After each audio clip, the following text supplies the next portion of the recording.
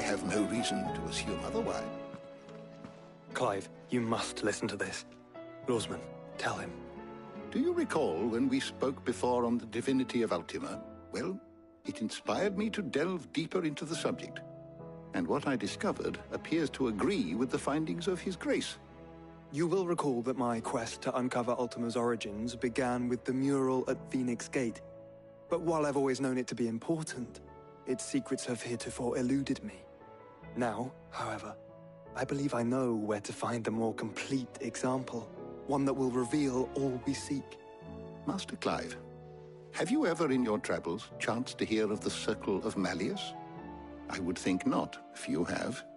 But there was once a time when the faith flourished, the oldest known religion in the Twins, and though its popularity eventually waned on Storm, hints of its dogma remain embedded in more modern faiths such as the Crystalline Orthodox. Wait, you said it waned on Storm. What of Ash? Religious monuments are often torn down or repurposed when new faiths rise to prominence. But if no new faith arose, then perhaps the ancient temples might still stand. And so, you see now why I must accompany you to Waloed. It would appear the past still has much to teach us, though in this case, it would not have been possible without the musings of Moss. To think that you carried a copy of my old mentor's chronicles all along. I am relieved to discover it in good hands. I shall guard it with my life. Joshua, if you're finished here, join me in the ale hall. I need to speak to everyone before we leave. Right away.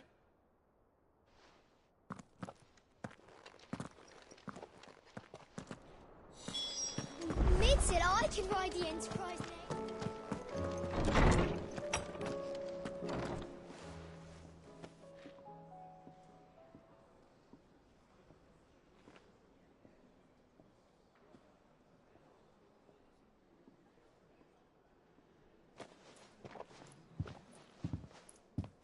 My apologies.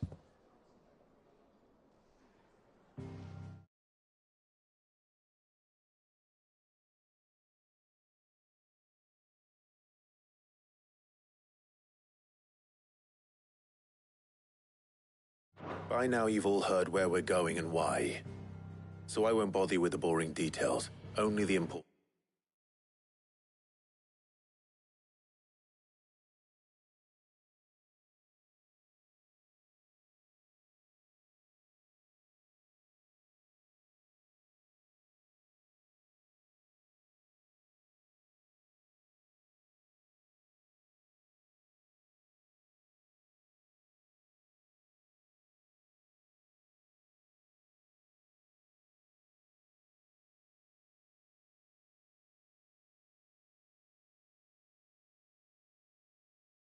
Ones. If we attempt to approach Stone here by sea,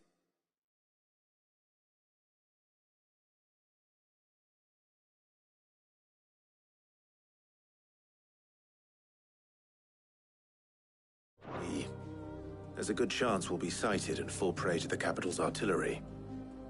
So instead,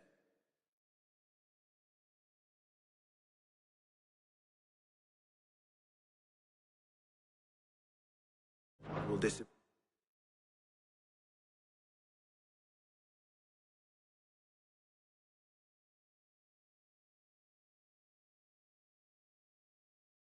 embark on the southwest coast and make for Drake's Spine on foot. I say we, but it's highly likely the entirety of Ash is under the rule of Ultima. A large party would only attract unwanted attention, as well as slow our march and require supplies which may be difficult to obtain. Only Joshua and I will be going. And a scout. Preferably a good one. Gav, do you know of any? You bet your ass I do.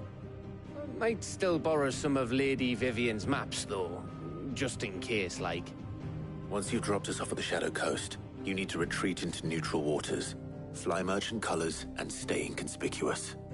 If you sense any danger at all, you leave us behind and return to Storm. Inconspicuous is my middle name. But like hell am I leaving anyone behind. The ship ain't going nowhere till your scurvy mugs are smiling on deck. Jill, the Enterprise will appear a tempting target for royalists and pirates alike. You're to stop anyone boarding. Don't worry. I'll keep the ship and her crew safe. You'll be needing passage home, after all. But... very well. If there are no questions, I'll see you all at the docks.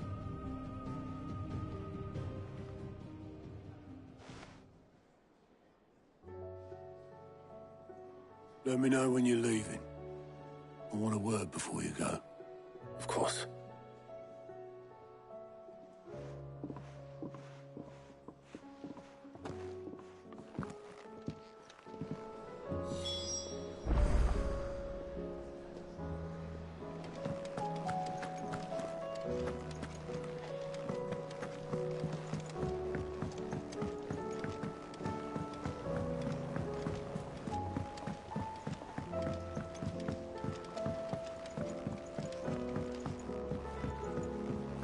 How do you split the sea?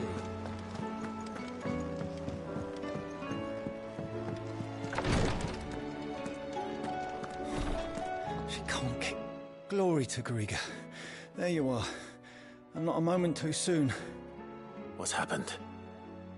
Taya's busy working herself into an early grave.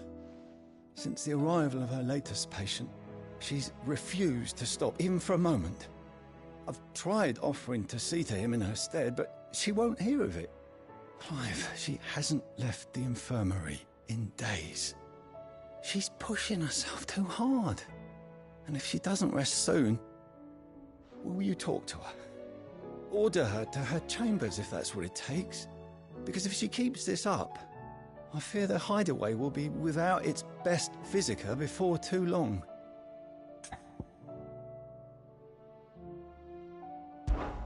I know better than to order Taya to do anything, but I'll speak to her. Thank you. I pray you have better luck than I did.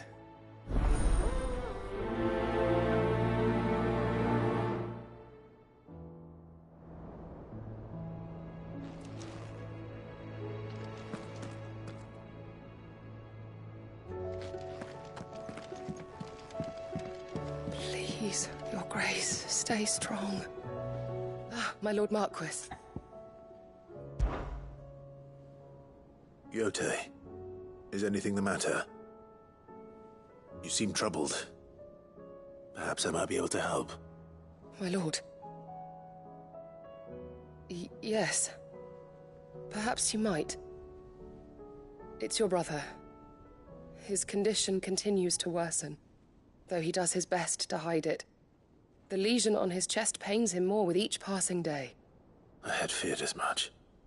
There are certain elixirs which can ease the suffering of those afflicted by the curse, but... But His Grace's case is severe. The drafts I have been able to prepare for him thus far have ceased to have any real effect. So I consulted with Talia and certain of my comrades among the Undying about the possibility of finding something stronger. And thankfully, a recipe was found. The only problem being that the critical ingredient is exceptionally hard to come by, and our supplies are almost exhausted. Unless we can secure more soon, your brother's anguish will likely become unbearable. My lord, I know that I have no right to make demands of you. But would you help? For Joshua's sake.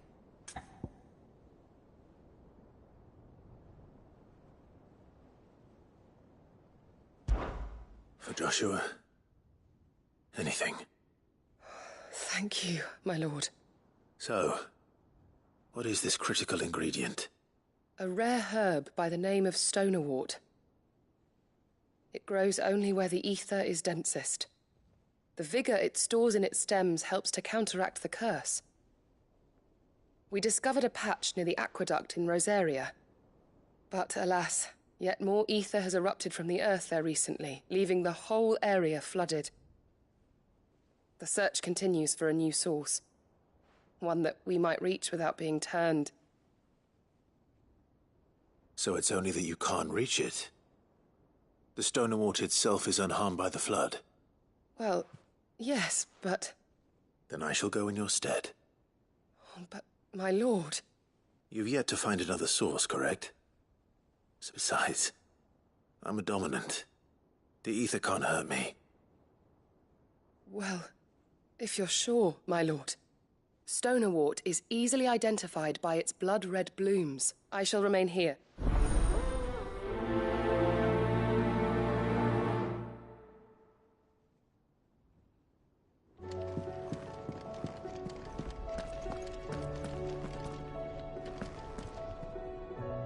Well, Talia, Rodriguez worried about you.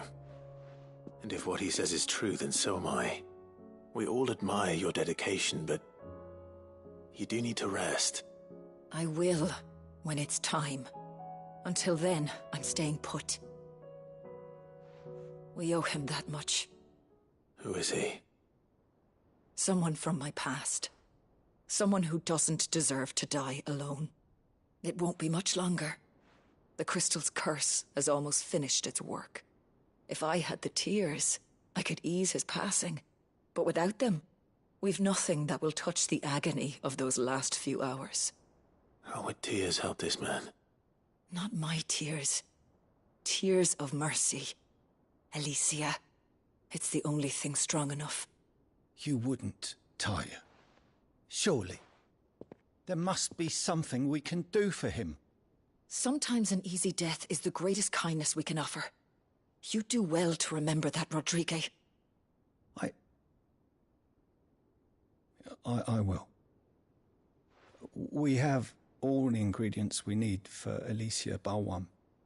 It needs to be fresh, though, so we rarely have much to hand. I can make the draft if you can bring me what we're missing. Just tell me what you need.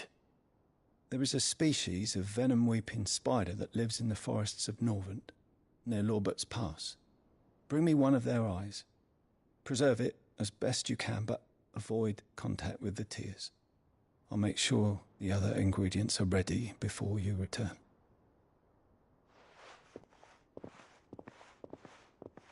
Thank you, Clive. I won't forget this.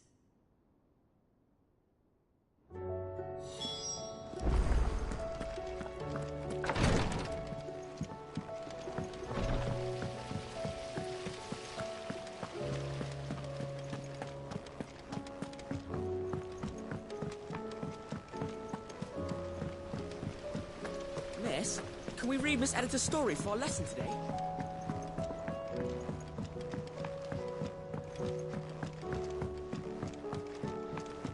How was she? The Enterprise, I mean. Ah, Sid.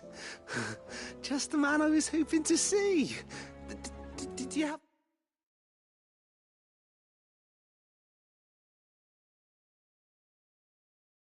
Mo? Don't tell me. You need more bomb ash. Oh no, we still got plenty of that left. I'm working on bringing another one of the Chief's designs to life. This time, it's a new smelter. It's got a reverberatory hood over the top for additional thermal. Let's just say it gets very blimmin' hot. Only mithril engines get hotter. The trouble is, and I hear you want... If it's for the good of the... Oh. So? We've got a couple of examples here. More fallen materials. So this smelter is similar to the mithril engine in... That's right. And what's more, they're directional. Transferring heat from the inside to the outside. But these things, they're all outside. We've collected as many as we can. And I... So you want me to visit some ruins? That's it, and we're only 3 short, Mike. There's one up Amber Way, in that ruin, and another in the Silent South, over in Dalmecchia. All right, then. It'll do.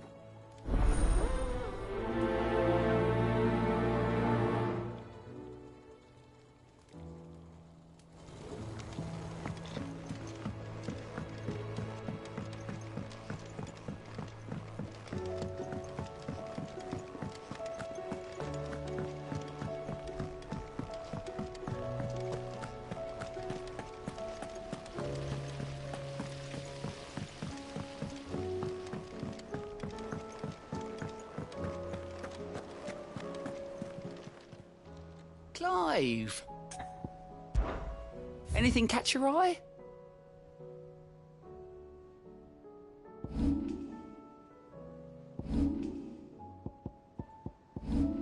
Seen enough? Welcome to the Patron's Whisper. All done?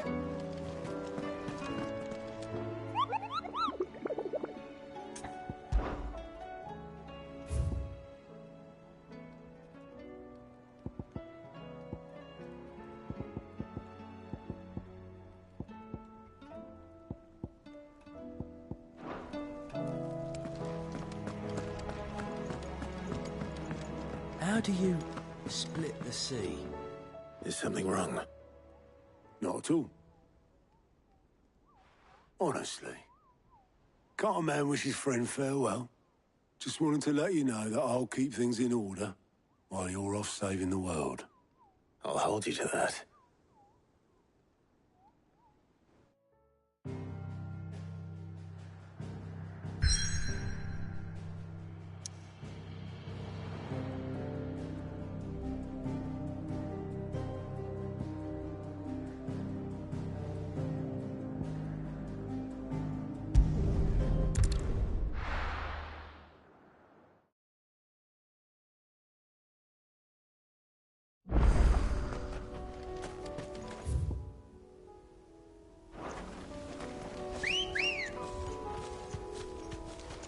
Come on. Fly, Ambrosia.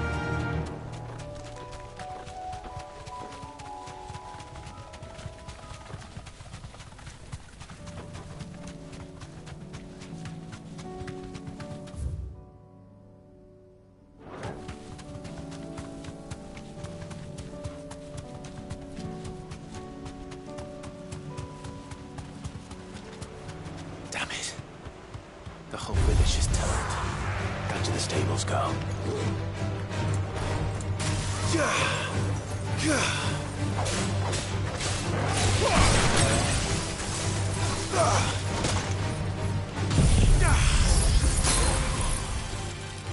Farewell.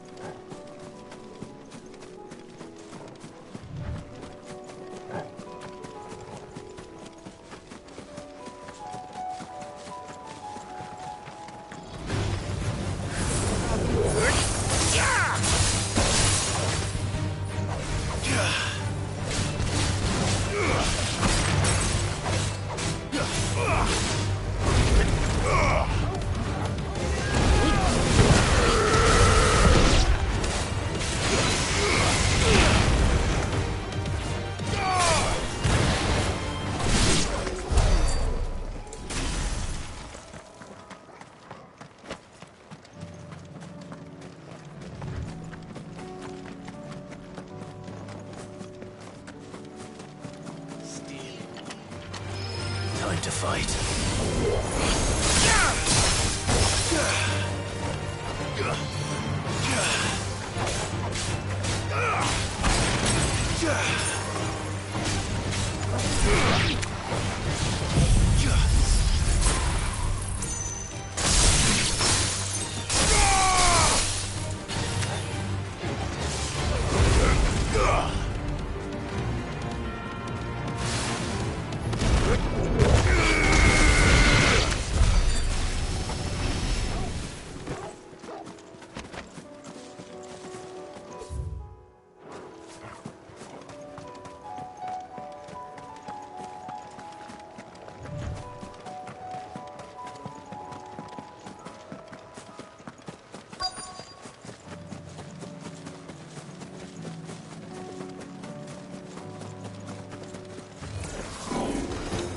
deal with these ones first.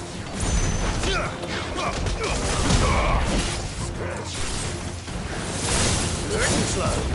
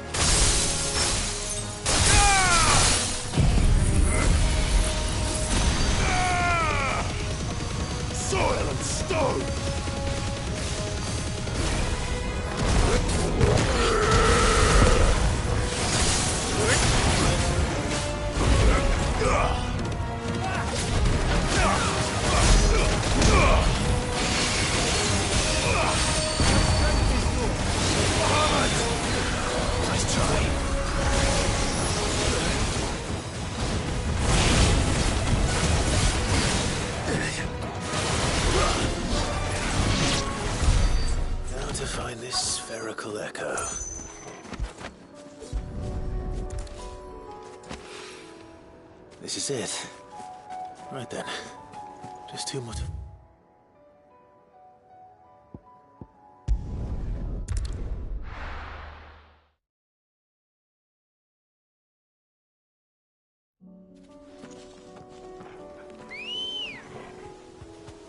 Good girl.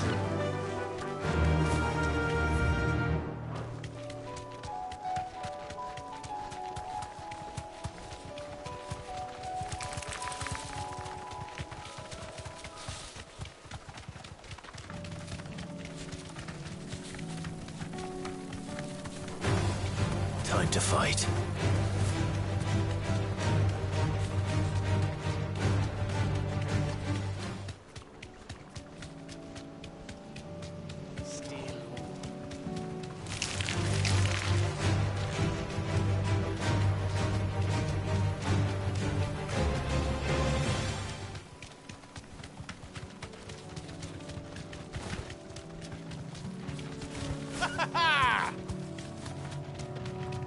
Yes!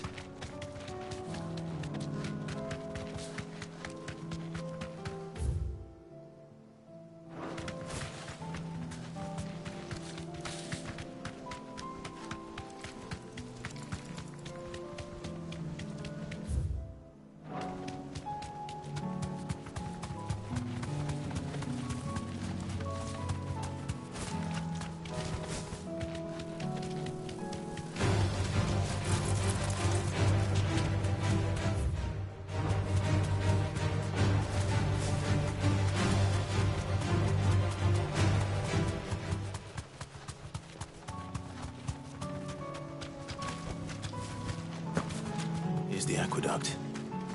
Now to find our stonewort. Lotte mentioned blood-red petals.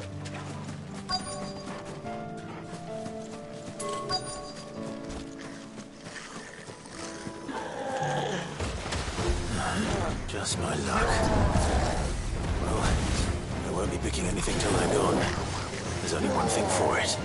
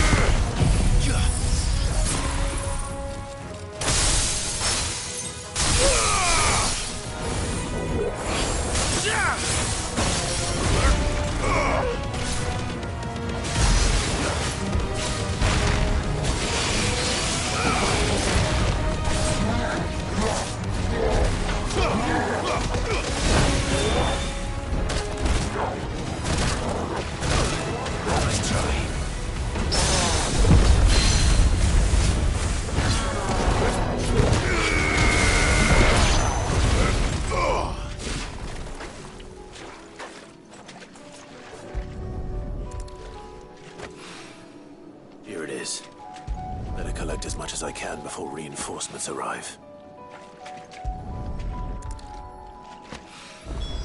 All right, that should do it. Let's get these back to Yote.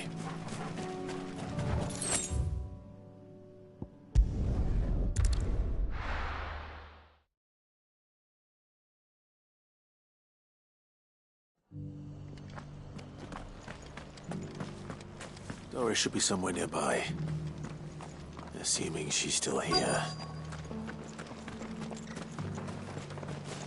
Anything catch your eye?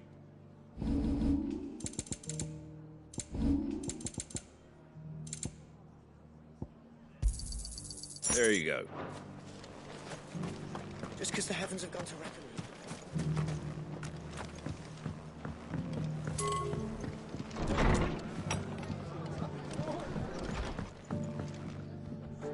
Ah, Clive, I'd like you to take something seeds for planting.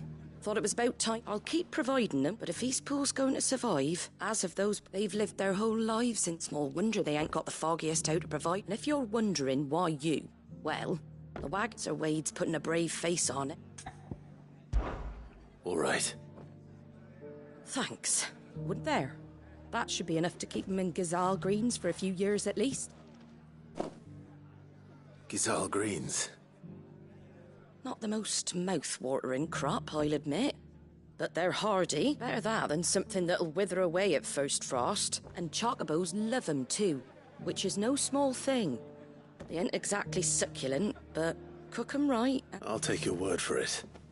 Anyway, Sir Wade'll know what to do. I'll go up there and I'm sure you will.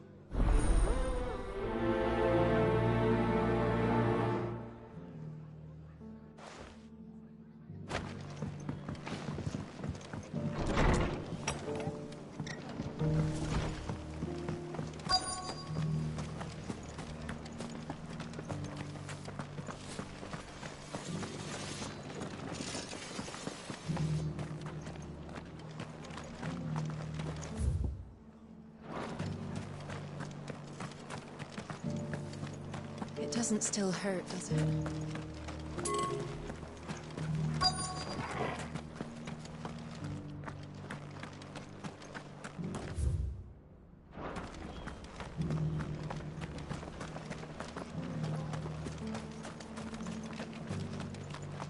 I've got greens of all shapes and sizes. Looking for shelter. Colours too.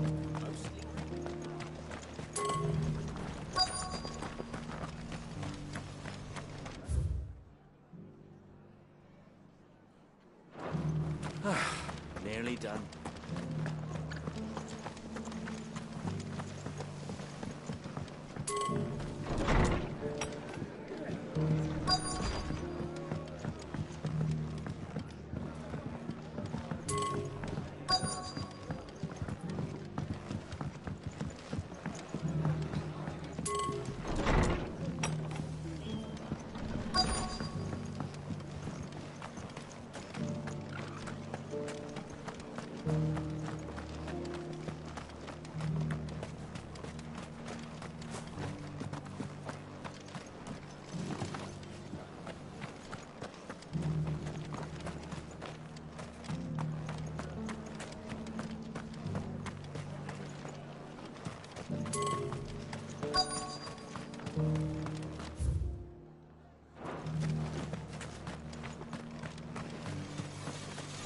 Want to know how to tell if the world's going to rack and ruin? The world seems to be changing so fast lately I can hardly keep up. But what I do know is that there's more.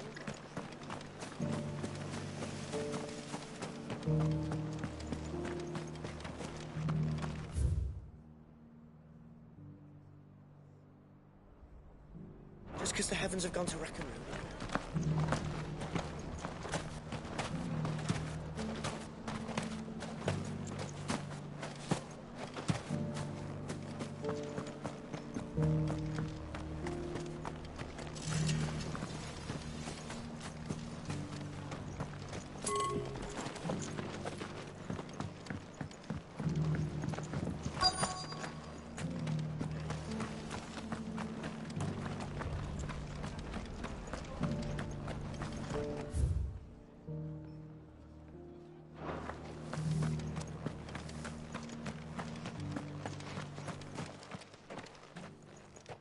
It's been a pleasure, Doris.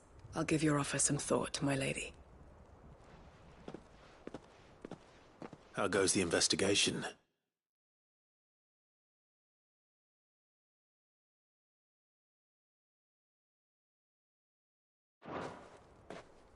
Sid, what brings you to Martha's Rest? You. I heard you were out here on your... Of course. And it had to be me. The bearers from the Dragon's Eyrie confirmed a long-held suspicion of mine that the slate... She's no fool. If we'd come in force, she would have spotted us straight... That was her just now. So... I'd say so. She tried to recruit me. Seems her time in Rosaria is coming to an end. She's abducted bearers from across the region and is looking to smuggle them back into Sambrec. After her brush with those beastmen on the road to Northreach, she hired herself an Imperial escort, which she wants me to join. She's dangerous, Sid. Then I'm going with you. I'll take care of the escort. You can... The Baum Archers, soon to break camp. You go on ahead. I'll follow once I've sent word back to the hideaway.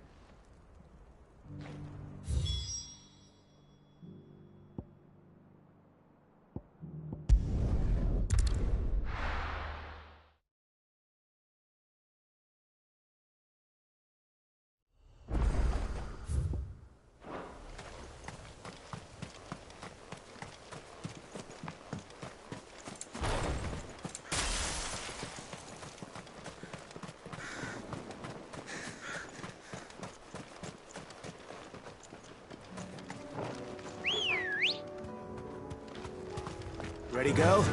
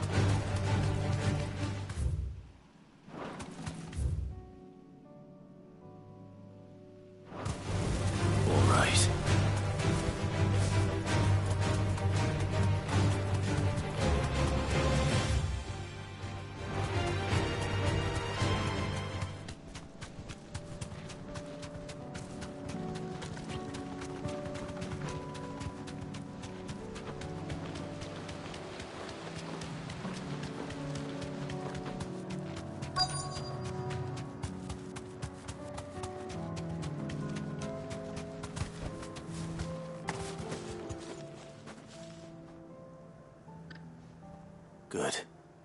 They haven't broken camp yet. How did Doris come to know a slaver, I wonder?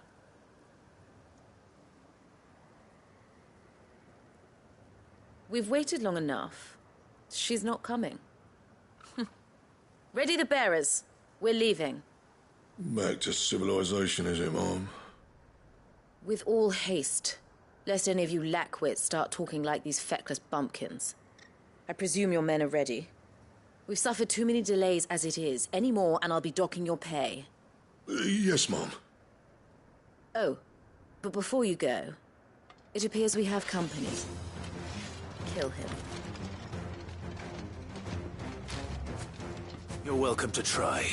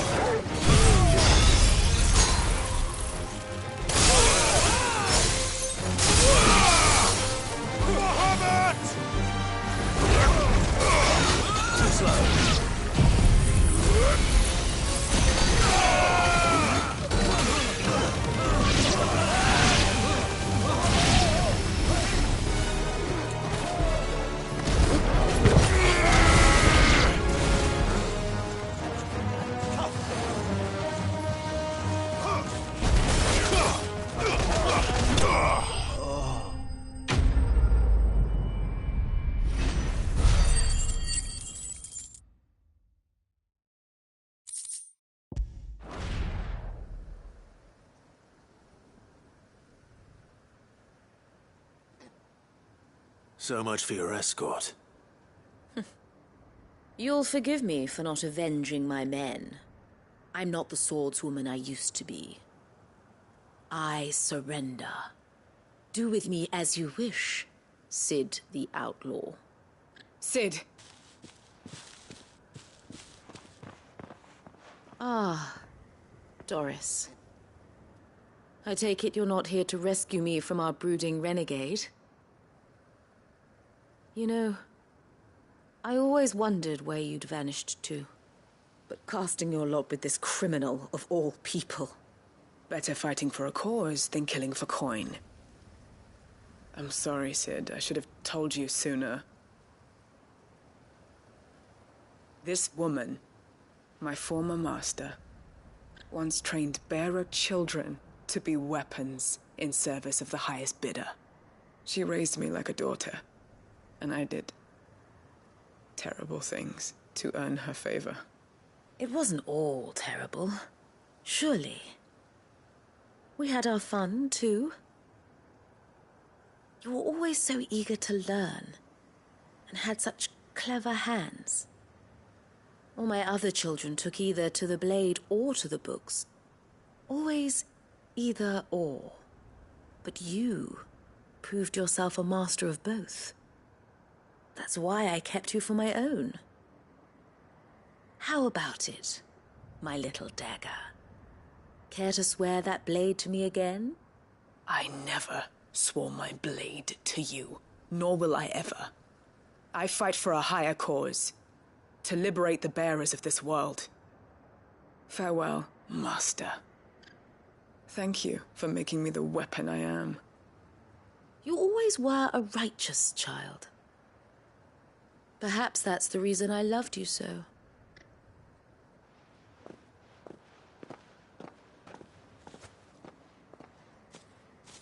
What do you want to do with her? I am not the killer she wanted me to be. Not anymore. And she no longer has friends in high places. The Dame does, though. Her connections at the Imperial Court will see that justice is done. All right. If you're certain. I am. And thank you for everything. Now, I better let these bearers know that they're safe.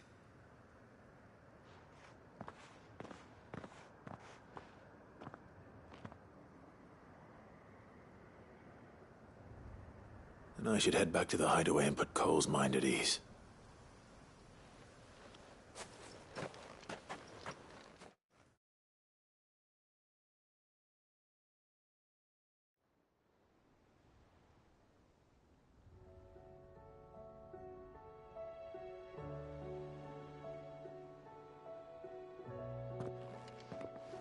Welcome back, Sid. Doris's message just arrived. I hear you saved more bearers from being smuggled across the border. With any luck, they'll be joining us in the hideaway shortly. Oh, and your letter. You don't need to worry about Doris anymore. I'd been hoping as much. She mentioned one or two things in her report. So the slaver we'd been chasing all these months was her former master. Wish I'd known. She's been arrested, by the way, over in Sunbreak. Went quietly, or so we're told. And she won't be getting off lightly.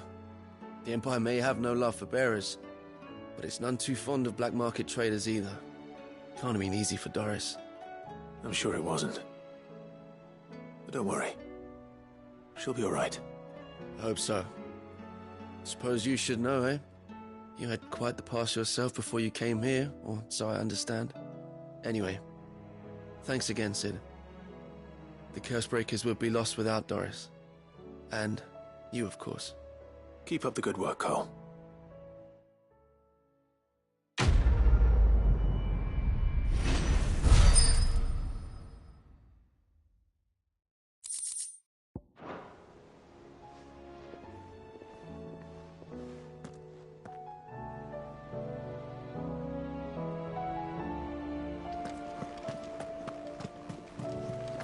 Covered in nicks and lumps, the lot.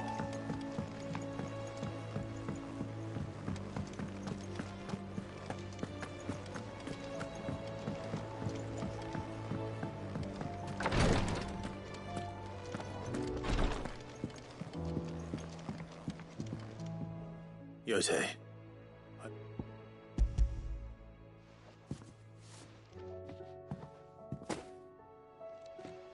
my lord. Thank you. I'm sure it will serve us until we can find another source. I'm very glad to hear it. You and His Grace are very much alike, you know. You think only of how you might help others, and never of the danger to yourselves. No more than you have minding my brother. You've risked a lot for him, and I thank you for it. I am honored that you should say so.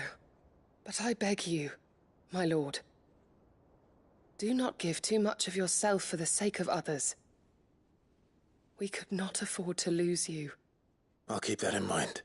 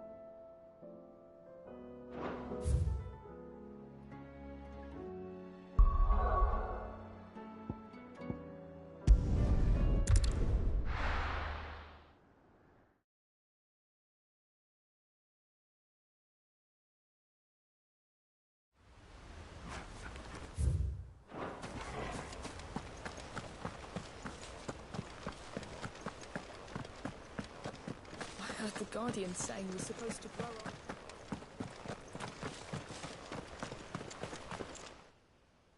Ah, Lord Rossfield.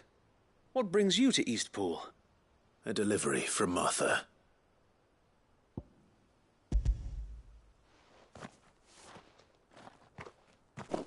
These are Gizal green seeds. Martha's keen to cut the apron strings, then, is she? I jest, of course. You see, I had thought we might be able to revive the old wheat fields, but they'd long since gone to seed, only without the seeds. Martha was hoping he might be able to show the bearers how to plant and tend these, so that they'll be able to fend for themselves. That's not a bad idea. These bearers had only recently escaped their bonds before we brought them here. They know little of freedom, of providing for themselves and their loved ones. Unless we teach them how to live like free men, I fear that all we have achieved in bringing them here is to exchange one master for another. Not that myself and the Guardians have been the best example to them so far, subsisting almost entirely on Martha's charity as we do. It's about time we all started to provide for ourselves, bearers and Guardians alike. Unfortunately, we've been a little too busy of late to focus on much besides bolstering our defenses. There have been alarming reports of... The Horde is closing in.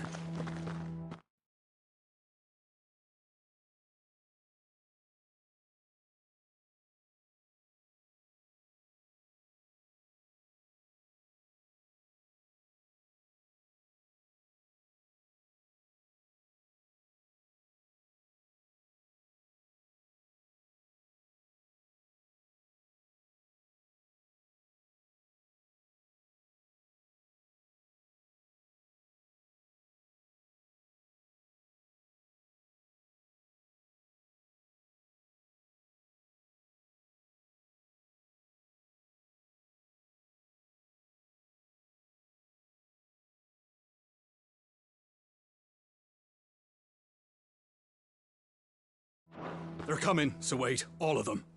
Damn it all, I thought we'd have more time. Gather the men in the square. Send to the rest for reinforcements. Yes, Sir Wade. The Horde. A Kashek, a veritable legion of them. They've been seen prowling around the northern reaches for a while now. We don't have the numbers to hold back a swarm that size. I had hoped to build a perimeter wall so that myself and the Guardians might be able to defend the village, but... Now you're out of time. Precisely. If reinforcements from the rest arrive before they do, we may just scrape through, but I fear that's rather an enormous if. What if you could call on reinforcements from Eastpool? You mean the bearers? We brought them here so they might live, not die fighting for their lives. So wait. You said you lack men to defend the village. Are the bearers not men?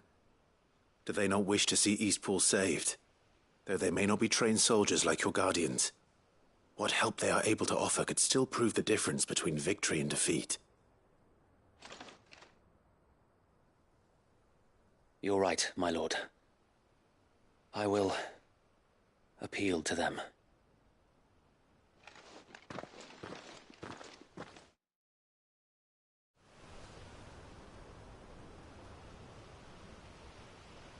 My friends, I humbly beg your aid.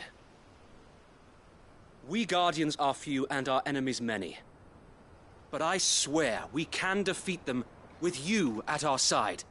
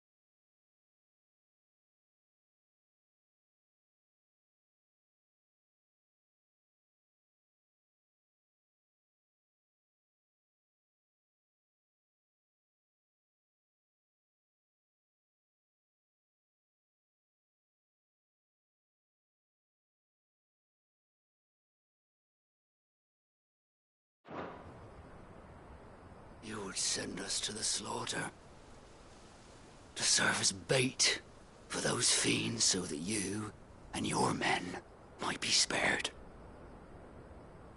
And to think we trusted you.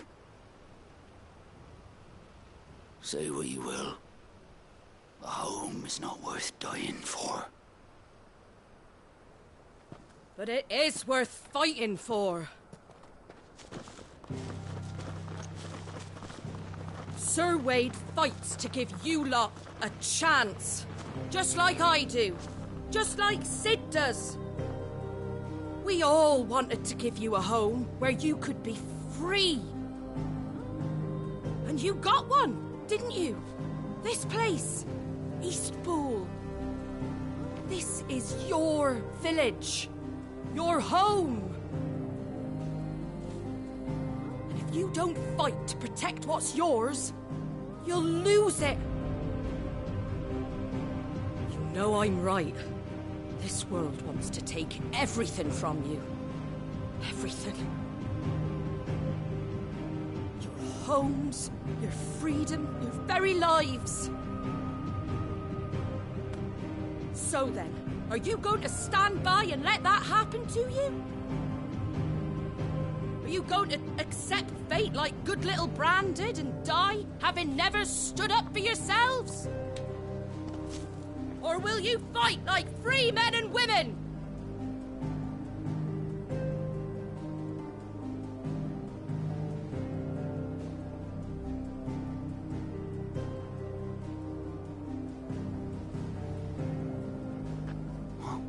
What are you doing? All right. Give me a sword. I never dreamt I'd have a home of my own. And now that I have, I don't want to lose it. I will protect what's mine, or die trying. We all will. Free men and women, fighting together.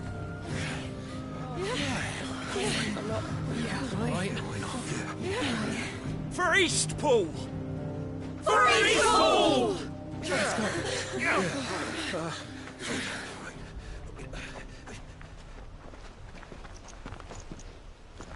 Thank you, Martha. Don't mention it. Just promise me one thing. That you'll show them how freeborn fight. Gladly.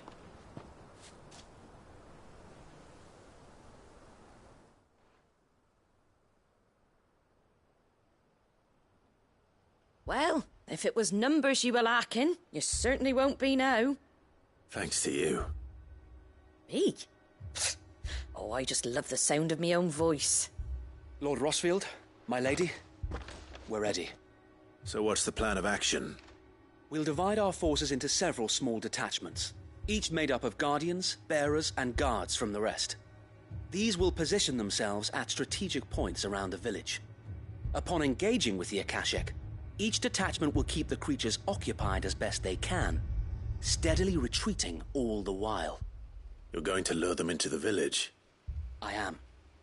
We will have neither the time nor the resources to treat the wounded, so injuries must be avoided at all costs. Instead, we will focus purely on defense at first.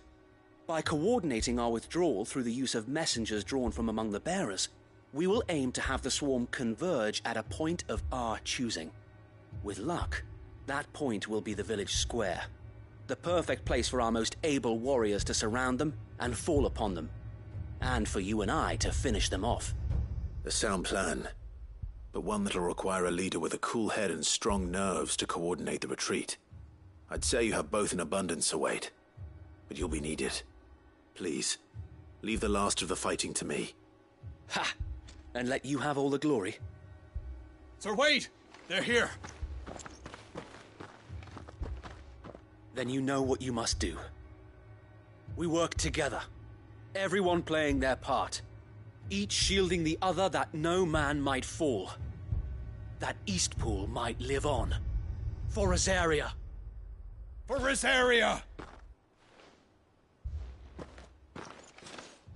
We've no time to argue, my lord. I'll do as you ask. And I will do as you ask. Suppose we'd better do our bit too then, eh? Right you are, Martha.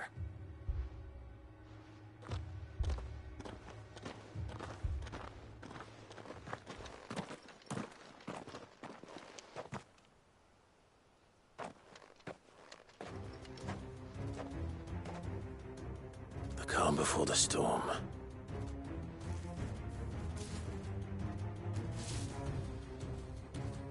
And here it comes.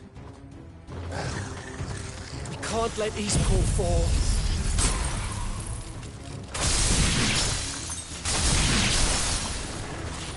And we won't.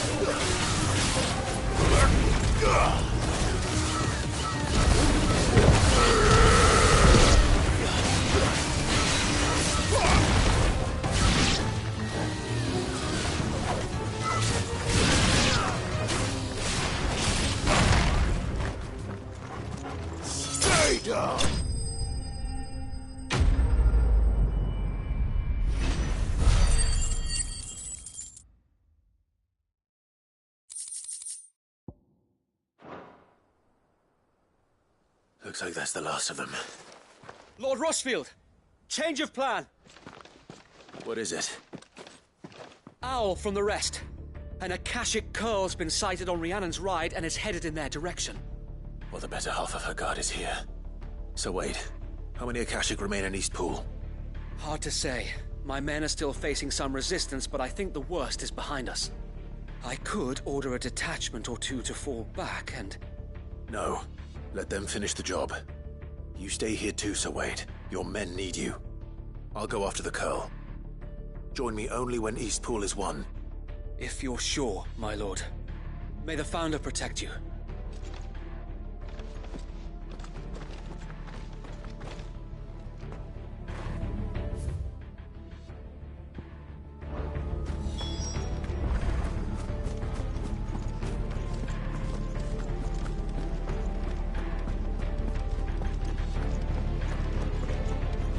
Next one's mine.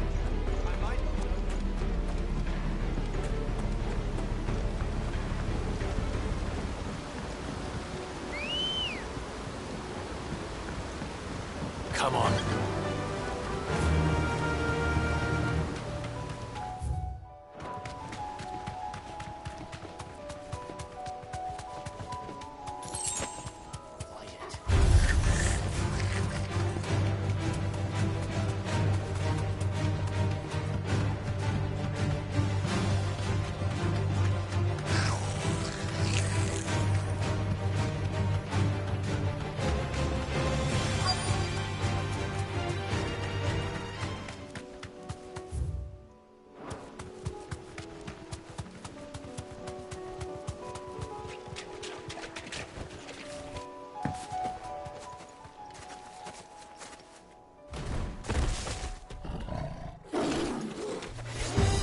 There it is. With me, Joshua.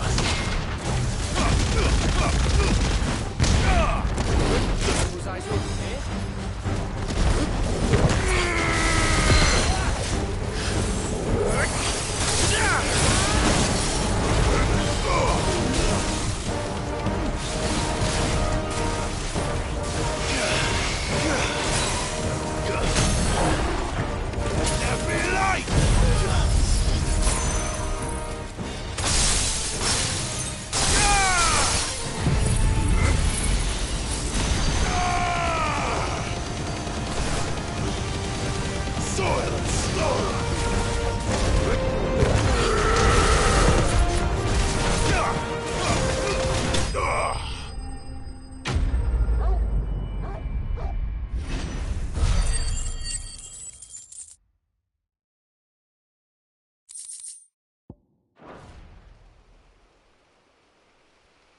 All right. Back to Eastpool.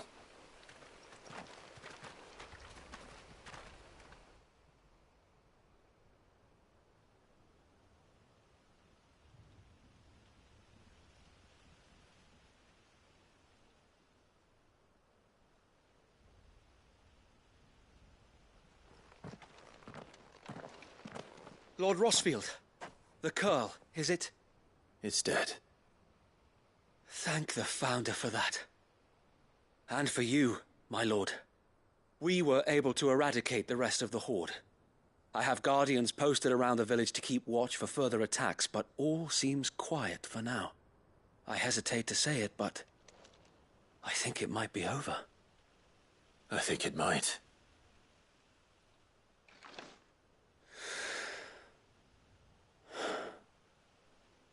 We did it.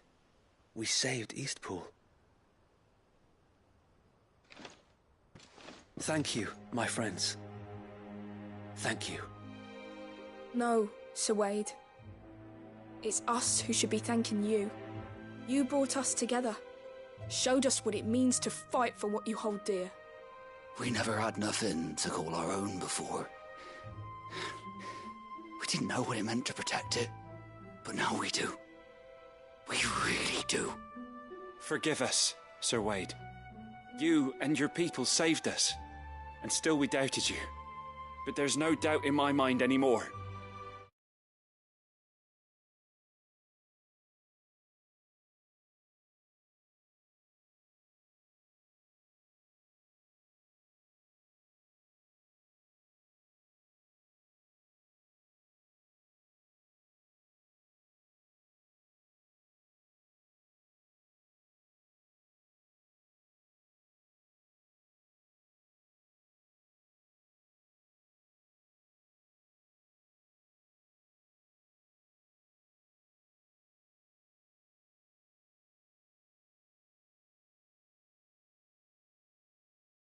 We're free men now, so we have to start acting like it. We have to fight to protect what's ours, to protect Eastpool. And we shall. We all shall. Together. This is our home. And if anyone or anything tries to take it away, they'll have us to answer to. Come on then. Let's get to work. This village isn't going to rebuild itself.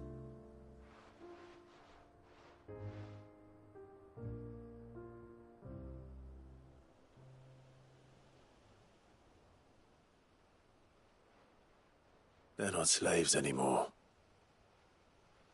No. They're Rosarians. Your father took pity on the bearer's plight, and I believe if he was still with us today, this is what he would have wanted. I believe you might be right. I shall remain here, my lord, and do what I can to help rebuild the village. After all, this is my home now too. And I could hardly call myself an Eastpoolian if I didn't pull my weight. I think you'll find it's Eastpudlian, Sir Wade. But you should be proud all the same. I'll have to pull my weight too. Can't have the rest getting outclassed.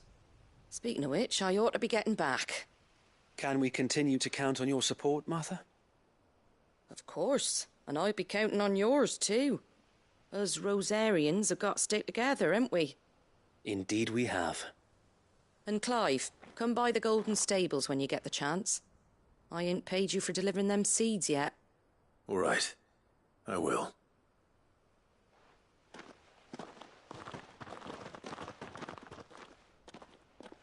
Lord Rossfield, do you remember our very first mission together? Clearing the goblins from the Stillwind marshes? How could I forget?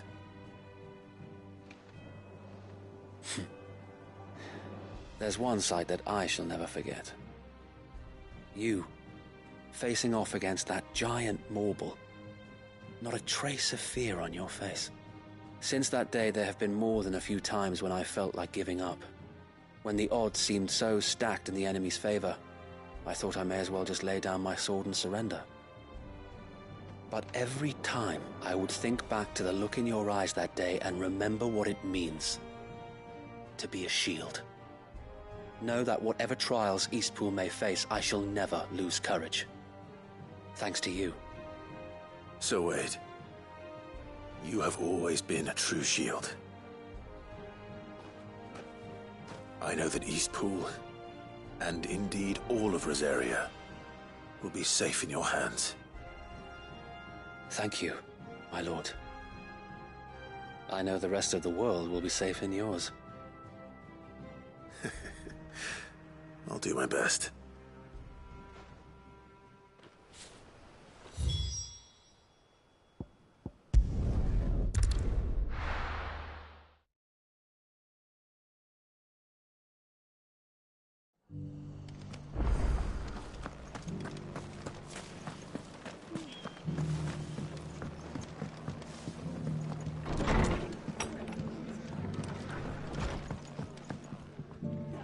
The hero returns. It's lucky you came by when you did, eh? Not only did my seeds get delivered, but you went and saved Eastpool and all. I just did what I could. And it's only right that you get rewarded for it. Take it before I change my mind. Thank you, Martha. So, Eastpool's finally back on its feet again. And a home to free bearers. Who'd have thought we'd see the day, eh? Well, it was your idea. I know that, but I never stopped to think what it would mean. Bearers in charge of themselves, thinking for themselves, working for themselves. Like your hideaway, but not even hidden away. Though I suppose the rest ain't much different nowadays. You know, bearers living free like that. Remind loath as I am. I take it you didn't always see... Well, if you really want to know, I started doing what I do long before I met Sid. In fact, that's how I met him. Or at least how he came to meet me. He showed up at the stables one day, asking questions about who'd been buying up bearers. Founder knows what he thought I was doing with them. Running a hunt, poking around in their innards. Something awful, anyway. Me, I thought he was a new constable. Thought the game was up. But somehow we both managed to work out what each other was about. And before I knew it, the cheeky arse was rattling on at me about how I was doing it all wrong. Half told me I was giving them relief. Got right under my skin, it did.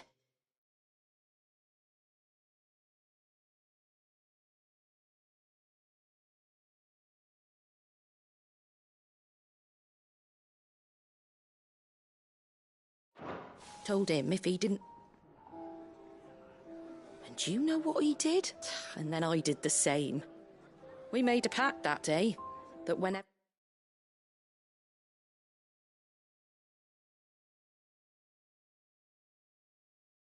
one of us was in need, the other had... And you were?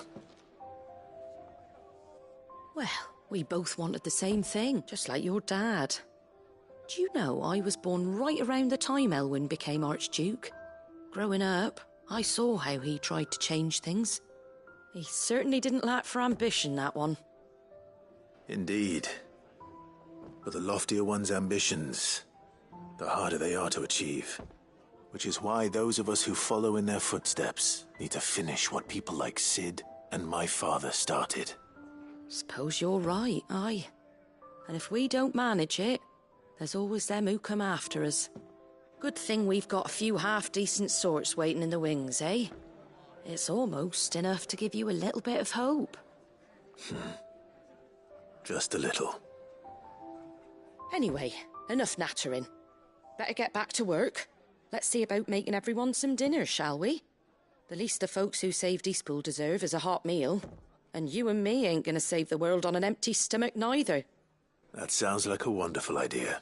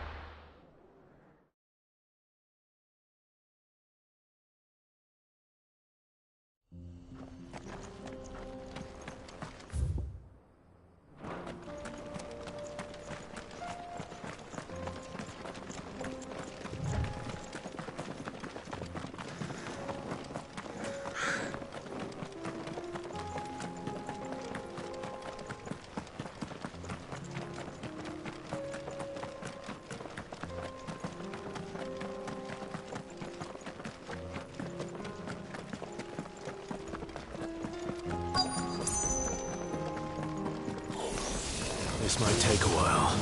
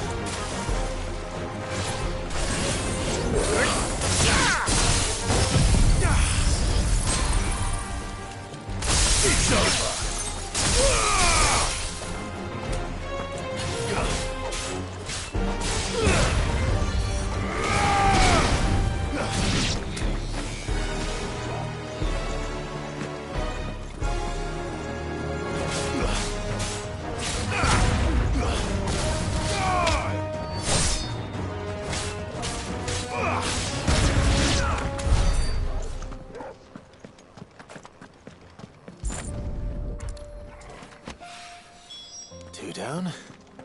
1 to go.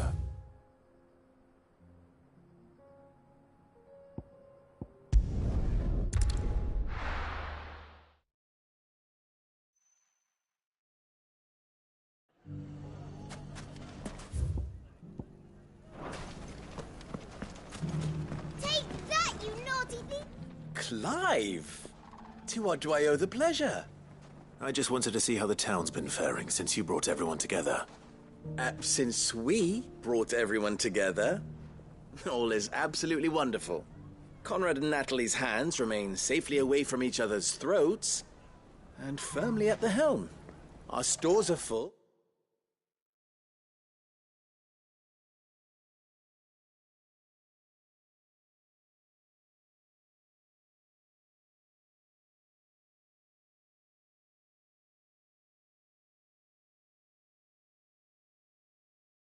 And the bandits still too disorganized, just as the good Lady Jane and Lord... Are you a lord? Lubor's going to be one. They're going to make him the Lord of Dalamil. Because of how he stopped all the grown-ups from fighting. It's the mayor of Dalamil, but if the people wish me to lead them... Speaking of menace, there may be a rather worrying... May there indeed. I'm afraid the example Conrad and Natalie set in putting aside their differences and presenting a united front, and they have formed what one could call, and they grow more organized. We'll fight them all off just like last time, won't we? Of course we will. The longer we avoid... Our best hope, by finding, perhaps... How could I Victor, I have him stationed by the... I'll go and...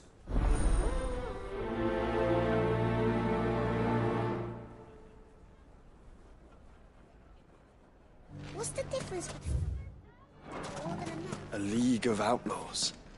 Sounds like we have some competition.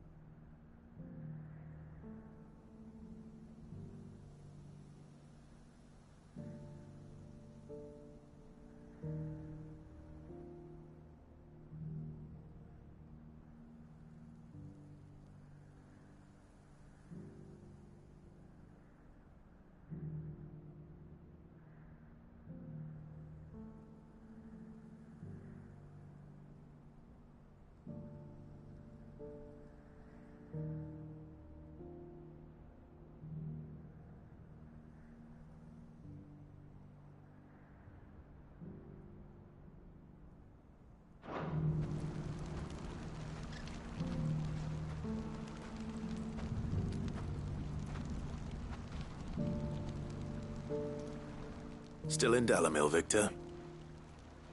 Ah, Sid. I thought you'd have returned to Cosnis by now. I did. Then I came back. I've developed something of a fondness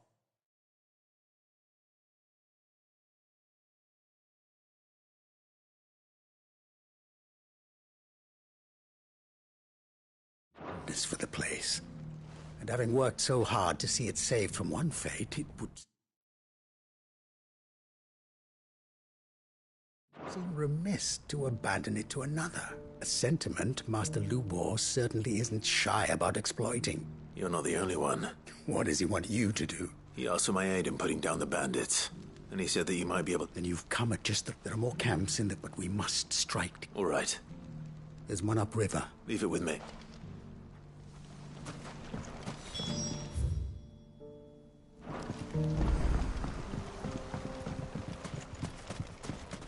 Those ne'er-do-wells want to band together.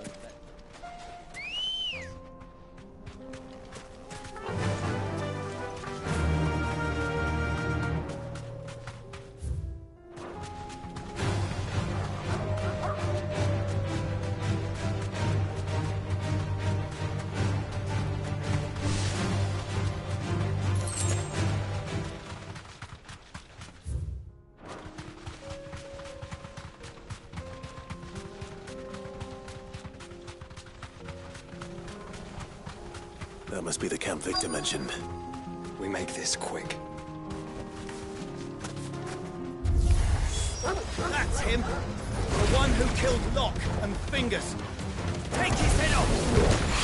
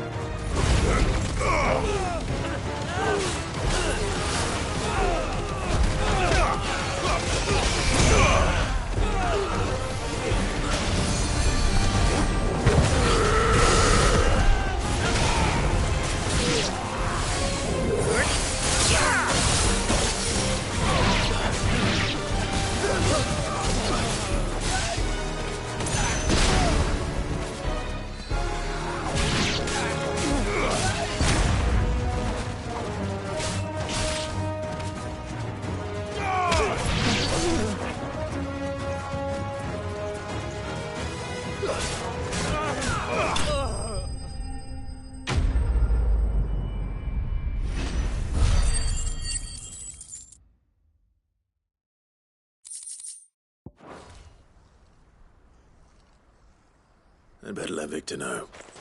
Sid, where are you?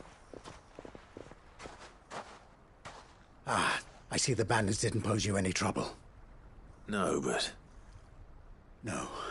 What is it? The whole town's in uproar.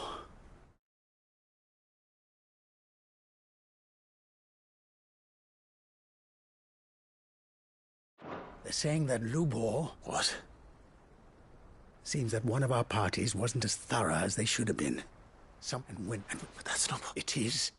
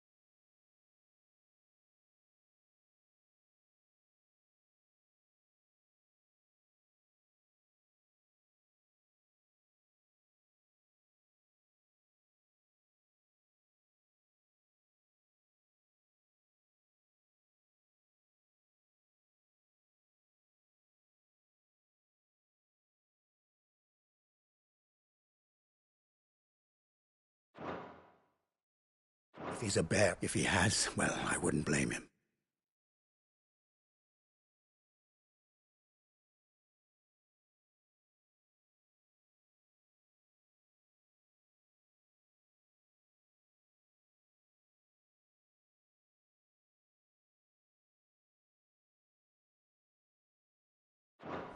Still. Fuck. I don't know where we go from here, but I know one thing. Luke. You're right.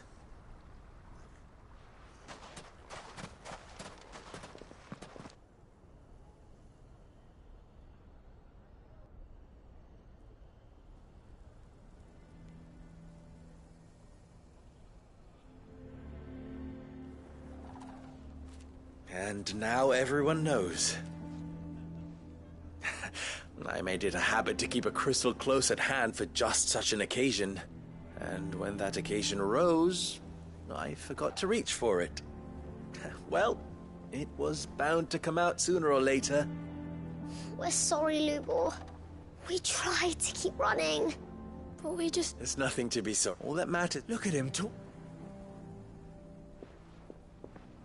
All lies, I'll wager. Just like the ones he fed us all these years. Once people make up their minds, it's hard to change them. We need to do something, and quickly.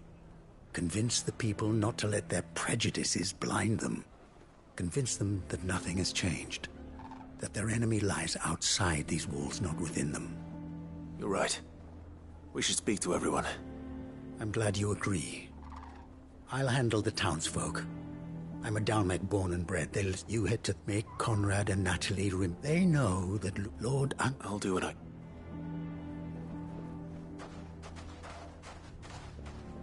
Lubor, stay here with the children. I can't promise anything, but we'll try. And that is all I can ask of you.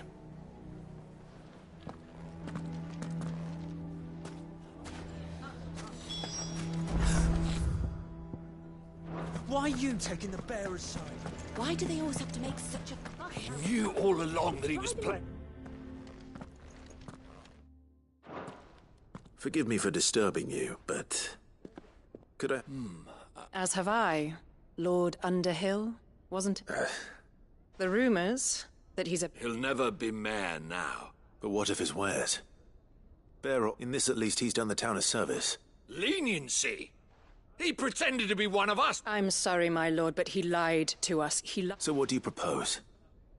Will you drive him from... Perhaps. That is a question for the people of Dalimil. And they will thank you not to get involved.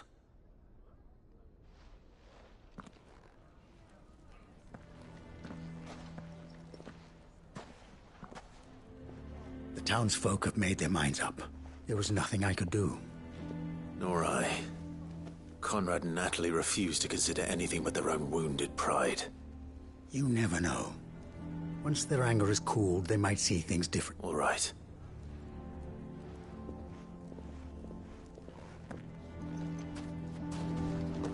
Why the hell would Victor take the bearers?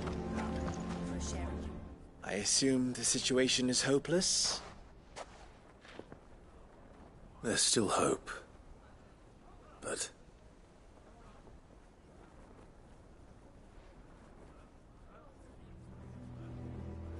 But perhaps not in this lifetime, I think it's fair to say. You mustn't think like that, Lubor. Give them time. They'll come around. We'll talk some sense into them in the end, you'll see. No, you won't. And your efforts would be better spent elsewhere. But Lubor... Rosina would often tell me that steel does not lie. That yourself be true. Rather an ironic one when you consider that her life was taken. But I do not doubt that she was always, and so must I be. And now, I must embrace my new role of villain. For only united can they hope to stand against the... I'll need to make a suitable... Don't go, Lubor. We'll be all alone. Trust me, little ones. It is for the best. How could it possibly be for the best? These children need you. The least you can do is give the townspeople a chance to change their minds. I would not take it, Victor. It's over. Over, you say? And so just like that, you're going to throw this town and these children to the wolves? I thought you were better than this. But it seems you had me fooled as well. Victor. Forget it. Do what you will. You sure you're making the right choice, Lubor? Of those available to me, I believe it's the best one. Yes. Ah, but where are my manners? Here. Your reward for clearing out that bandit camp. Right then. I have packing to... If there's anything I'll bear it.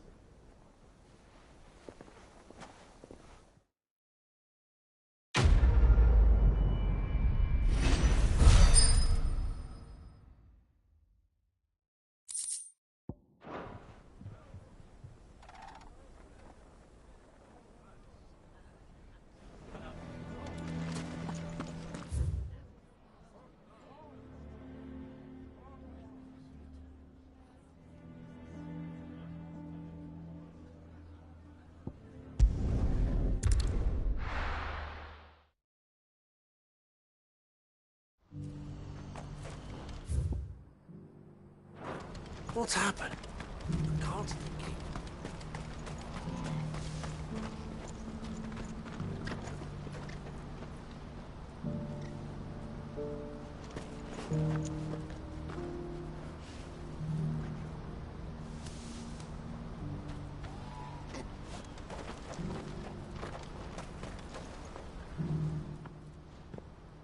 Clive.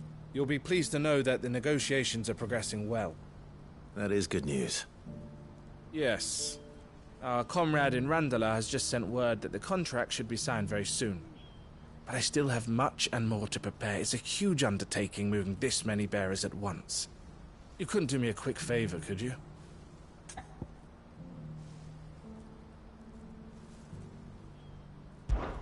What is it this time? More wild beasts? Nothing like that.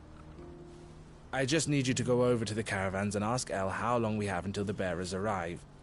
Find out exactly how much faster I need to get all these supplies moved. All right. I'll go and ask. Thanks, Clive. I owe you one.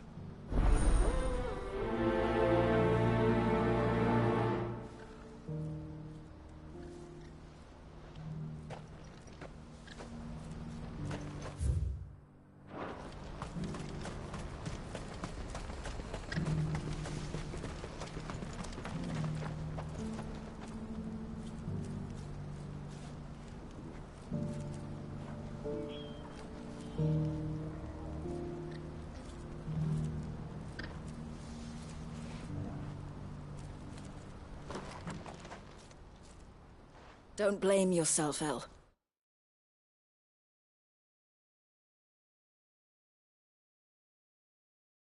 This is their fault, not yours. I know, but...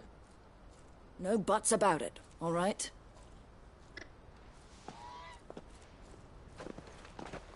Is something wrong? Vonnie came to give me a message from our intermediate. The talks with the Republican Army have fallen through. They've reached an agreement with the Silver Peak Consortium instead. Though prices have fallen of late, we deliberately offered, but the Consortium offered double what we did, and the Army jumped at the chance. And you had no opportunity to make a counteroffer? None at all. And we were so close. El? What's happened? I saw Vonnie leaving. And with good reason.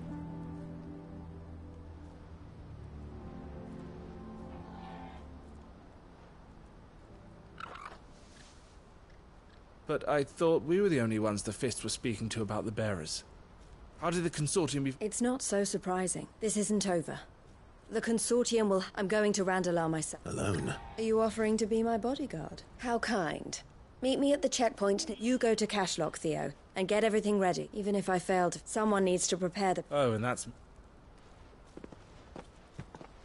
Well... For meeting the Silver Peak Consortium. Who've been doing their best. She'll never join them after this, surely. She means to stay with us, then. I can't say I'm not happy to hear... You have to trust her. You're right. And if El's off fighting for the cause, I should... So I bid you farewell. I'll gather my men and leave for Cashlock. You go to Randala and see if you can stop my sister biting the Consortium's heads off. I'll do my best.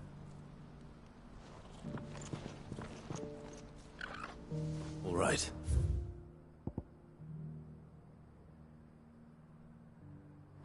To Randala, then. I'd better not keep Eloise waiting.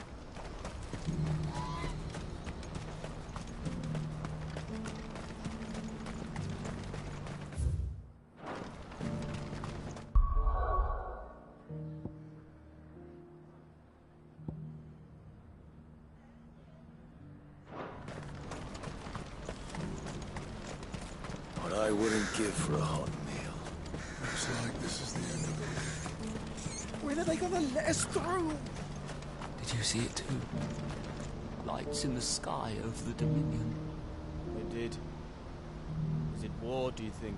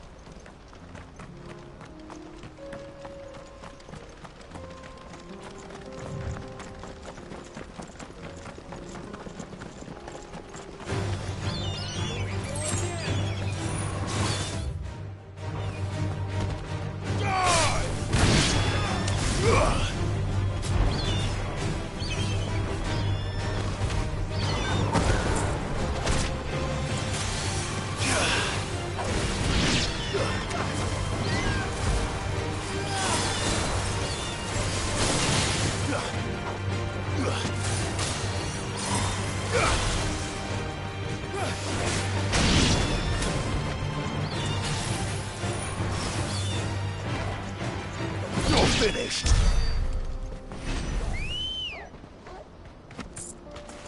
Ready, go?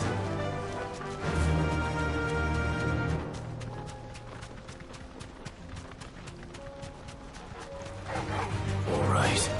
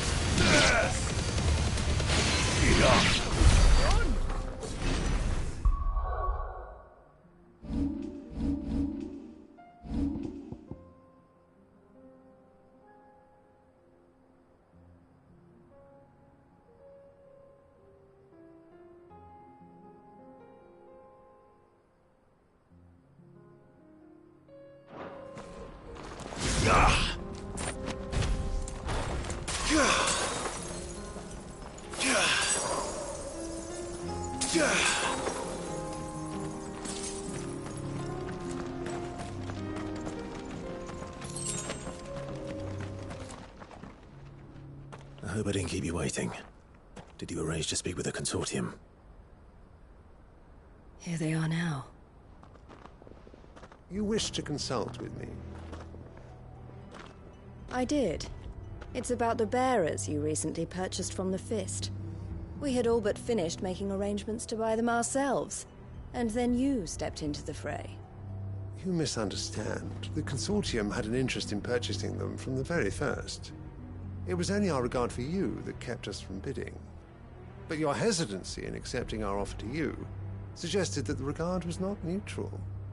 And so we resumed our business. I did not hesitate. I am simply not inclined to make such decisions without first giving them due consideration. But what is done is done. Come then. How much do you want for them? Alas, you are too late yet again. We rarely take on such unconventional merchandise without a purchaser in mind. The bearers belong to him now. Who is your buyer? A trader from across the water. A most demanding fellow, if it's any consolation.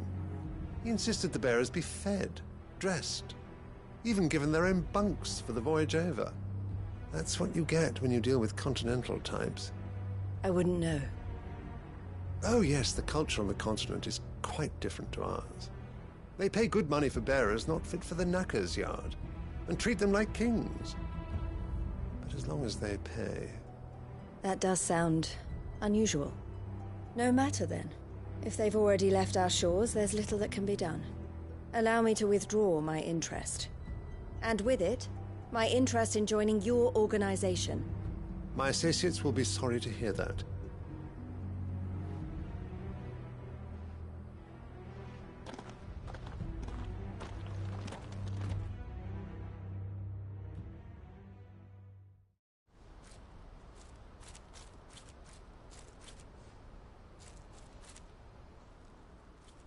I'm sorry you weren't able to save them. As am I. But I only have myself to blame. He was right, you see.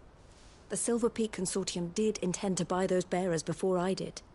Their representative hinted at a possible purchase when he came to recruit me. I feigned interest in joining them in the hope he might be encouraged to tell me more. And he did just that. As soon as he left, I sent my own offer to Randalar. So you never... No. I entertained the Consortium's proposal solely so I could learn more about those bearers. But I was a fool to think they wouldn't find out. I knew exactly who I was dealing with. You tried. I did. And if what he said was true, the bearers are to be well treated. Which is something, at least. But they deserved more. I wanted so badly to see them freed. Eloise! Eloise! Word from Cashlock. The village is under attack. A pack of beasts have come down from the mountains, and there's a dragon at its head. Theo and the others are trying to hold them off as best they can. They need help. Theo! I'll go on ahead. Thank you, Clark. I'll gather...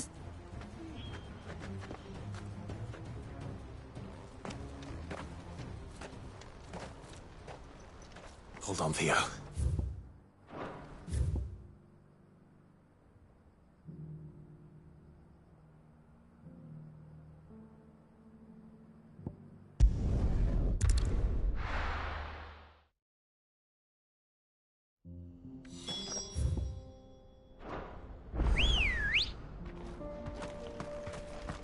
Good girl.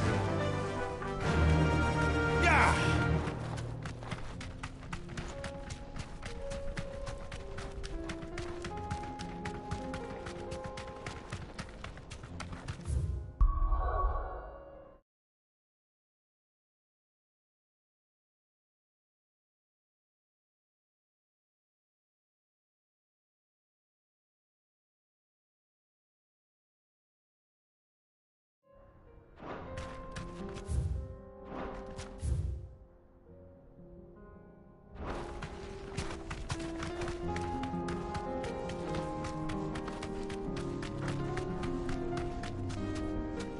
Yes!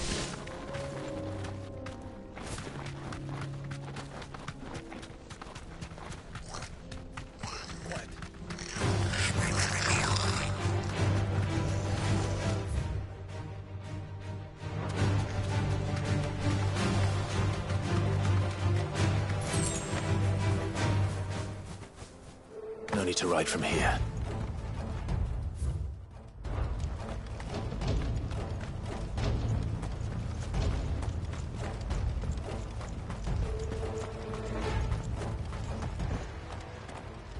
Where's Theodore? Upriver! He led the dragon that way to keep it from the village, but the whole area's flooded with ether. We just have to pray he makes it... I can do better than that.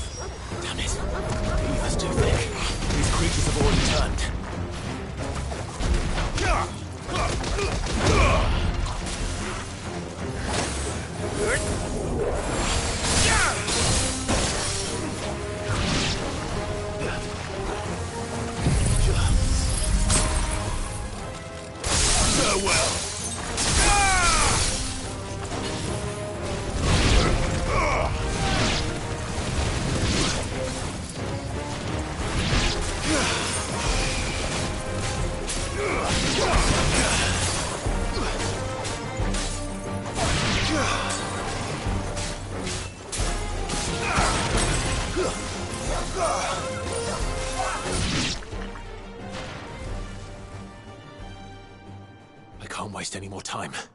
I need to find Theodore before that dragon does.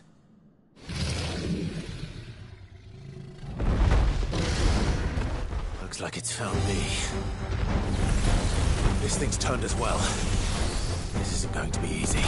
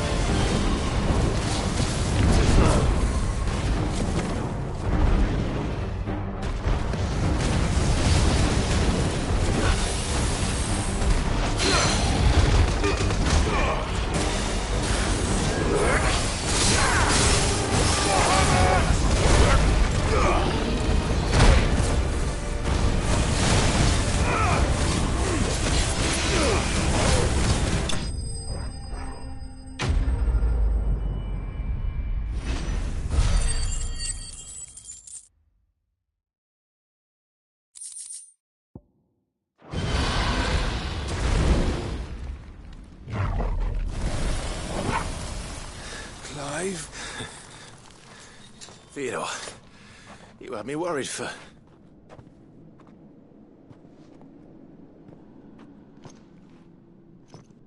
We have to get you out of here.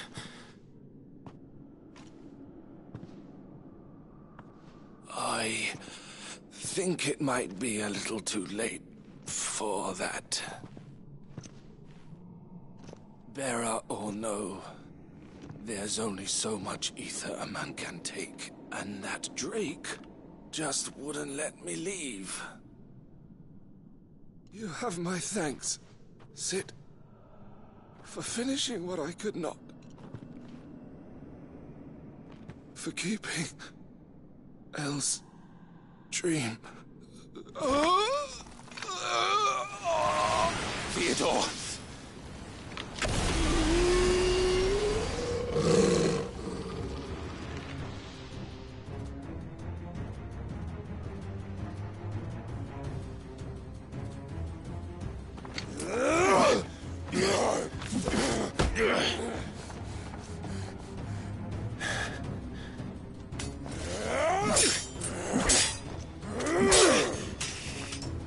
Don't make me do this. Stop it, Theo! Stop! Stay back, Eloise! He's turned. And so will you!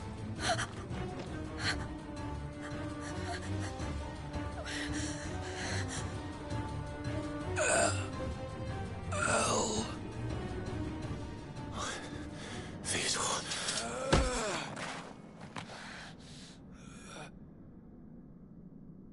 Take care of my sister. Theodore. Wait. Goodbye, Elle.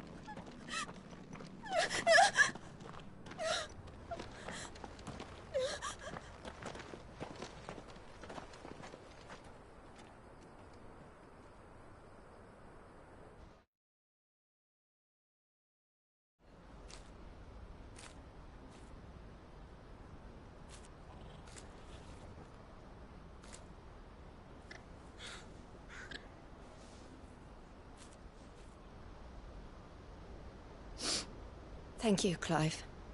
I think I'll be all right now. That was true bravery he showed. Leading the dragon away from the village like that. His first instinct was always to protect people. To put others' well-being before his own. And now he's gone. Because I sent him to that place, against his will. It wasn't against his will. He was ready to do whatever it took to show you he could stand on his own. So that you would finally be free to live your own life. To live my own life? He never could come to terms with the choice I made. What exactly happened? You once told me Theo was the first bearer you ever helped.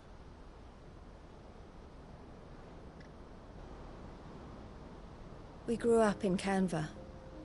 We were born to one of the great trading houses. And I was chosen to inherit the family business. I had my father's head for figures, you see. Theo did not. While I studied the art of commerce, he played at soldiers instead. A late bloomer, in more ways than one. For unlike most bearers, it wasn't until his 15th summer that his powers awakened. My parents tried to drive him out of the house and into the care of the constables. But before they could, I took him into mine. Theo told me something else. He clearly admired your devotion to the cause of freeing others like him from slavery. But he said you deserved a better life than this. He wanted to free you from what he called your bonds, just as you freed him from his. I would be lying if I said I had not wondered from time to time. How much easier my life might have been if I had allowed Theo to be taken, and devoted myself to the family business instead.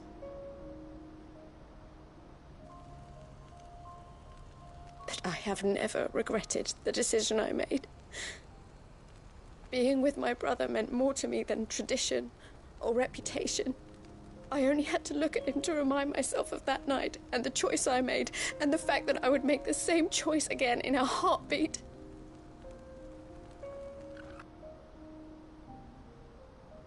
He was never a burden. How could he even think that? If anything, I was the one who weighed him down. You weren't, Eloise. He said it himself, that he had always been grateful to you for saving him, and that he wanted to repay you by letting you live the life you were denied.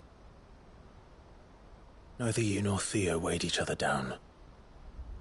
You loved one another. You did whatever was necessary to continue living your lives together, and you always would have. You're right.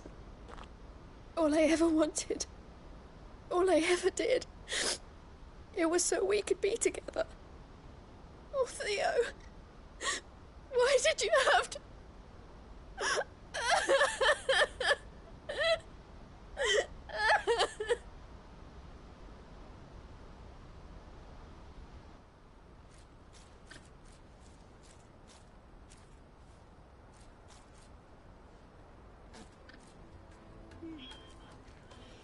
I know Theo wanted me to move on, but I'm staying here at the Crimson Caravans to continue our work. We can make a difference here. We can help people, save them. I need nothing more from life than that. So I'll carry on doing what we do, ensuring that goods, people, bearers get where they need to be, bringing smiles to people's faces just like we always have, and to Theo's. Wherever he is. This is the life I have chosen. The life I will always choose. I've made a choice of my own, to continue helping you however I can. Whenever you need it. Thank you, Clive. Let's go on together then. For Theodore.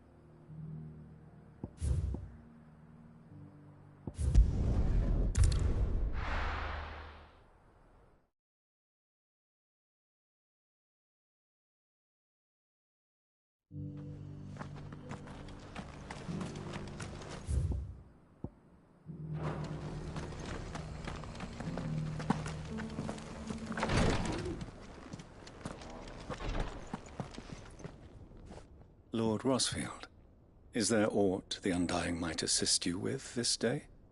Perhaps. My brother said that your order was helping him with his quest to uncover Ultima's origins. Have you learned anything of note since last we spoke? Little unless, I regret to report. I see. Be assured, however, that we will not rest until the truth is known. Even now, our archaeologians scour ruins in every corner of the realm for traces of Ultima's touch. Fallen ruins, I take it. Dating back as far as Phoenix Gate. Indeed. Ultima's thralls are oft sighted among the remnants of the fallen civilization, as if protecting the secrets concealed within. Secrets we'd see unearthed. Should our methods be of interest, my lord, mayhap it would please you to observe some of our number at work. Would that be possible? Of course. A survey is being conducted not far from here. Perchance you are familiar with Kretov, a small hamlet built around a fallen airship. I was due to visit my colleagues there to collect their preliminary findings, but if you would consent to do so in my stead, I'm sure that they would be honored to relate any discoveries they have made to you directly. All right. I'll go and meet with them. They will be most gratified, I am sure. Might I suggest you take the road through Titan's Wake? It will lead you straight to the village after but a short walk. Thank you. I will. I wish you a safe journey, my lord. May the Firebird's flames burn ever in your heart.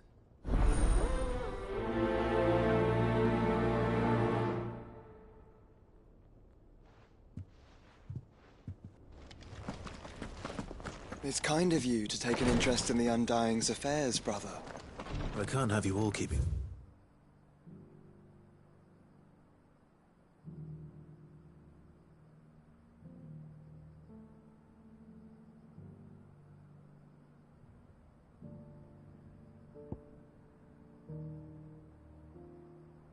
secrets from me, can I?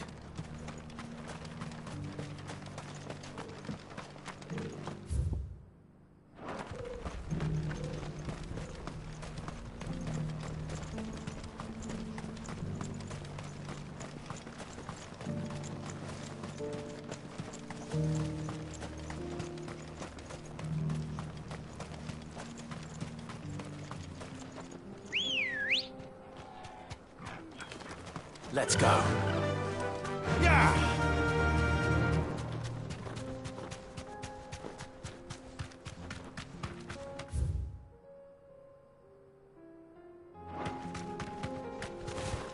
Yes!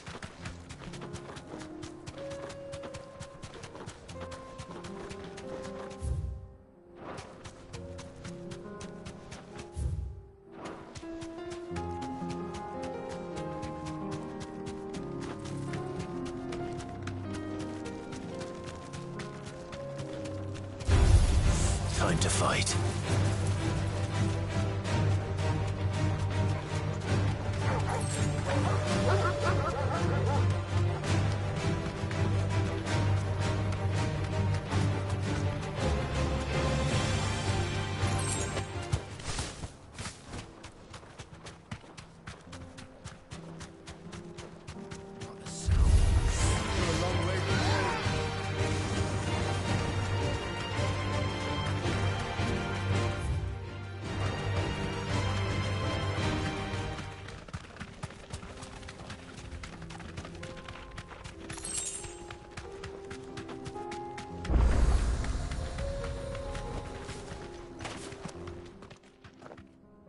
Kicked out already? No. This charmer ain't letting anyone through. Why are the gates closed? Chief's orders. No one's allowed in without his say-so. Not that I'd have let you in anyway. You look like trouble. I suggest you go home. That's what I'm trying to do, you little prick. Ain't changed a bit, have you, Snotty? No. It isn't. Blackthorn. Long time no see, eh? What the hell are you doing here? Well, it was meant to be a surprise, but since you asked so nicely... I'm here to see Zoltan, you fucking numbskull. Now let us through. All right. Just...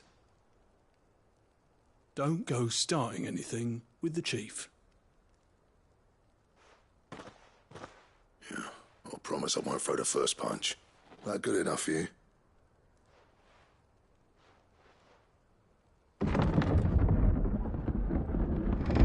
Go on then. Much obliged.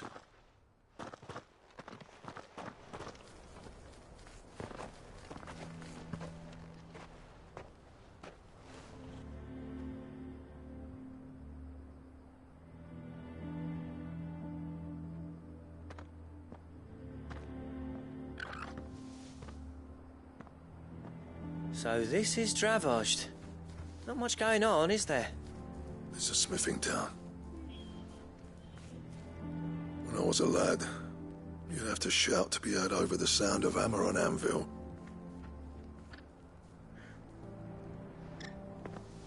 Clive, speak to Zoltan. Hey, you ain't backing out now, are you? There's a river of bad blood between me and the chief.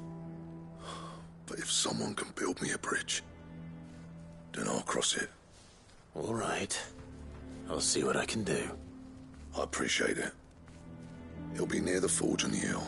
It was our master's. He'd have inherited it when I left. The forge on the hill? Good luck. You'll be needing it.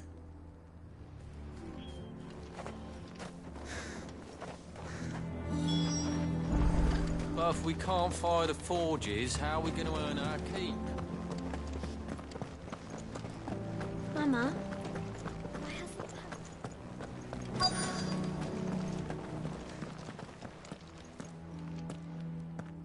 Hotter! Hotter, damn it! Those miserable flames wouldn't melt butter, let alone iron. Pardon the intrusion. I'm looking for the chief. That'd be me. It's a pleasure to meet you. I'll bet it is. Keep the gates closed, I tell him. Well done, Snotty. You're not welcome here. Get out. Before things turn nasty. Blackthorn's here. What did you say? He's traveled a long way to see you. Yes, has he? He's waiting. Down by the gates. Then I suggest you take him with you when you leave. Didn't you apprentice together? So what if we did? Fuck! We're getting nowhere! These bearers' flames are next to bloody useless! We're never going to be able to fire up the forges unless we can find some new crystals. I'm a busy man, as you can see, so do me a favor and piss off. Oh, and if you're struggling to find your way out, ask Blackthorn.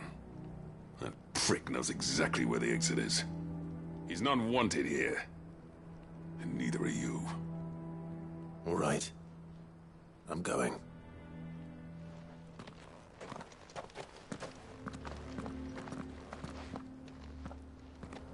Please, Chief, you've got to do something.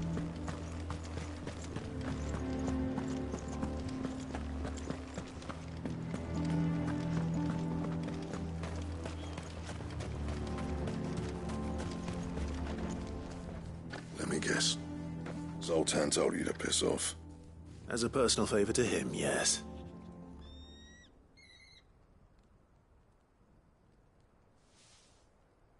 Well, at least he didn't beat about the bush.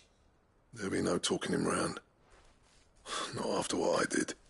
Which is what exactly? If we're to help, we need to know. What turned the village against you? I left. Dravozd. Zoltan. The burden of leadership our dying master dropped in our laps. All of it. There are two kinds of smiths in this world, you see. My kind, who are in it for the love of the craft, who labour on a single piece from dawn to dusk to get it just right. And the other kind, who are in it for different reasons. People like Zoltan, whose work is quick and cheap. The kind of smiths who shit out a few hundred blades, reap the profit, and divvy it out among themselves. There wasn't a single day we weren't at each other's throats. And bit by bit, people started taking sides. You would have torn Dravozd in half had it gone on. So, I left. You didn't have to do that. Zoltan's a better chief than I would have been. His way of doing things kept food on people's tables. Dravozd prospered without me and my lofty ideals getting in the road. Until the crystals run out at any rate. Without magic to fire the furnaces, this place is as good as dead. It depends on how you look at it, though. There's got to be other ways of making fire. We manage it in the Deadlands. Thanks to Sid's ingenuity, yeah. He saw all of this coming. Knew crystals were the problem, not the solution. And spent years coming up with ways of doing without. You know what I mean, though, right? Where there's a will, there's a way.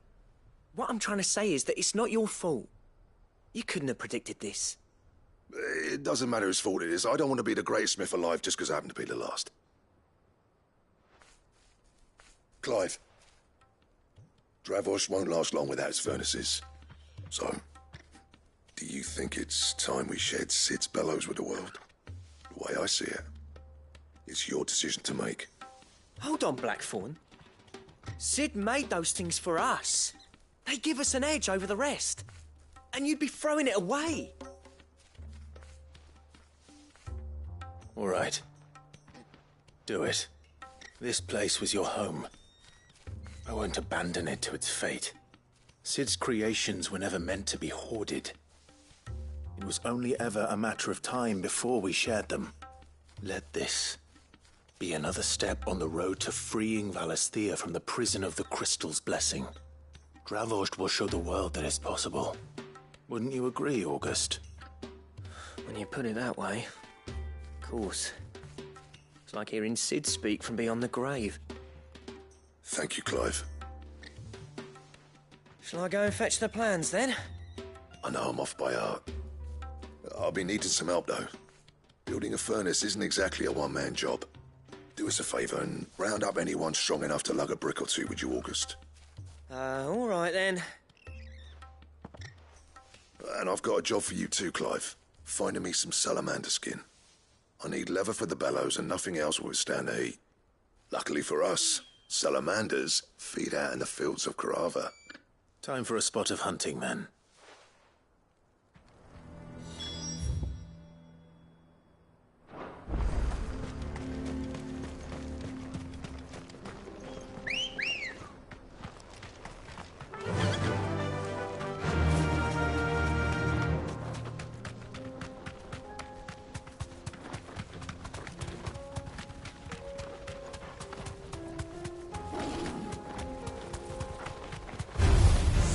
Mistakes.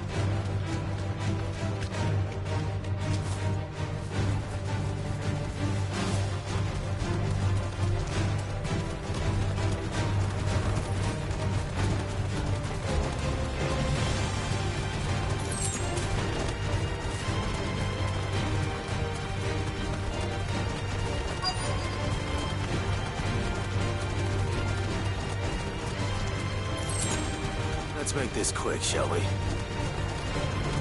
You deserve a rest.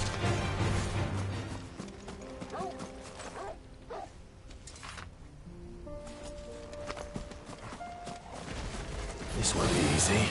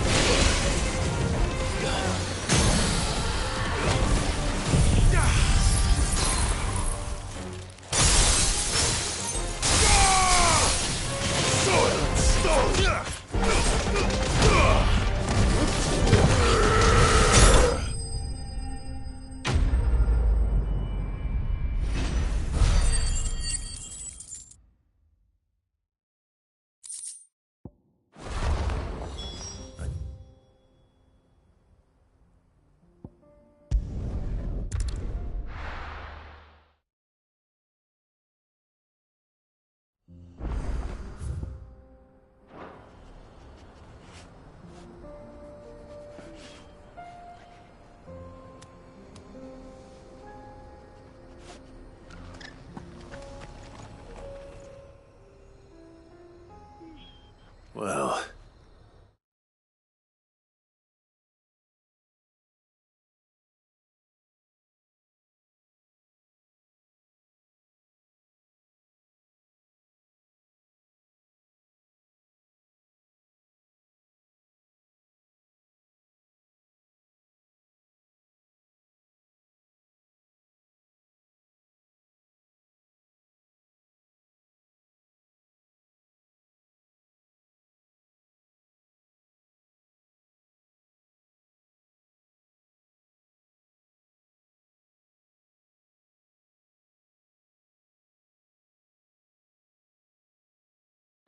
This isn't at all foreboding.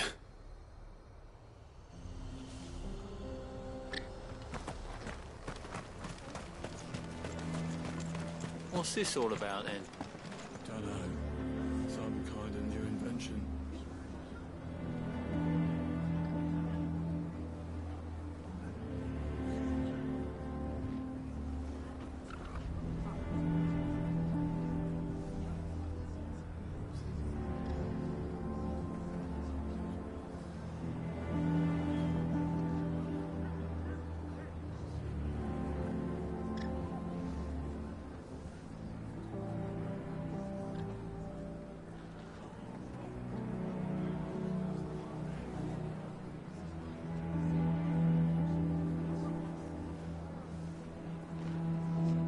Any trouble finding the skin? Nothing I couldn't handle.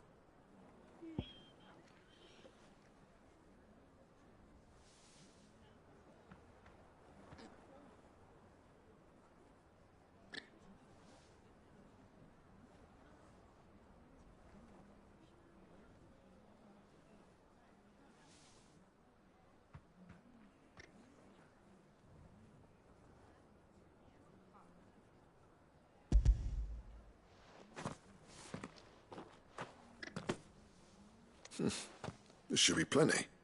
Right then, time to put these louds to work. If everyone pulls their weight, we'll be finished in no time.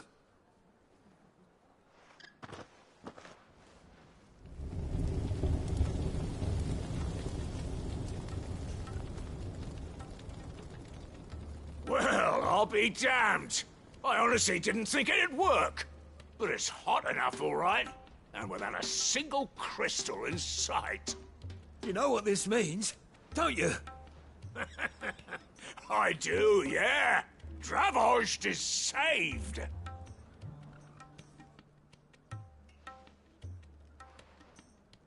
Sorry about earlier.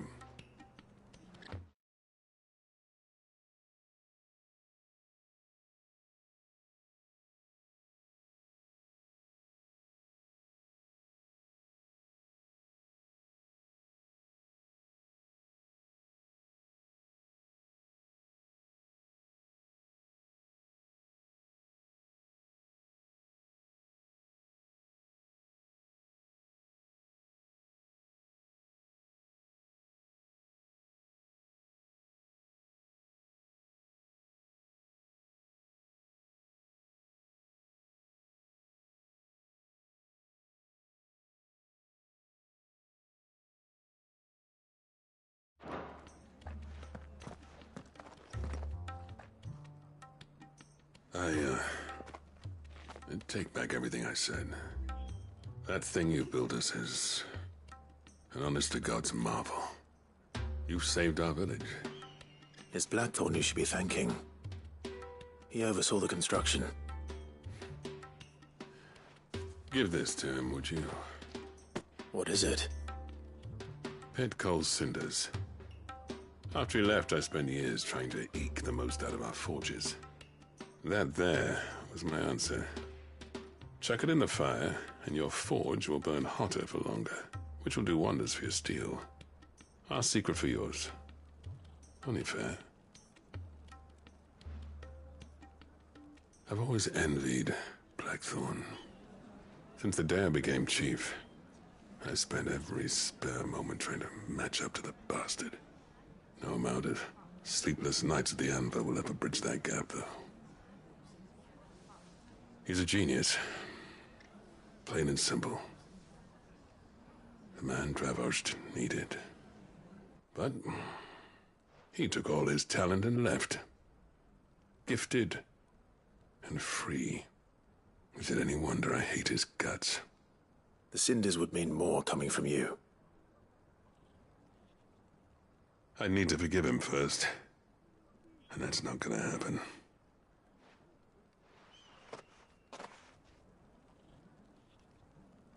Well, you know what they say. Oriflamme weren't built in a day and all that. These things take time. Especially when they involve two geezers who hold grudges tighter than their hammers. But what matters is, Blackthorn's got that twinkle back in his eye. And I'd call that a job well done. So would I. I reckon he's going to be at it a while yet, though, so why don't you head off without us? I'll see that the old git gets home safe and sound. See that you both do.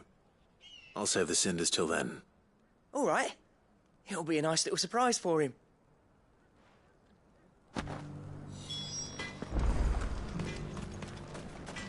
Yeah, that's not blackthorn, is it?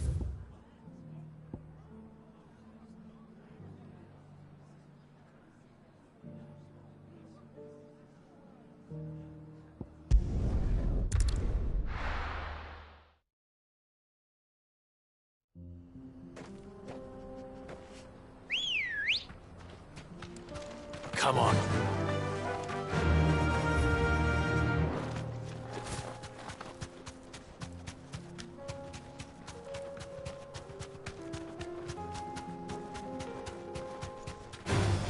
Time to fight.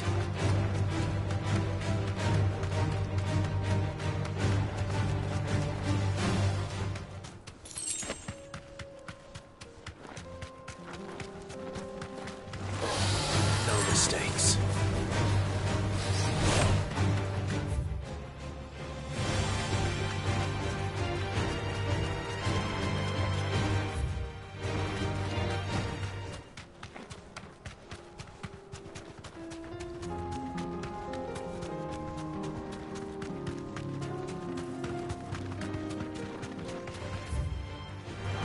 They'll get surrounded.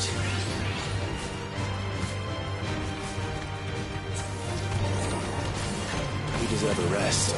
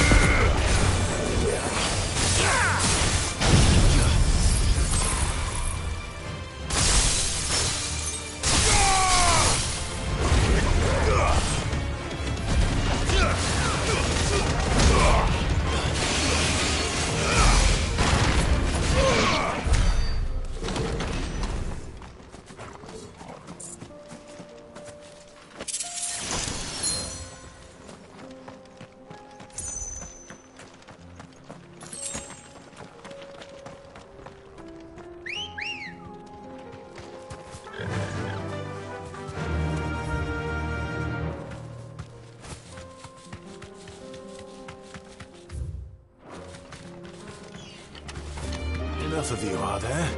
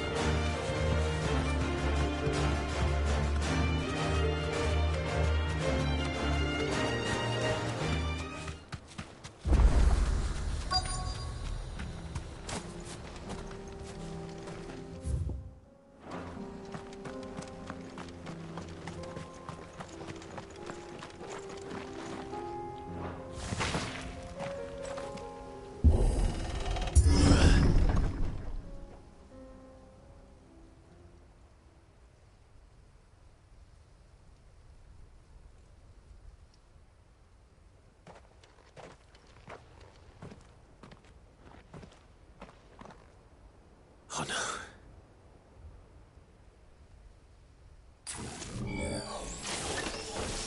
You'll pay for this. There may still be survivors.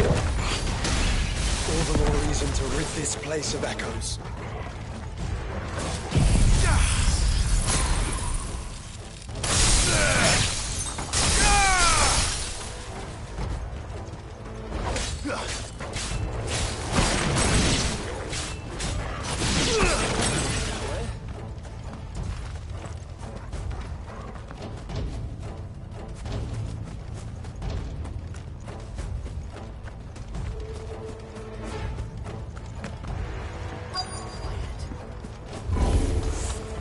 whatever that thing is. Let's say it's their leader.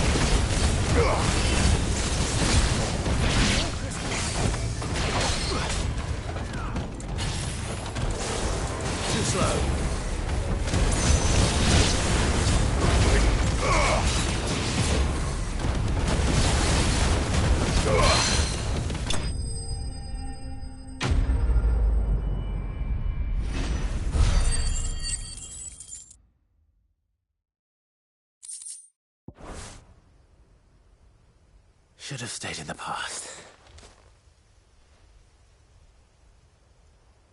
These must be Cyril's colleagues. You have our thanks, stranger. Who are you? Ah, forgive me, my lord. I did not recognize you. You are Lord Rosfield, are you not? We are archaeologians, tasked with surveying this site. When the echoes appeared, our brothers here occupied their attentions. Thanks to them, and to you, we were, for a mercy, able to see our duty to its conclusion. You call that a mercy? Your brothers might still be alive if you put their safety before your duty. Surely this survey wasn't worth dying for. We are charged with uncovering Ultima's origins. A duty of the highest import, as I'm sure you will agree. And you think your dead brothers would agree with you too? I know they would. They gave their lives for the cause, an honor to which all Undying aspire. Now, to what do we owe the honor of your presence, Lord Marquis? Cyril told me of your work here, and I agreed to collect your findings in his stead. I see. That is most kind. Pray, take them then, with our humble thanks. May the Firebird's flame burn ever in your heart, as it does in ours.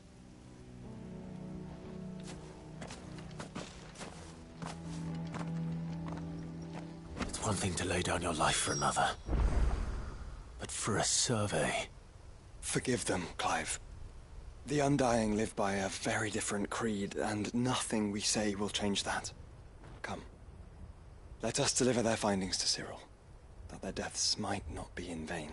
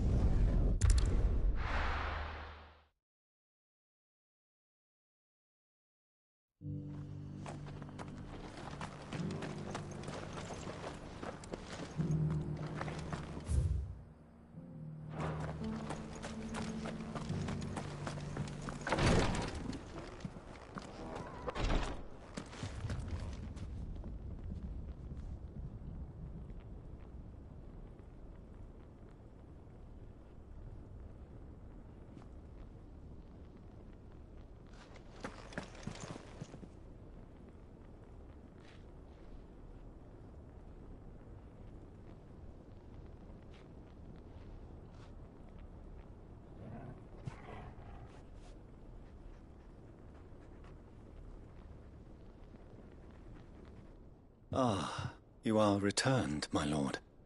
Aye.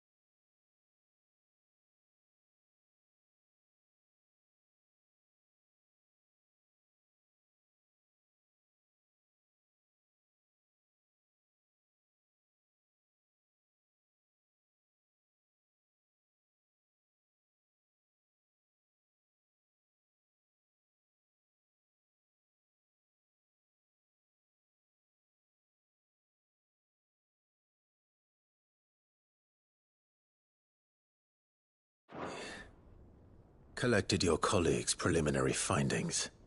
Here.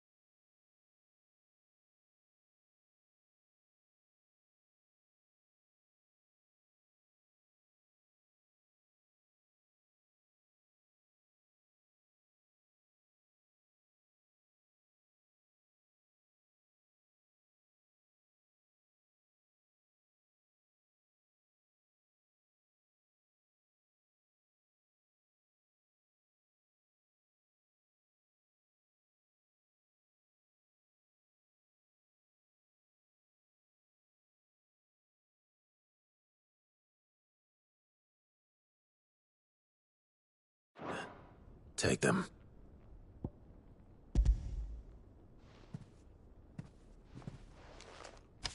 My thanks. I shall study them, and inform you forthwith if I discover aught that might aid you in your fight against Ultima. Cyril, your survey party suffered several losses in Kretov. Losses which could have been avoided.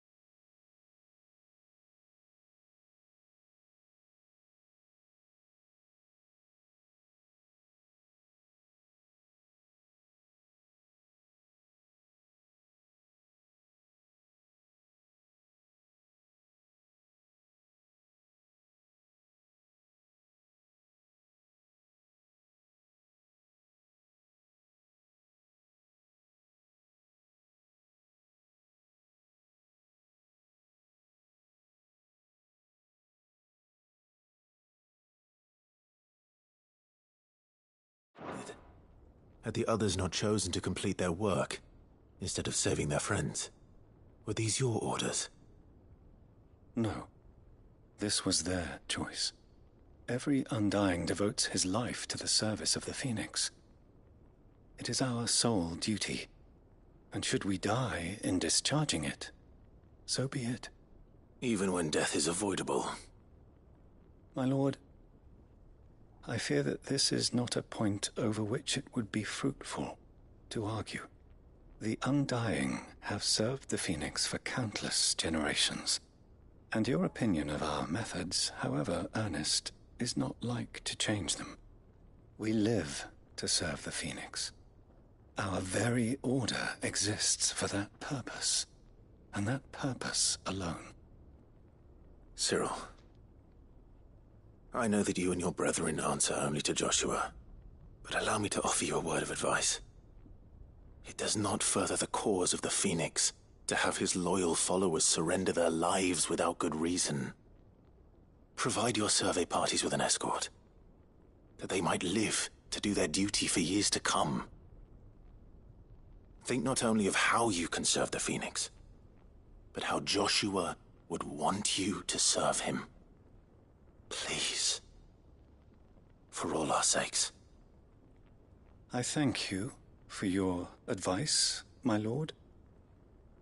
If you will permit me to respond, our faith in his grace, Joshua Rossfield, is absolute. And we of the Undying will do what we believe is right to fulfill our duty unto him. As first shield to the Phoenix, I am sure you understand what it means to do one's duty. I do. Then we are of the same mind. And it is my hope that we may continue to do our duty together.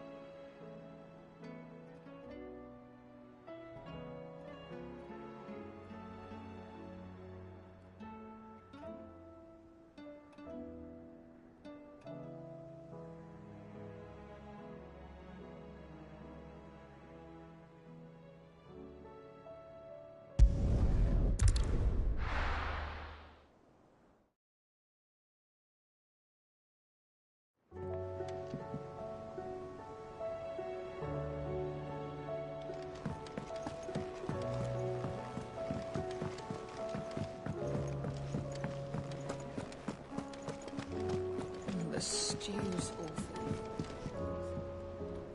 Gentlemen, I see you both made it home in one piece. Yeah, well, we didn't want to outstay our welcome. The whole village turned out for a go on the bellows after you left. Everyone except Zoltan, that is. Didn't see hide nor hair of him. Oh, but that reminds me. I have something for you.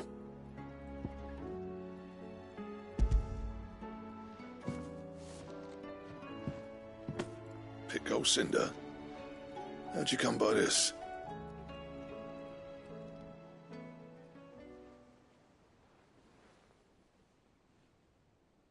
And you're sure he wanted me to have it? I'm sure. He didn't say so, but I think he wants to forgive you. Huh. Imagine that. Yeah. You know I could never leave this place, don't you? Every time you put on mail, you and the curse breakers are trusting me with your lives. There's no greater honor for a smith than that. I'm not about to go crawling back to Zoltan for forgiveness, but I will make good use of his cinder. And if that helps save even a single life, then he'll have my gratitude. What was it you said he called me? Huh? A genius? And he spent sleepless night trying to copy me, did he? Sounds like I better get to work. I've got a reputation to uphold. It's good to see you back on form, Blackthorn. I don't know how you pair put up with me sometimes, but I'm grateful all the same. Now, where was I? Oh yeah, about to put Zoltan back in his place.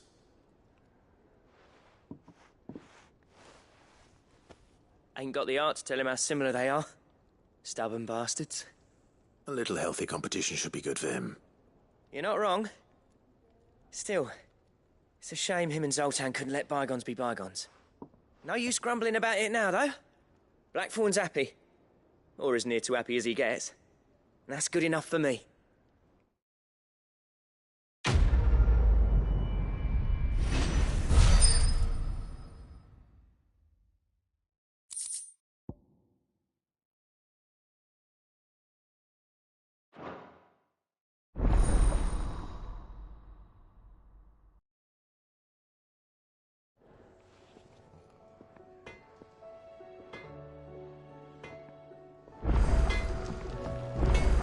What do I owe the honor?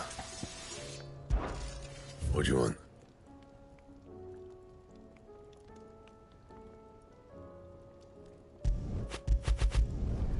Not bad, if I do say so myself.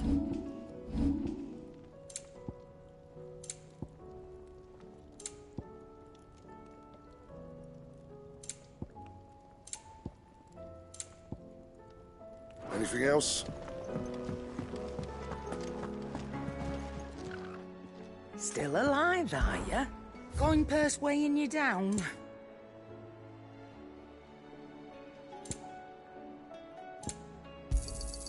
It'd better all be here. It's rubbing me blind, you know.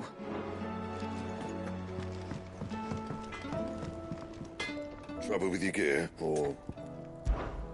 something for you, dear? Not my best work, but it'll do. Yeah, that should do you. You can thank me later. Yeah, that should do you.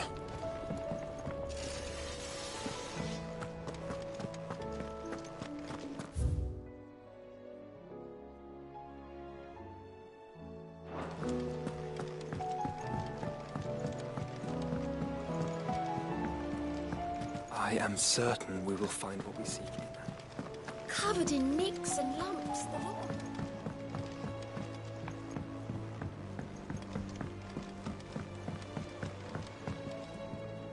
Heard the bad news then, did you?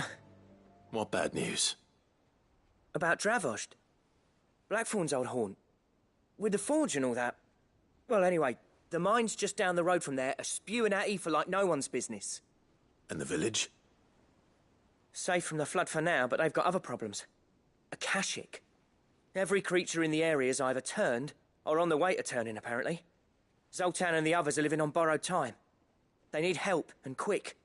Doris sent a few curse breakers to keep an eye on things, but there's only so much a couple of scouts can do. Except get eaten. If something ain't done soon, the whole place will be overrun. I won't let that happen. Didn't think you would. Does Blackthorn know? I thought it might be better if he didn't. He'd only do something stupid. You reckon we should tell him? No. It's better this way. Yeah, well, I can't stand about knowing what's happening out there, so I'm off. I'll see you in Dravost.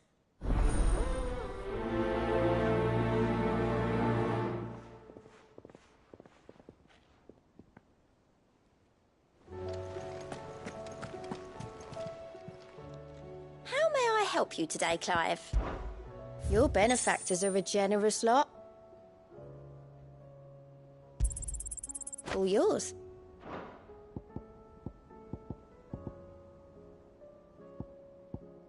All done?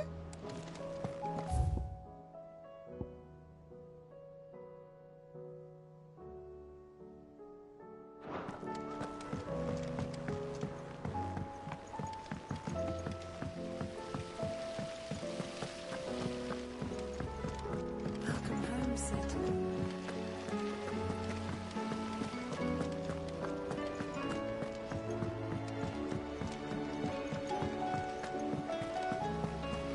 Miss, can we read Miss Editor's story for a lesson? Canva lost.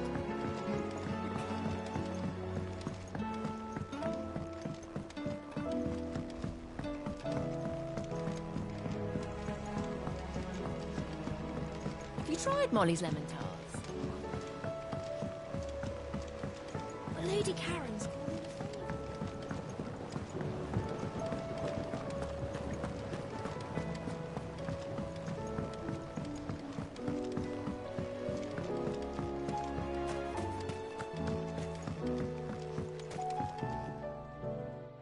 Sid, do you recall the flowers I had you bring back to the yard? Vaguely. Is something wrong? I'm afraid so. I was able to get most of the Morganbeards to take root, but they rarely flower. I fear the soil here does not agree with them. However, I believe I have a solution. I can't wait to hear it. I'm going to marry the Morganbeards with Morbles. I know, but hear me out. Morbles are possessed of a highly choleric temperament. The fire which drives them appears to be maintained by an abundance of nutrient-rich ether drawn from their environs. I believe that by grafting a Morble vine to a Morganbeard, the appendage's wealth of vigor-inducing nutrients might well stimulate the flower to bloom. The endeavor, I assure you, is scientifically sound. I simply need a vine to prove the theory.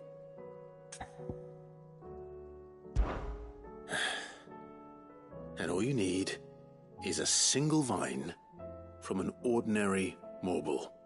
That is correct. A single vine. As for the Morble, I fear ordinary may not suffice.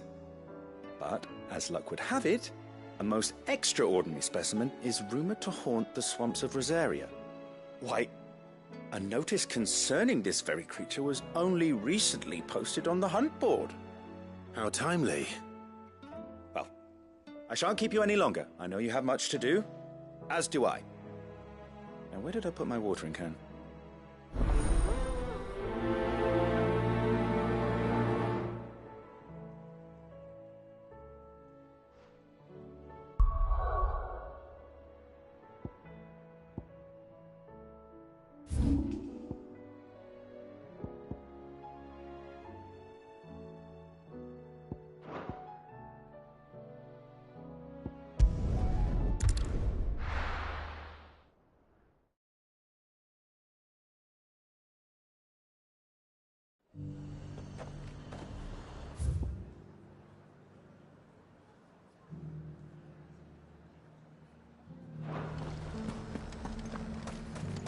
Sell anything today?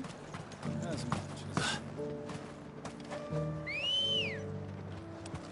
Good girl. Fly, Ambrosia.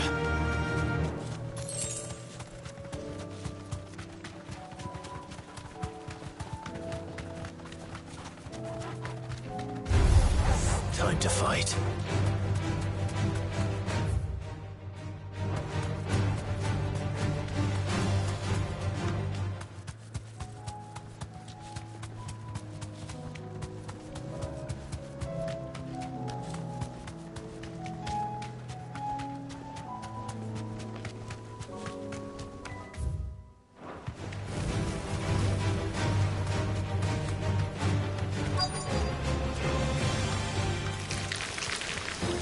Rodrigo could have mentioned his spiders would be the size of curls.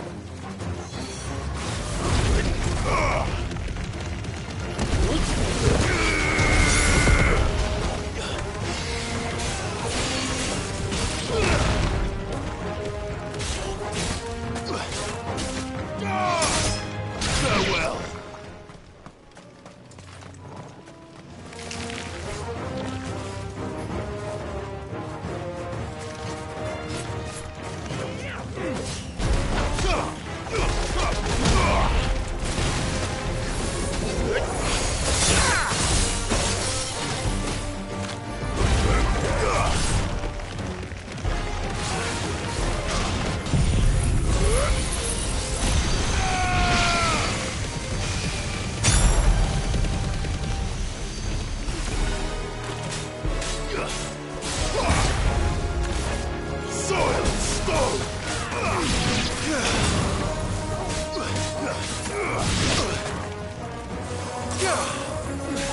Farewell.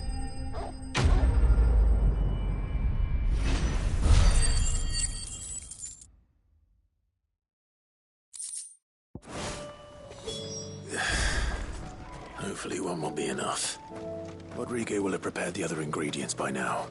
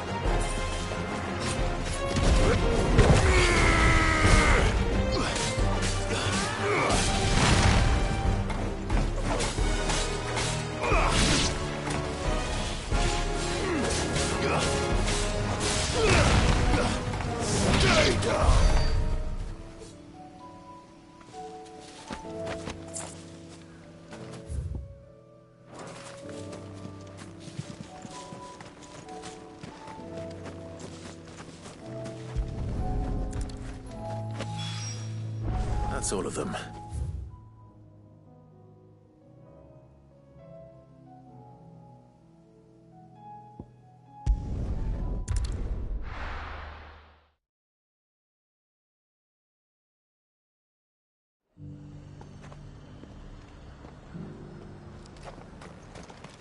The Dominion's all but done for.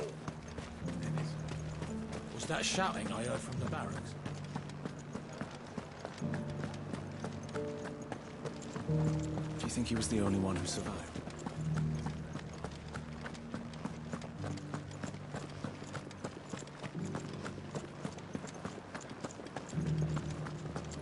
Well, what do you think?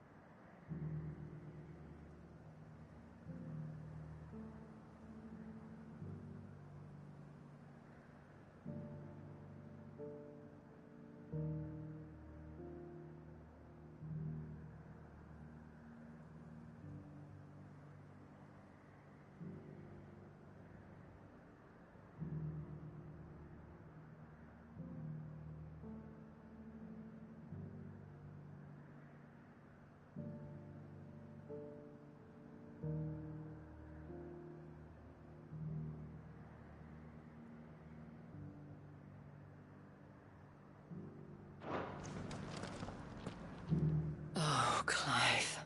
What am I to do? My wards and I may soon be without a home. What's happened?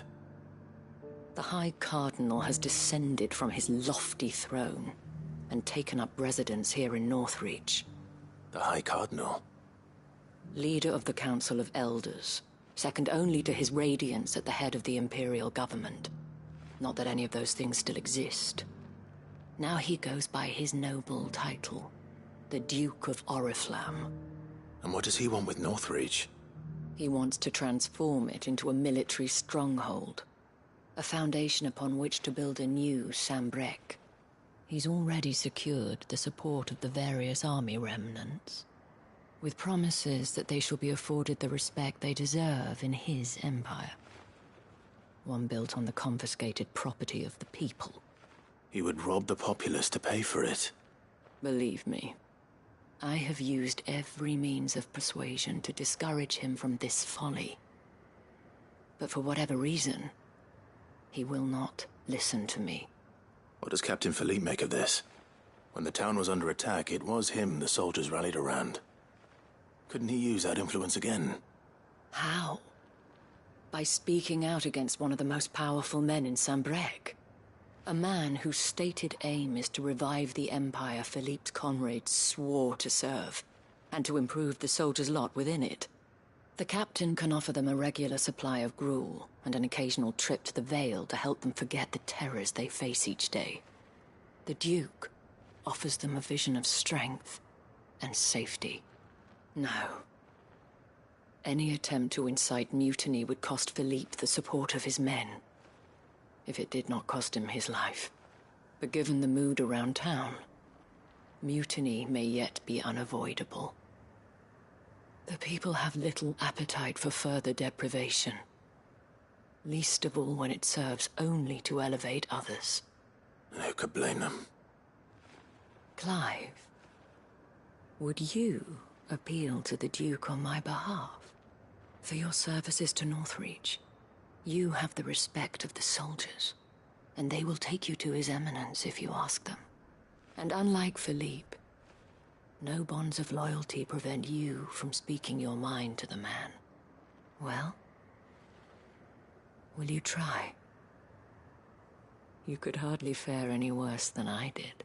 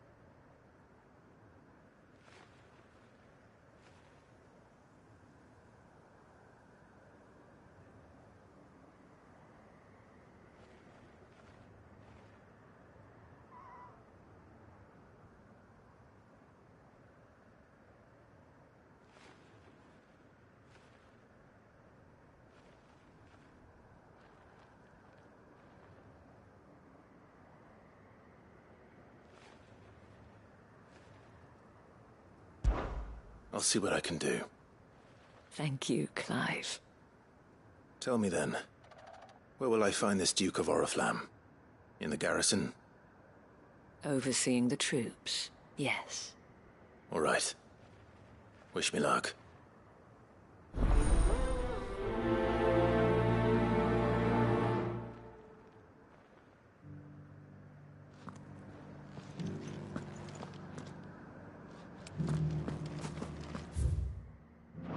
Might this Duke have been at the Remembrance ceremony? Let's hope we didn't make a strong impression.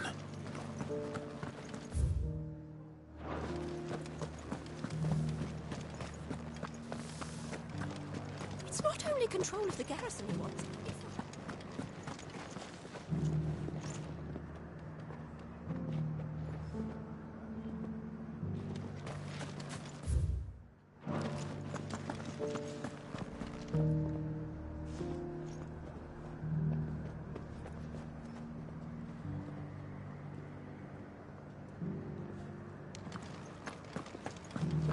already have a leader in the Dame.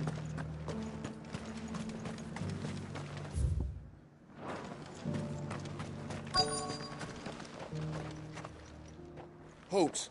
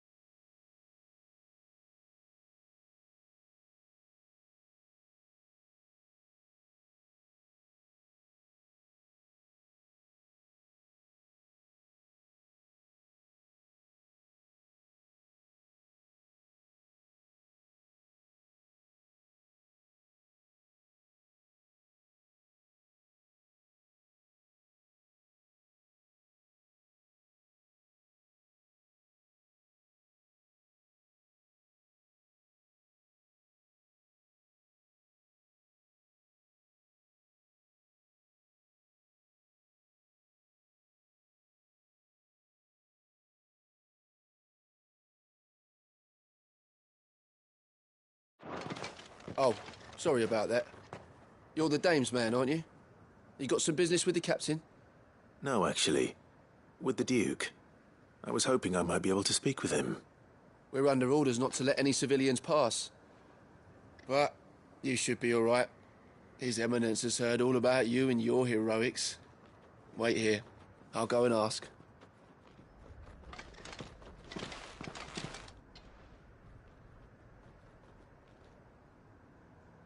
So, you are the sellsword who lent his aid to the garrison. The Empire owes you a debt, and I shall see it repaid. But tell me, is it wealth that you seek, or favor? Neither, Your Eminence. I thought only to inquire about your plan to turn Northreach into a stronghold. Ah, I see. You are worried the expanded garrison will render your services redundant. Yet you needn't be. A proud fighting man like yourself shall always have a place here. Pride of place, in fact. For too long has the contribution of the noble soldier been under-reckoned. But no more. For it is they who shall see the Holy Empire rebuilt, beginning right here in Northreach. Why here, Your Eminence? The town has been fortunate enough to escape largely unscathed from the recent troubles. Her defenses are sound, and her garrison well prepared. Which is more than can be said for Oriflamme or Twinside. The Empire wants for a capital, and I believe Northreach to be the perfect place. With Caer Norvent as her citadel. Once we have seen to the refortification of both the town and the castle, we need only build a wall around both to create a city that would be the envy of the twins. Plans are already underway for the construction. Soon enough, these thralls shall learn that they are no match for the might of Sanbreque. I fear you underestimate how dangerous these creatures are, Your Eminence. Should they return in force, you will need all the people of Northreach to come together in defense of the town. Something they may be loath to do if they've been deprived of their worldly goods. The people will do as their leaders command. If Sanbreque is to be rebuilt, she will require a functioning government. One whose authority is beyond question. That is why this levy is necessary. So that any man who wishes to join the army might do so and be fed, outfitted, and paid as befits a defender of the Empire. And yet there are those who persist in peddling the treasonous lie that I seek to steal from the people and drive them from their homes. I suspect they're afraid of losing what little they have left. Precisely. The common folk have little and less, and you mean to deprive them of even that. You would sow the seeds of your new empire in your own salted earth. Sabine, we have discussed this. Yes, and I told you then how putting the empire before her citizens would lead only to revolt. Without an empire, there are no citizens. And in yours, there will be only beggars. Is that what Griga wills for her people? Do not take her name in vain, Sabine. I'll come back later. A citizens' revolt. I wonder what the people really think of the Duke's plan. It wouldn't hurt to ask them, I suppose. Let's begin with those on the other side of the wall.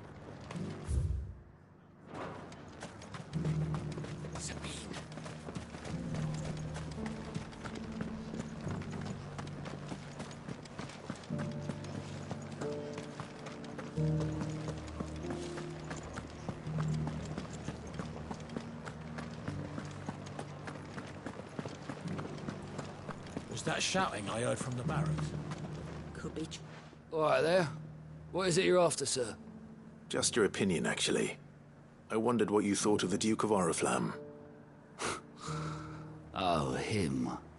Not much. None of us traders do. It's thanks to nobles like him that we had to set up shop this side of the wall in the first place. Couldn't have the rabble getting any closer to the holy capital, could they?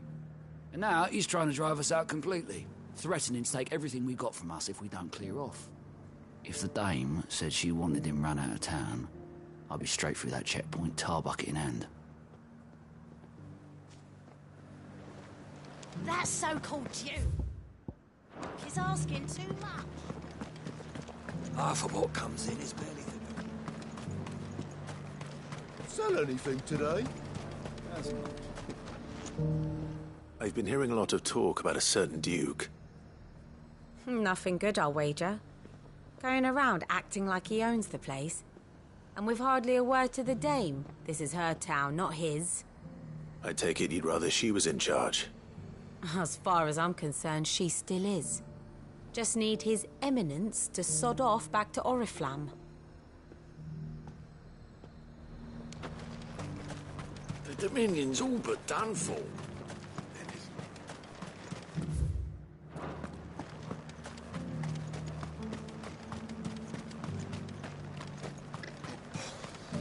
What do you think? A question, if you don't mind. What do you think of the Duke of Oriflamme? Don't get me started. You build a life for yourself somewhere, only for some noble to turn up and tell you got to hand it all over to him. If he thinks his name and his chains give him the right to empty our purses, he's in for a rude awakening. We'll do whatever it takes to keep what's ours. Whatever it takes. Well, the people seem united enough. What about the soldiers?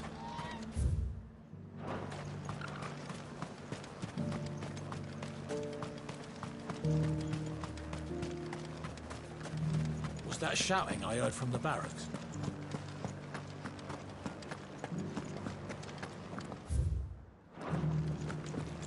Do you think he was the only one who survived?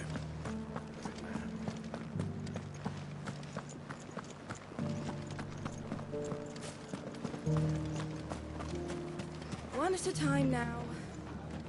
You. You're the one who was talking to His Eminence.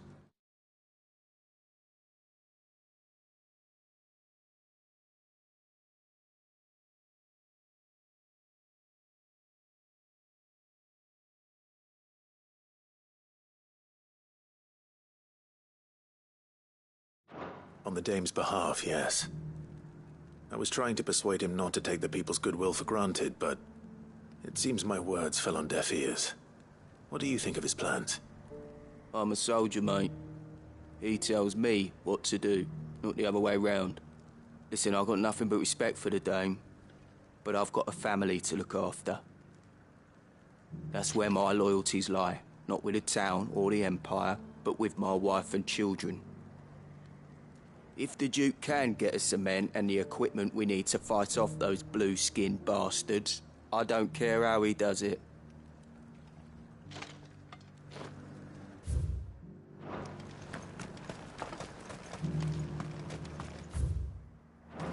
Sabine, you are embarrassing me. You're embarrassing. I hear the Duke of Oriflamme plans to turn this town into some sort of fortress. Do you think that's a good idea?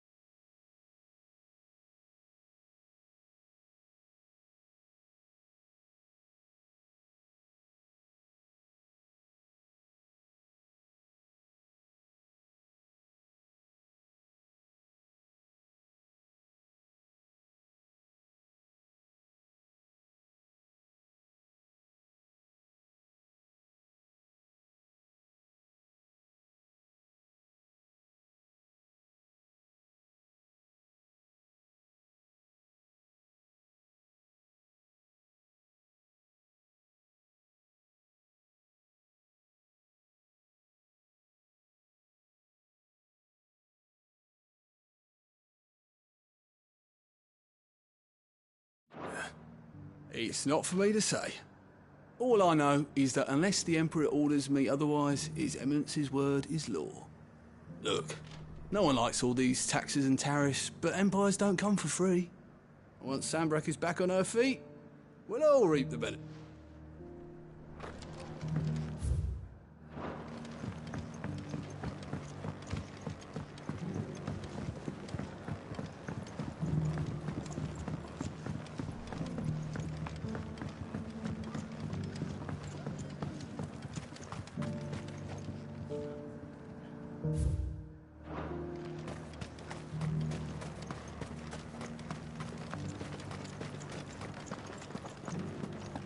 We already have a leader in the Dame.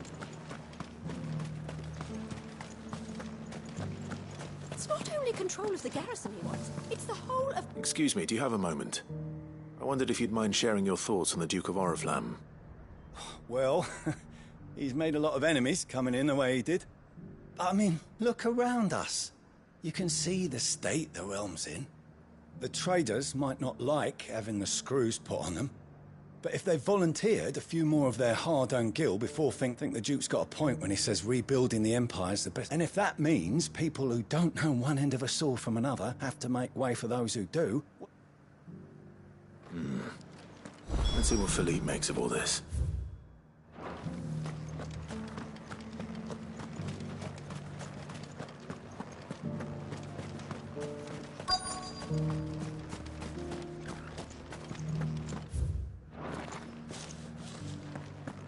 Welcome back. Wraiths give you any trouble? Captain, do you have a moment? For you? Certainly. Clive, wasn't it? Thank you for last time. How can I help you? I wanted to ask you about the Duke of Oriflamme. Do you intend to go along with his plan? But to tell you the truth, I'm in two minds. It's my sworn duty as a captain of the Imperial Army to obey his orders. But I can't say I agree with him. Philippe, I remember you saying that you became a soldier to protect the people you loved. The Dame included.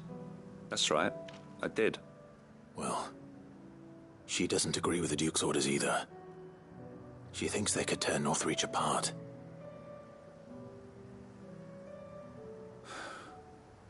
And she's probably right. Thank you, Clive. I know what I need to do now. Protecting the people I love is what matters. Doesn't matter how. Well, duty calls, so I better go. Thanks again.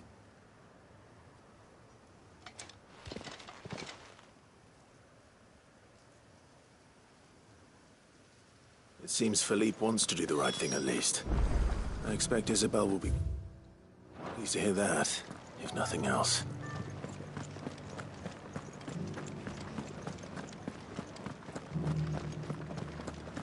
Well, what do you think?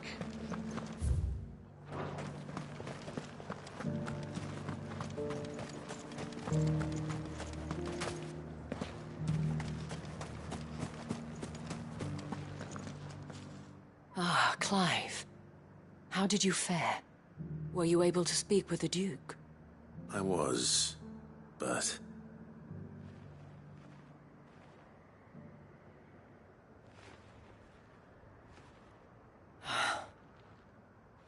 So Northreach is to be a fortress after all. Well, it will certainly help to hold back the thralls. There's no denying that. Though I doubt it will come as much consolation to the townspeople whose worldly goods are confiscated to pay for it. They deserve to be heard, Clive. To have a say in this new empire the Duke means to build. Sadly, His Eminence values their obedience more than their opinions, and hopes to reassert the authority of the state. I fear he sees the people as mere pawns on his chessboard to be sacrificed for the greater good. Needless to say, they themselves are of a different opinion, and would rather their destinies were in your hands. The soldiers, meanwhile, are content to follow their orders. And not just because of the Duke's rank, but because of his vision. I thought as much. Had I sworn to protect Sandbreck, I dare say I too would want nothing more than to see it rise from the ashes. Thank you for trying. But the battle is lost. I don't know about that. What happened to your uniform? I handed it in, along with my resignation. Told the lads I wished them well, but that I owe it to those I love to call it a day. But why? Because I realized what really matters to me. Not following some nobleman's orders for the sake of it, but protecting what I care about. Protecting Northreach. I honestly don't know when those monsters will return, but I'm certain they're not finished with us yet. And when they do come back, we need to be ready for them. We need to stand together, all of us. And with you to lead us, milady, I reckon we can do it. It was you who finally convinced me, Clive. There's no point following orders if they go against everything you believe. Indeed. All of us, standing together. That has always been Northreach's best hope, and one which still lies within our grasp. We have only to turn our attentions to the true enemy. Thank you, Philippe, for showing me what I must do. Anything for you, milady. Speaking of standing together, would you mind if I borrowed a few of the lads from the Vale to help keep watch around the town? I fear His Eminence has loftier tasks in mind for the guard. Not at all. Be my guest. Wouldn't be the first time.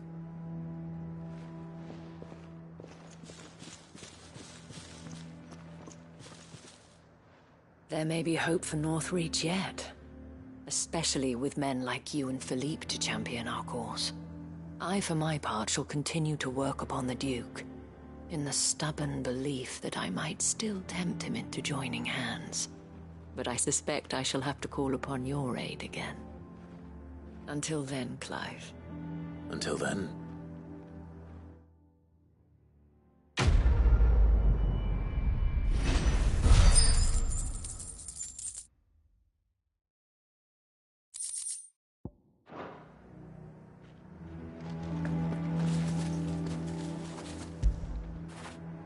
After it.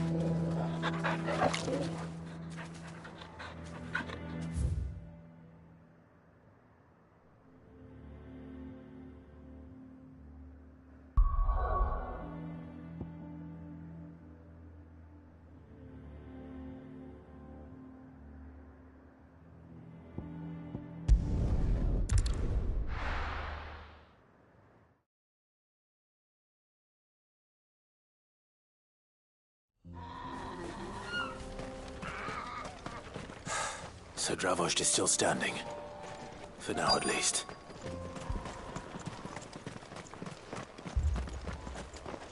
Good day. Certainly. Thank you. Here you are.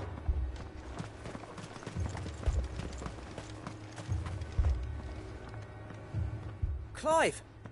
You're here! And the Akashic?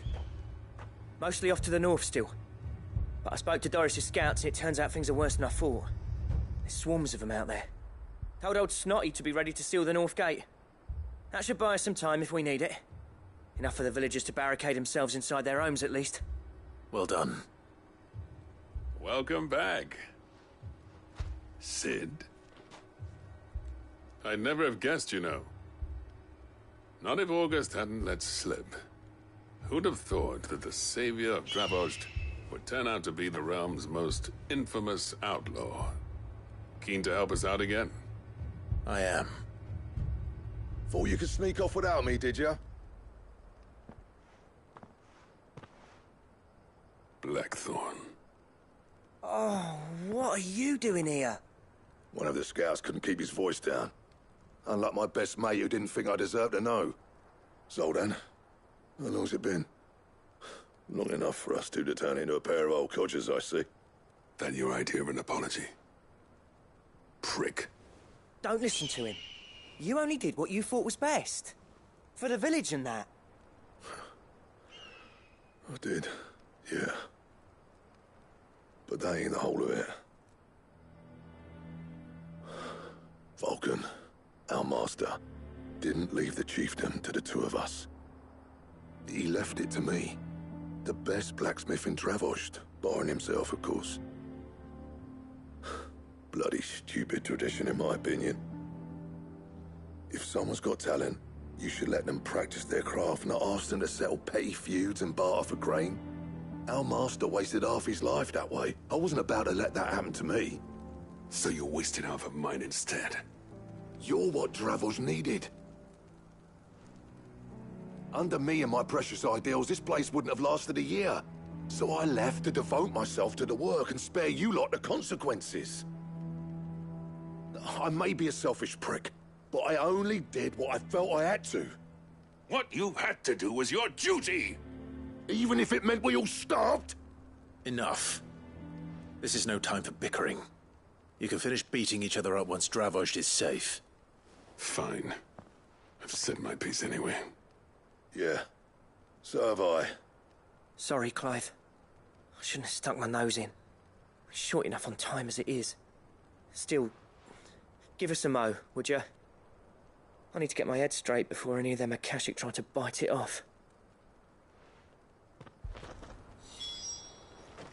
You, ready for the off, then? Cheers, Clive. Just say the word. The villagers know to keep out of sight when the fighting starts. Just say the word. The villagers know... You, We can't afford to waste any more time. Right you are. Might be worth having one last word with the scouts, though. Don't want any nasty surprises, do we? Oh, and... Blackthorn.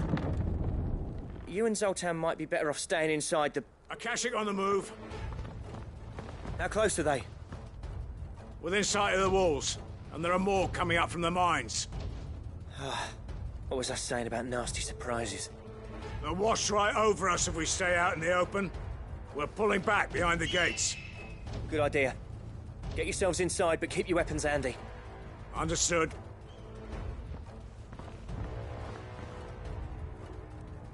I'm prepared to fight if I have to. Well, let's hope you don't.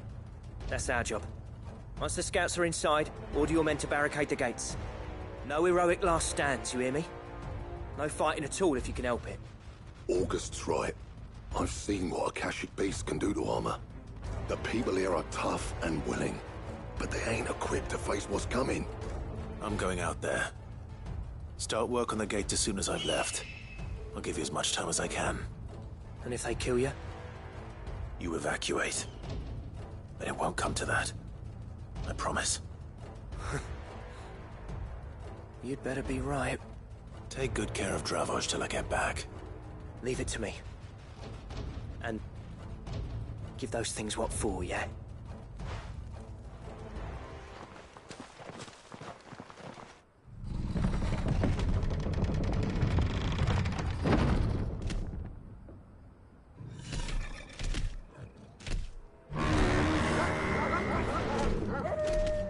All right. Which one of you's first?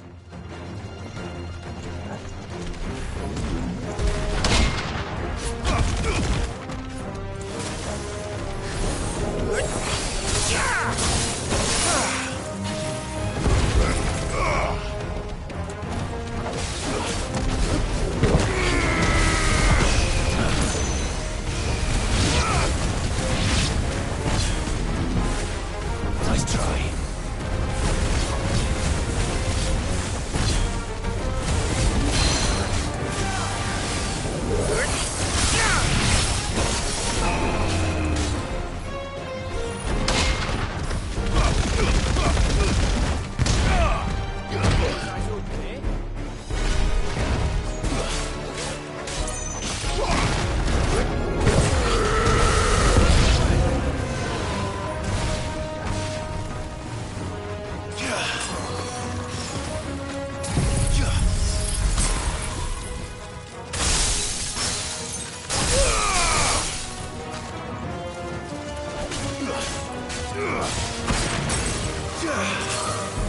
Stay down.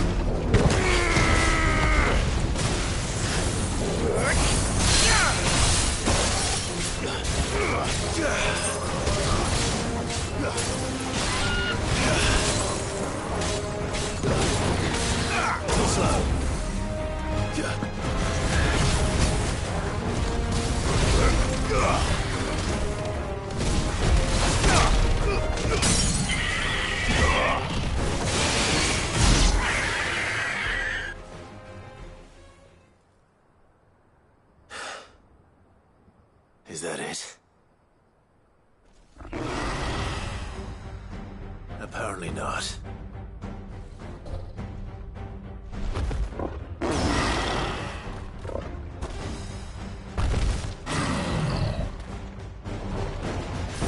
You're not getting past me.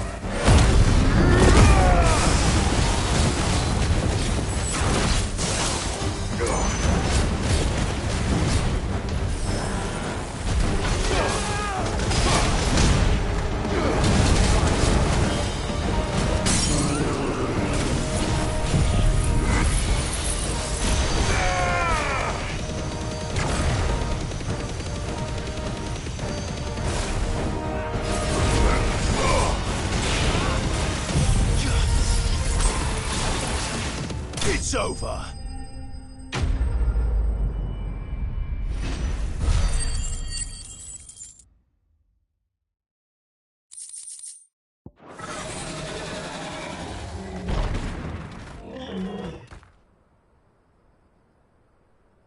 Now, the question is, did I miss any?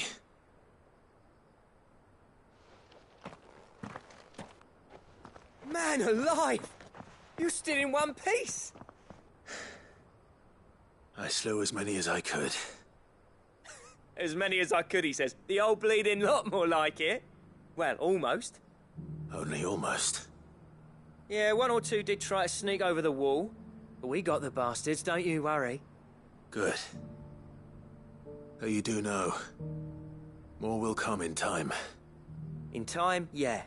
But we can think about them later. Let's get you back inside.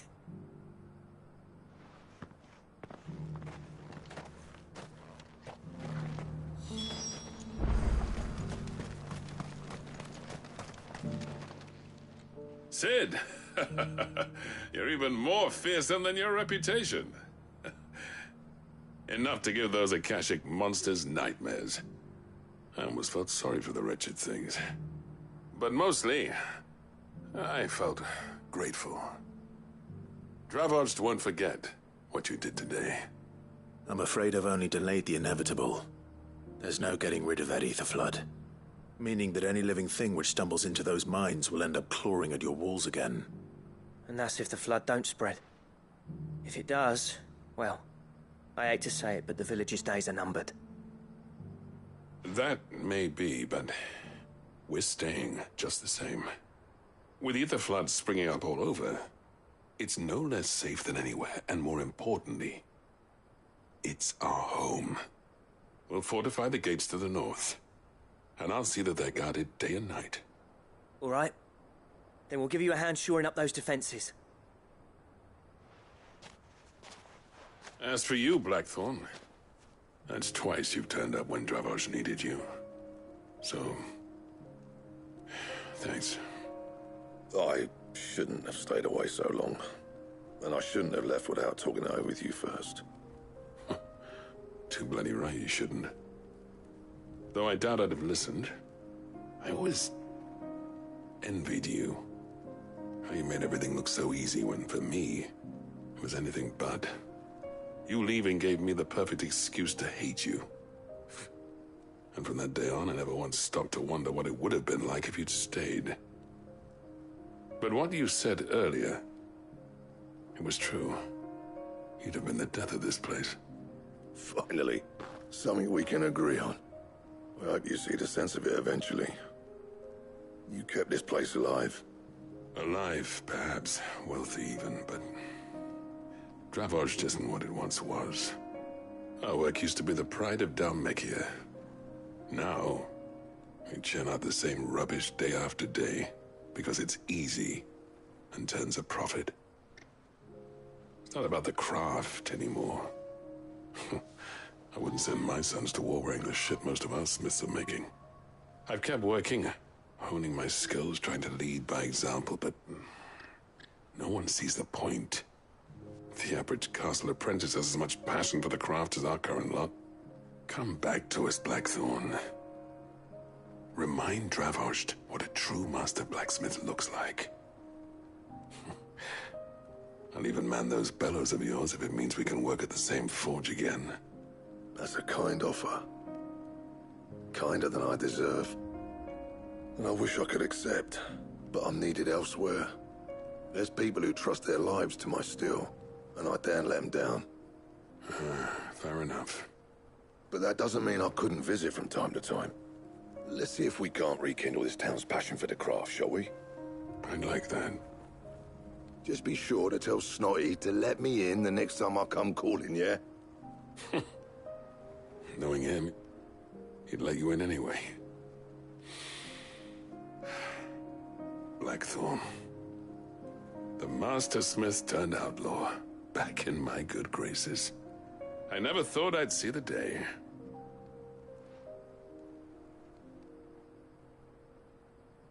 I'd say that went pretty well, wouldn't you? Even better than I'd hoped. Sid, I've got something for you.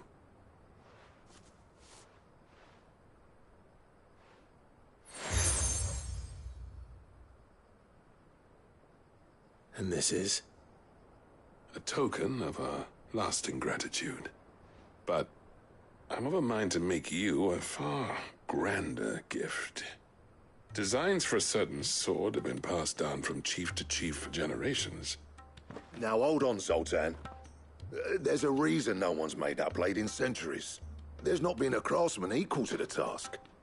I'll admit your cinders make impressive steel, and I've learned to hone an edge Odin would be proud of.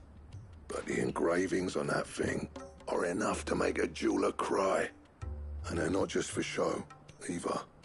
Have you forgotten what brought you back to Dravost in the first place? A certain ring? I knew I'd never surpass you with the hammer and tongs. So I turned my hand to a different kind of metalwork. Between the two of us, I'd say we're the equal of any master craftsman ever to have graced a forge.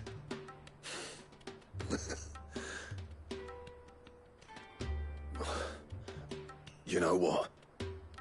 I think you might be right. Clive, you wouldn't mind if Zoltan came back to the hideaway, would you? He's more than welcome. As long as he can keep our secret.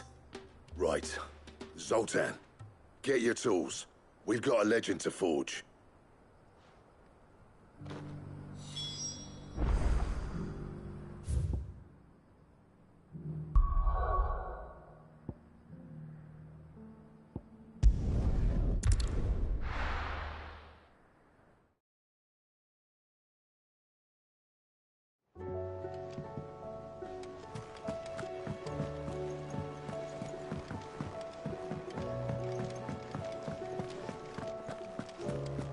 The stew's awfully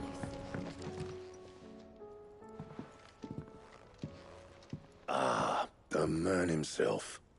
We were just about to make a start on that sword I promised you. It's funny, but none of this would have been possible without your help. You remember Camille? We'll be using his leatherwork for the grip. The steel, meanwhile, will be tempered in a fire, burning the cinders you charmed out of old Zoltan here.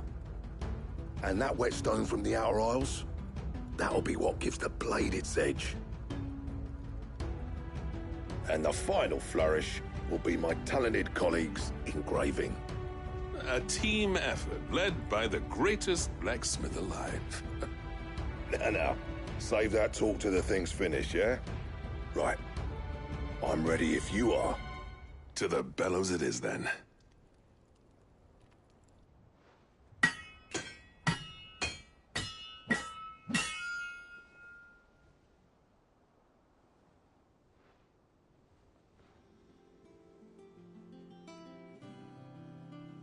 Well, bugger me. We actually did it.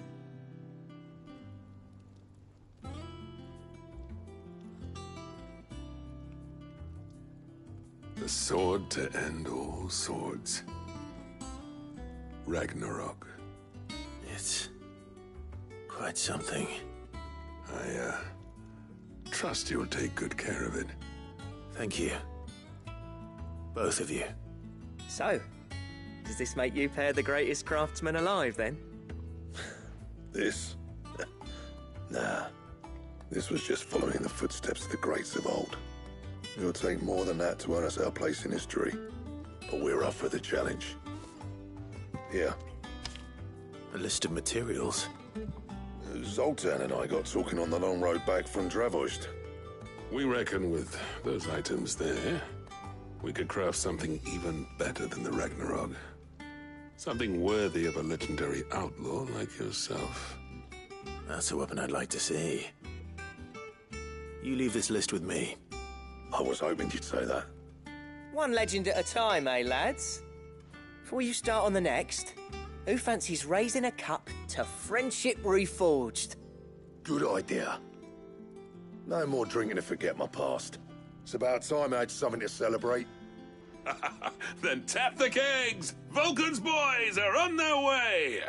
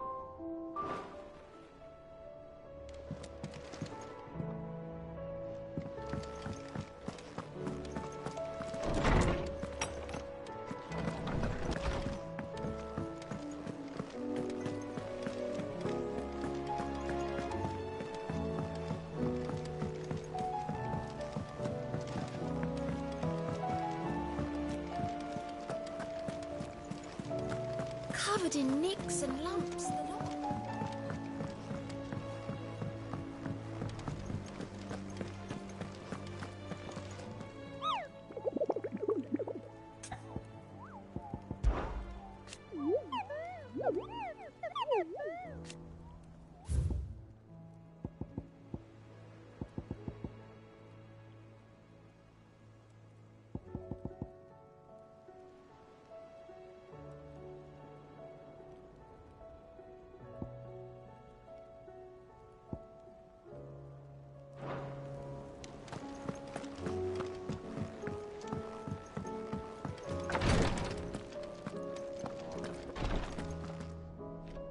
Thank goodness you're back.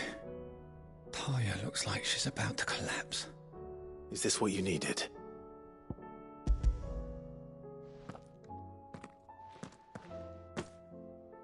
Yes, it is. Thank you, Clive. I'm loath to give a patient Alicia, but Taya's right. Sometimes it's all we can do. A single dose dulls even the most agonizing pain, and all other sensation with it. It may be a gentle way to die, but it is death nonetheless. I wish there was another way.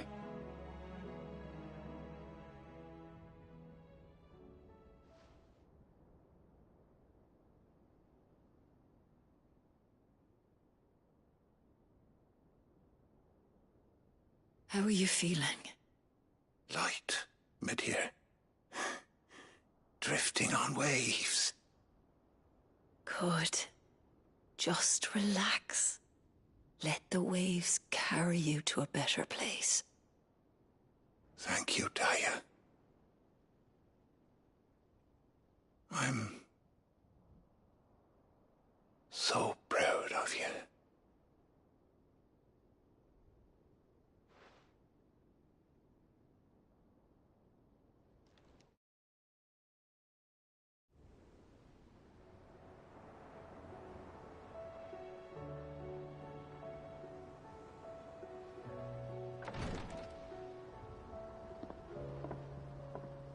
He's gone. Thank you, Rodrigue. And you, Clive? I'll see that he's properly laid to rest.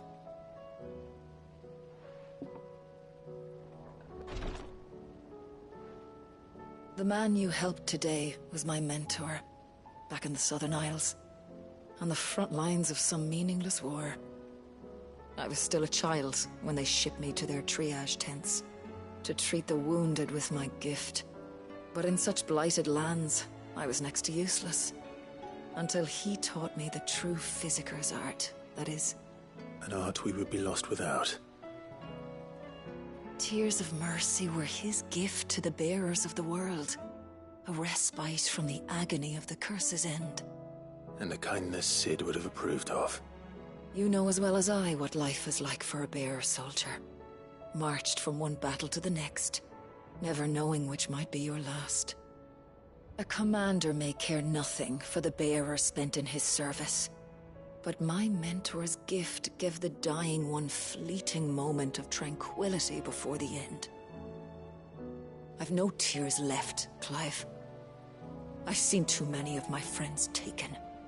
Something needs to change. And we need to be the ones to change it. And we will.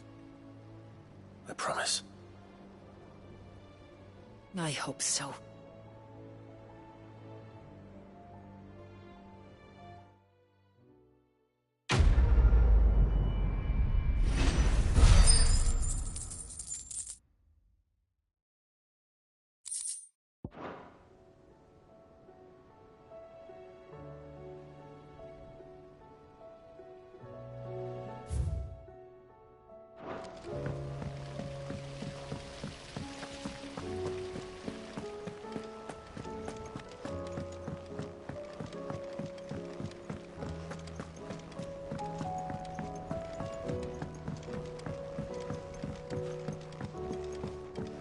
How was she? The Enterprise. Sir. Good, thankfully. fit him to the...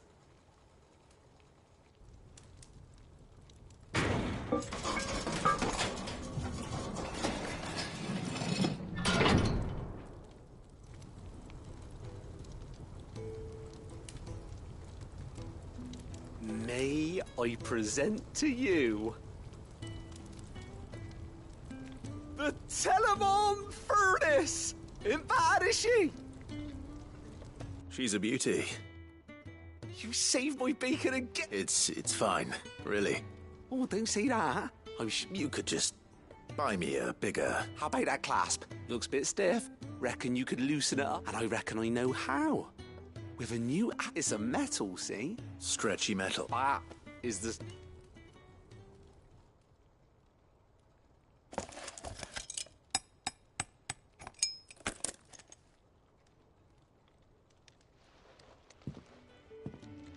So, what do you reckon? It's... Thank you, Owain. Shh, don't mention it. You earned it. And I wanted to get some practice in using that metal anyway. Can't think of any right now, but maybe even one day, the whole world's gonna know about... They'll hardly believe...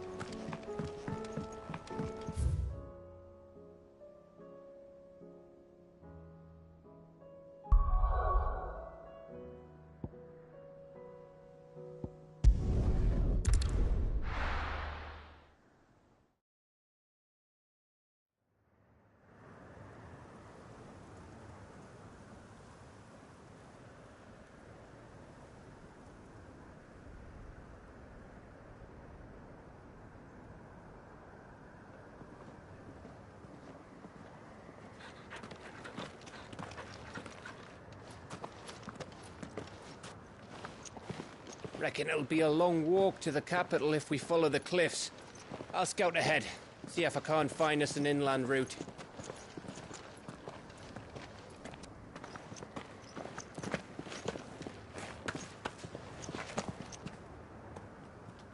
Clive.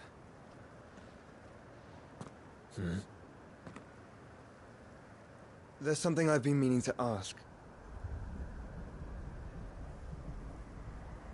You took her icon, didn't you? Yes, I did. She understood.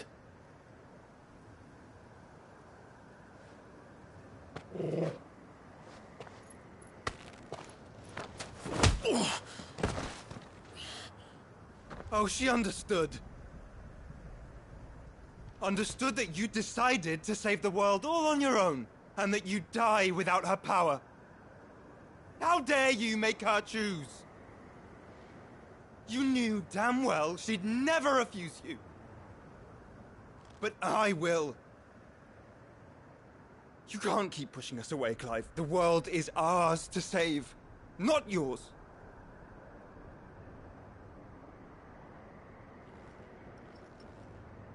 I used my gift because I thought it was the right thing to do.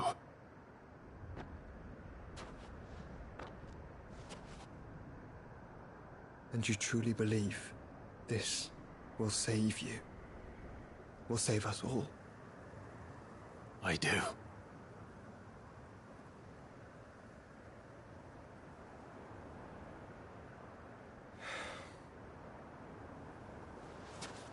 Then so be it.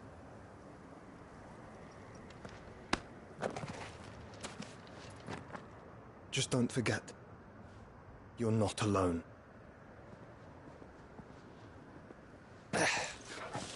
Think I found us a trail.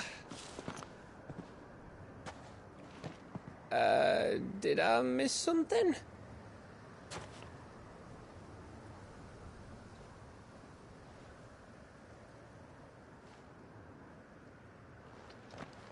Only that Joshua didn't. I don't get it.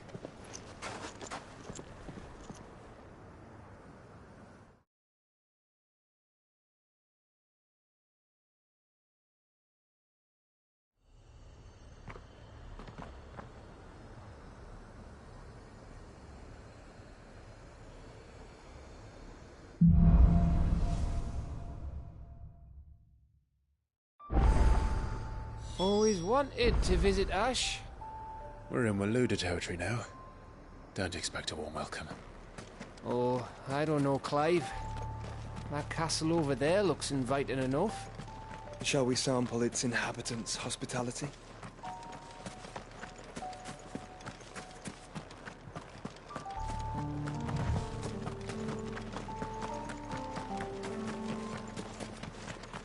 Remember what I said about warm welcomes, Gav?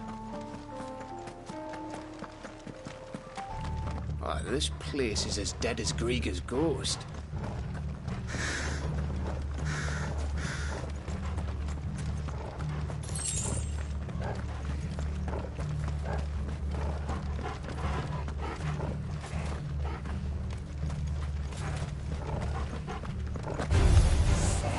I knew I smelled something.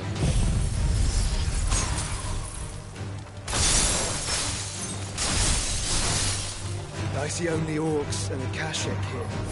Let's hope the villagers are getting out in time.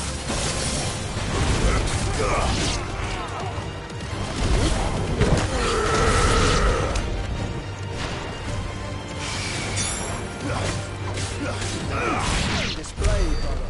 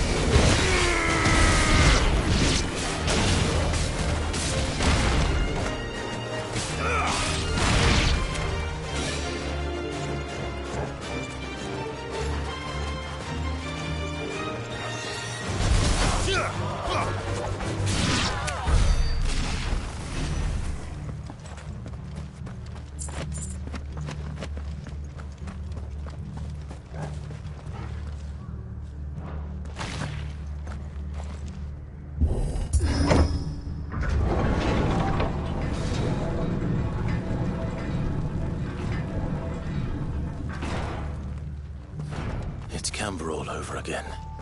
Where the hell are the royalists? Seems you were right about that welcome after all, Clive.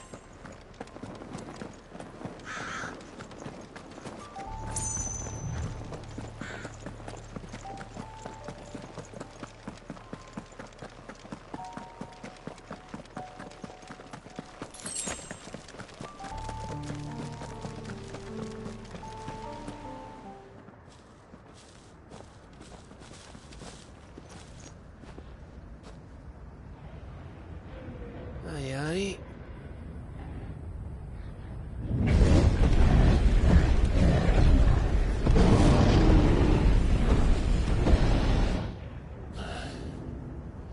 Is the whole of Ash fallen into Ultima's hands?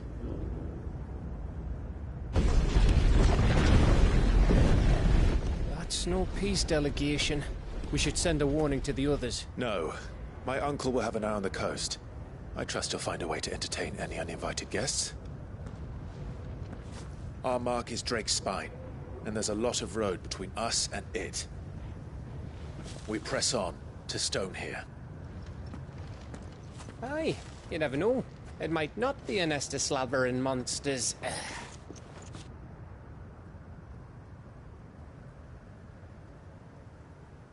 Clive, you must go on ahead without me. This stronghold is as old as Phoenix Gate, perhaps older. It may yet hide Ultima's remaining secrets, and if we are to best him, they must be unearthed. All right. Stay out of trouble. I always do. Mostly.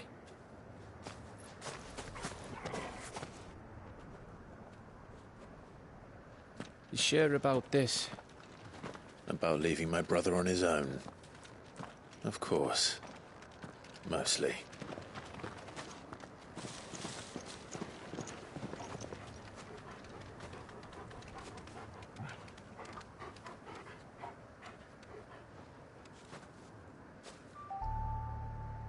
Lady Vivian's map is so old it's hard to tell which way is up. But if I'm right, we're not far from a village called Eastla. Then we make our way there, resupply, and wait for Joshua.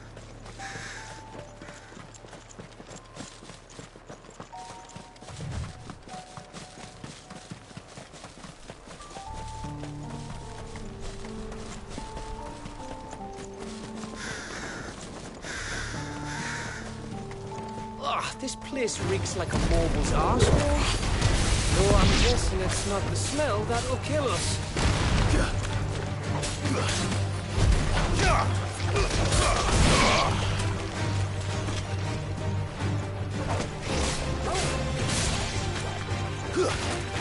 Stay down!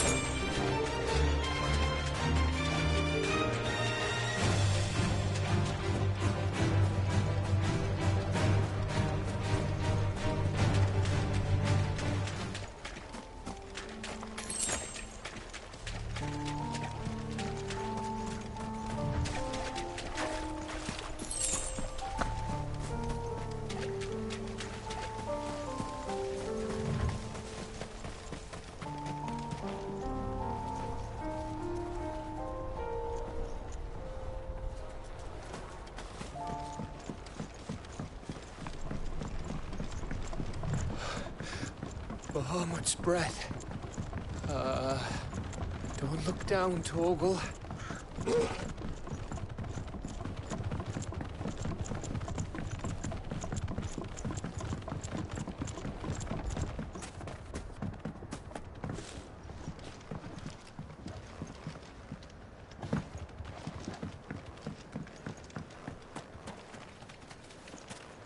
That must be Aistla.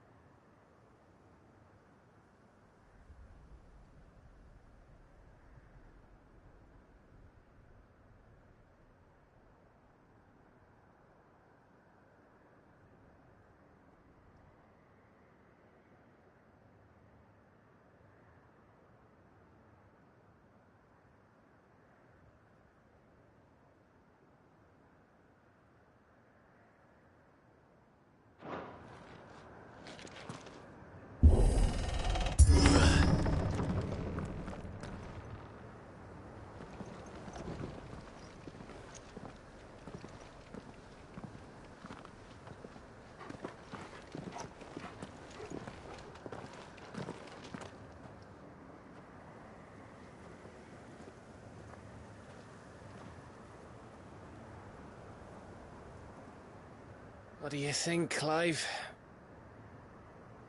Then we're too late.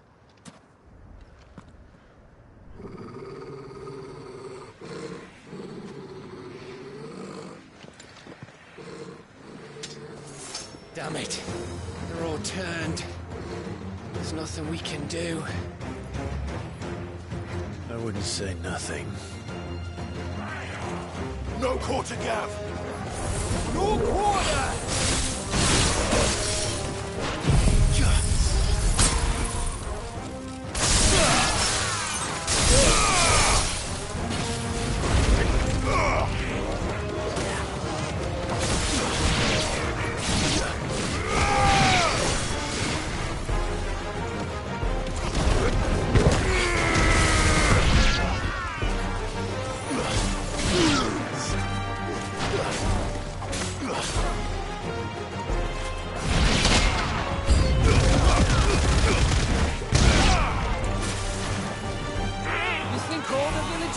Like this?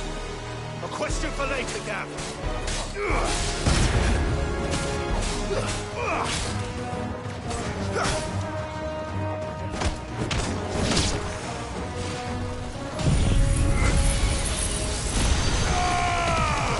It's over.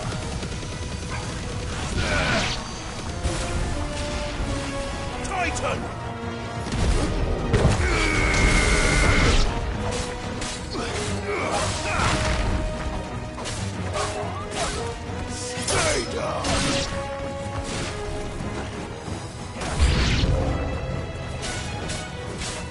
Here they come! And come, and come, and come.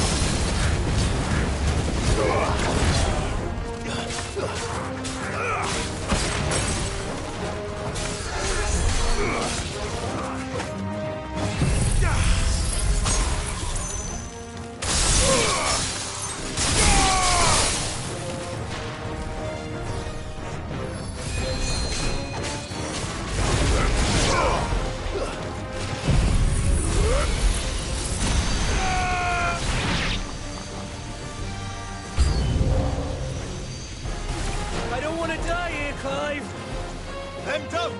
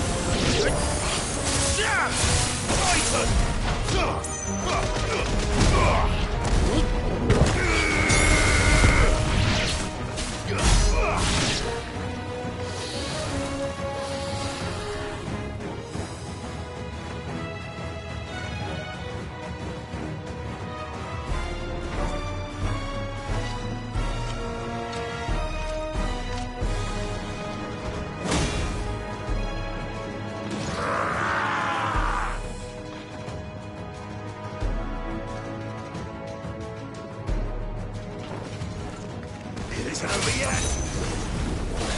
Of course it bloody isn't!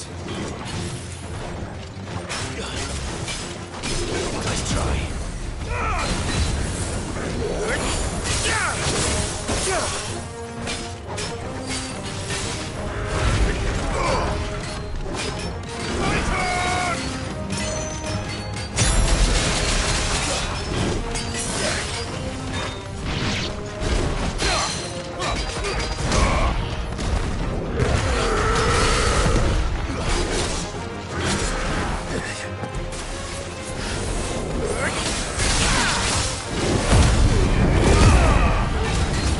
There's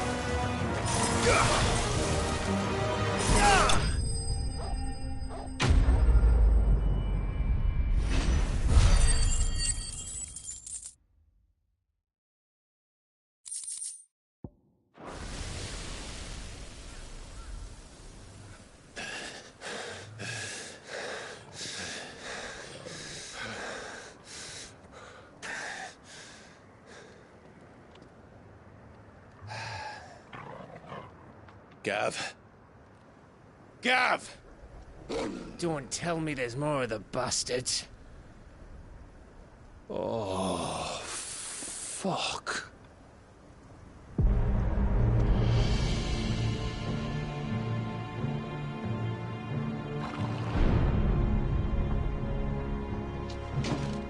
Have you come to watch, Odin? Bound for Stonehill. Good. My master awaits you in the capital, though I cannot allow you to attend him in your present state. And how are you going to stop us? Why, with this!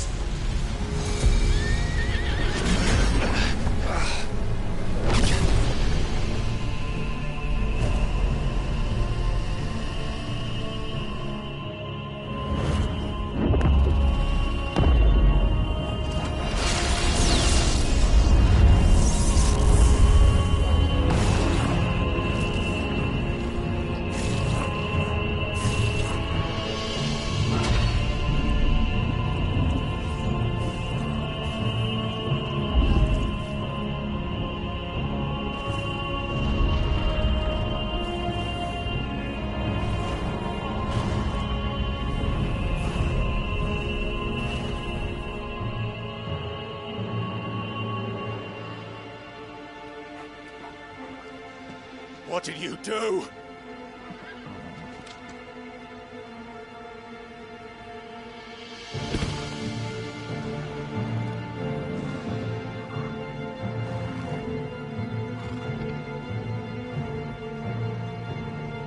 If the vessel would see the path opened, it has but to ask. I shall see that my master's prize is made presentable.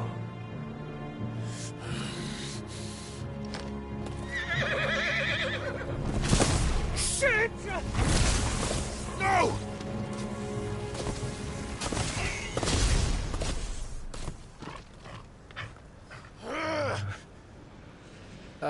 Clive, would you mind telling me what the fuck just happened?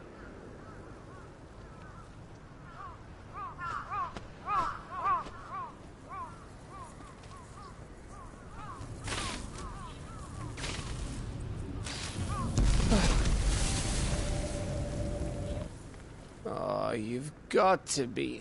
How are we supposed to get through that? We seek an audience with the king. If His Majesty wants me to come and ask him, then that is exactly what I'll do. Before you go practicing your petition, we don't even know where the fucker went. How about we cool our heads and think this through, eh?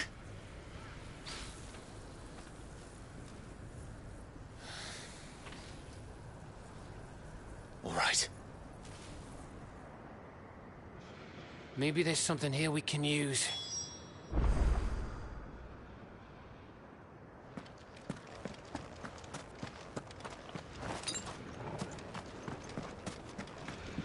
I thought we got them all. So did I.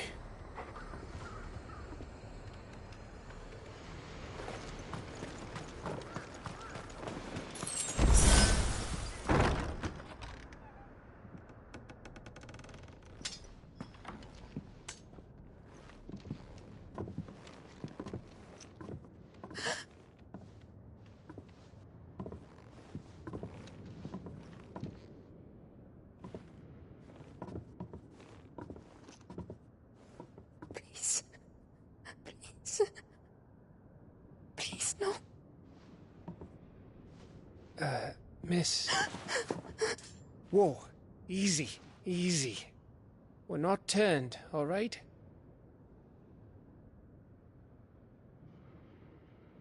Who?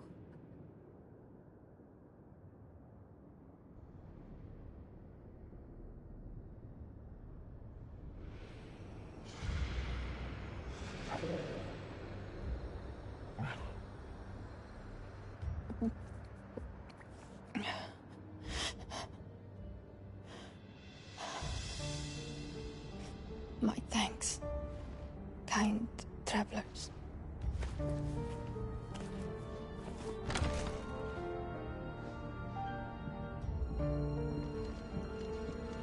Edda, forgive me for asking, but what went on here?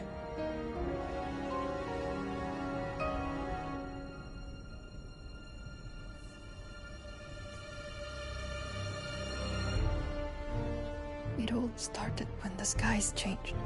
The elders said it was the Arcade. One by one, people went mad. Minds taken by the ether. Till only I remained. By then, I was too far along to run. And then the nights came. And I didn't know what to do.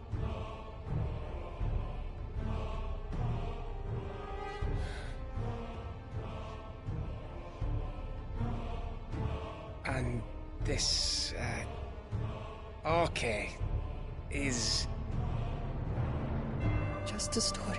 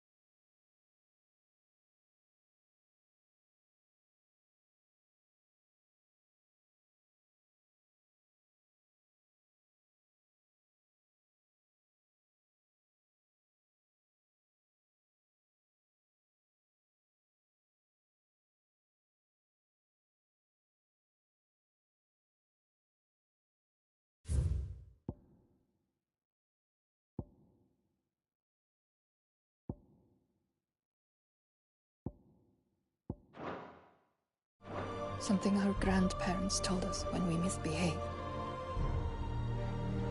About how the heavens would grow dark before the land took her last breath.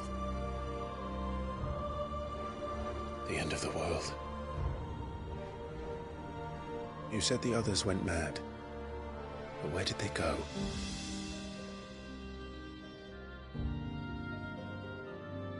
They all left. Drawn east to the tower, to Reverie. The elders, the healer, the blacksmith, my husband.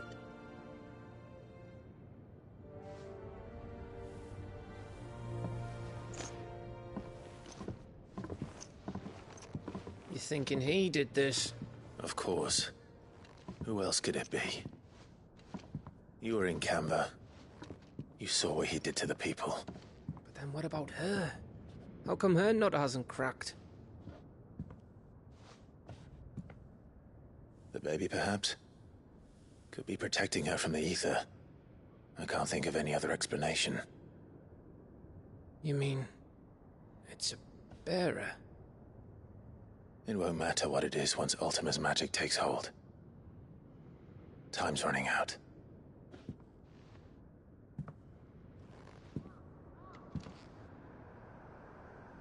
This tower.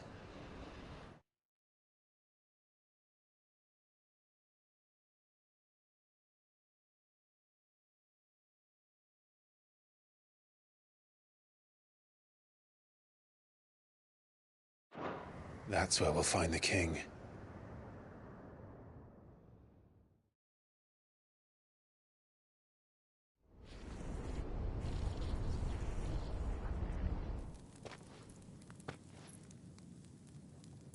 I knew it. It's the same as Phoenix Gate.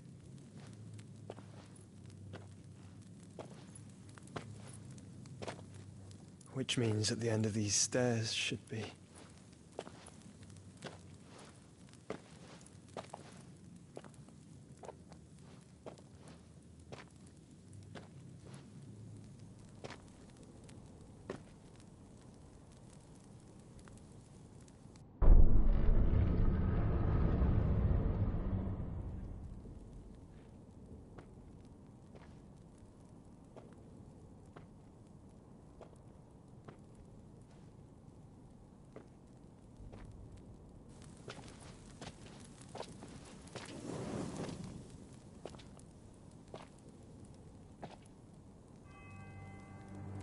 The mural is complete.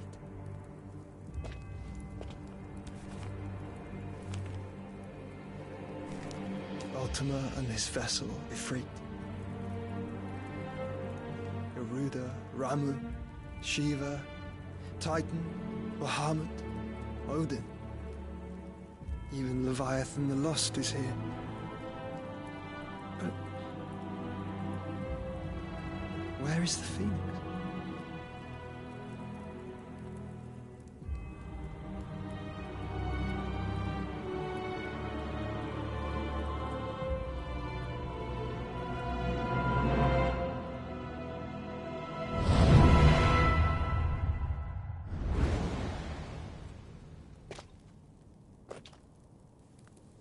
By the Founder.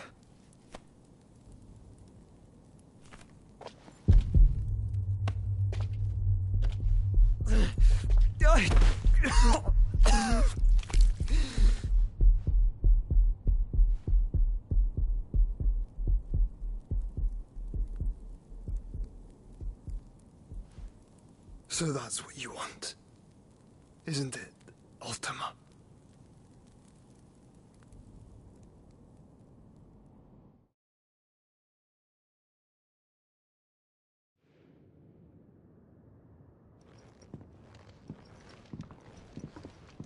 So that's how it's gonna be then? I'm not asking, Gav. I need you to stay with Edda. What? I must do this alone. If I don't return, you're to find Joshua and make for the Enterprise. Understood? Aye.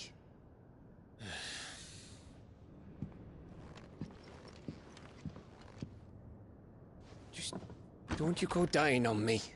Sid's name suits your miserable mug better than mine.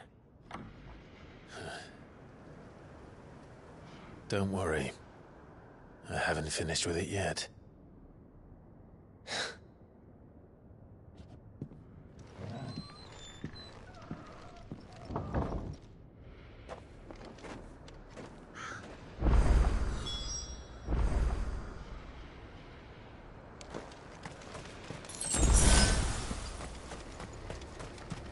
If Barnabas is controlling the Akashic, then wherever he goes, they'll follow.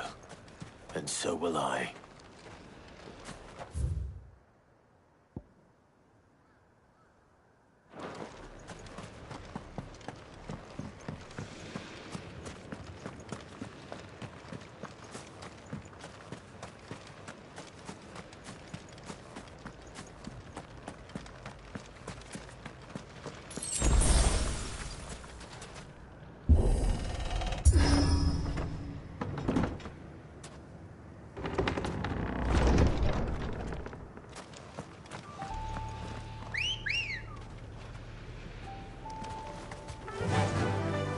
Run like the wind.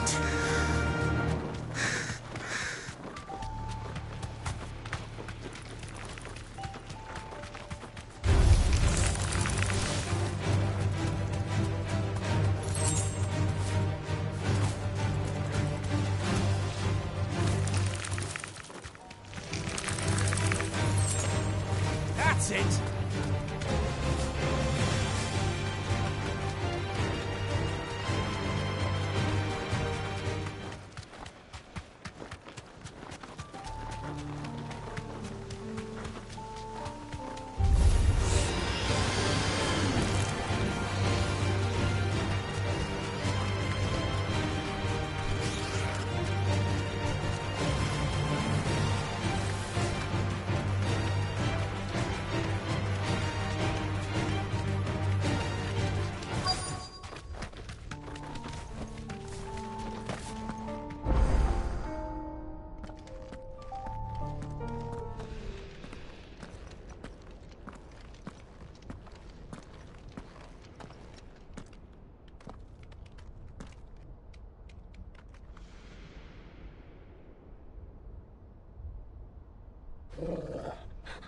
This is it, boy.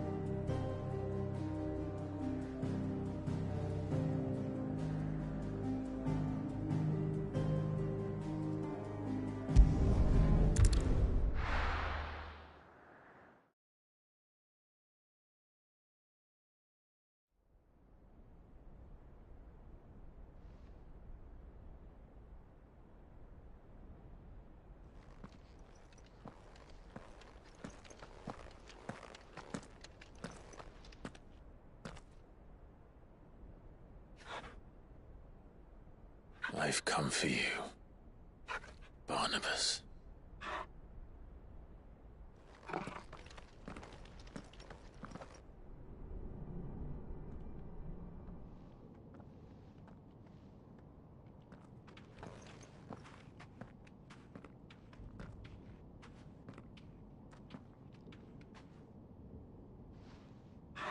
Stay close, Torgal.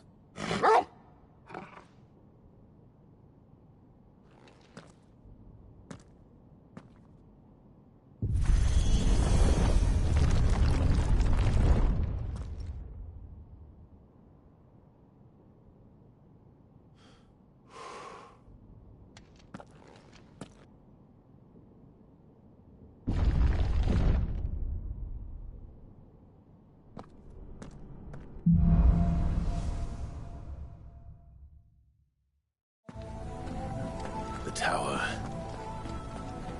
It's alive.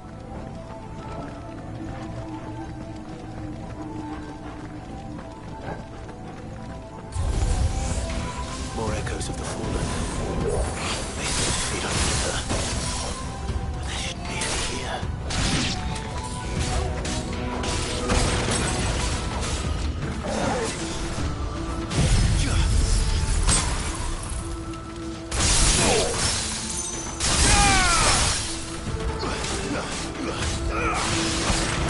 It's over.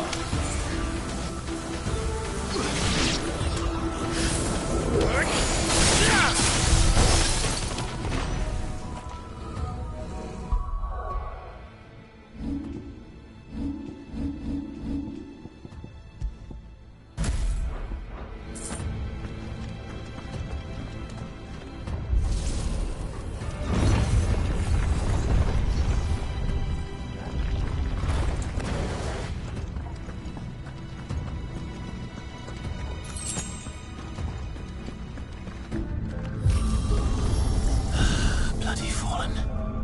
Why do all their flaws seem to have a mind of their own?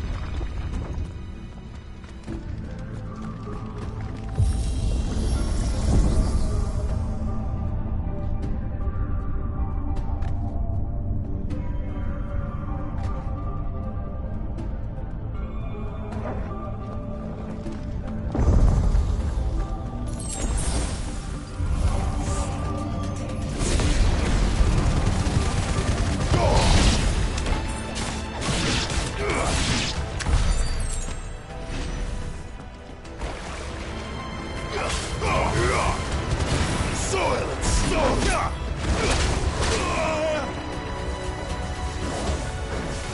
Too slow.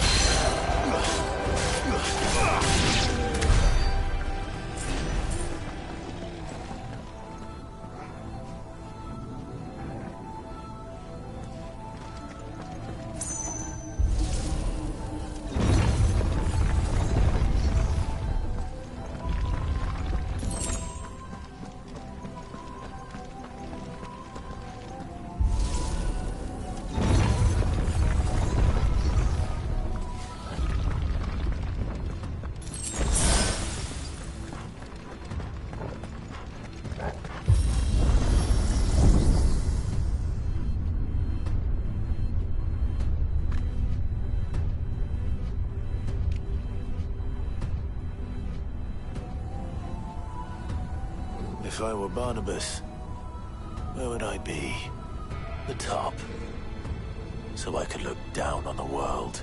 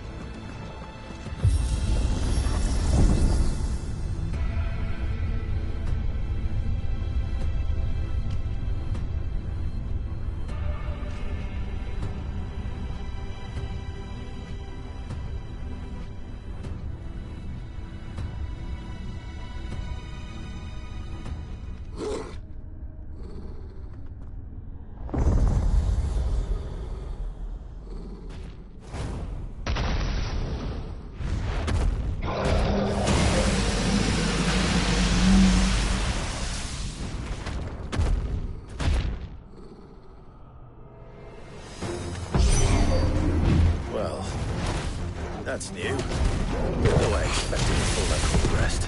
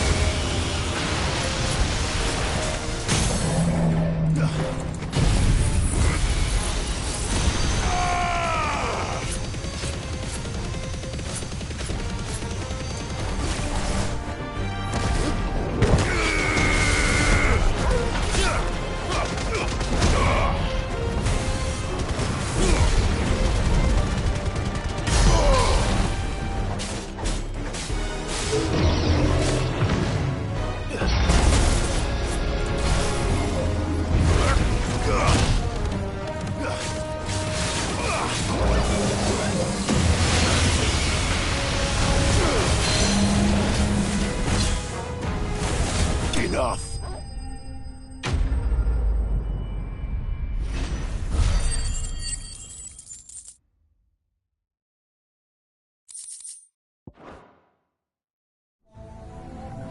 What was that thing? Hopefully there aren't any more.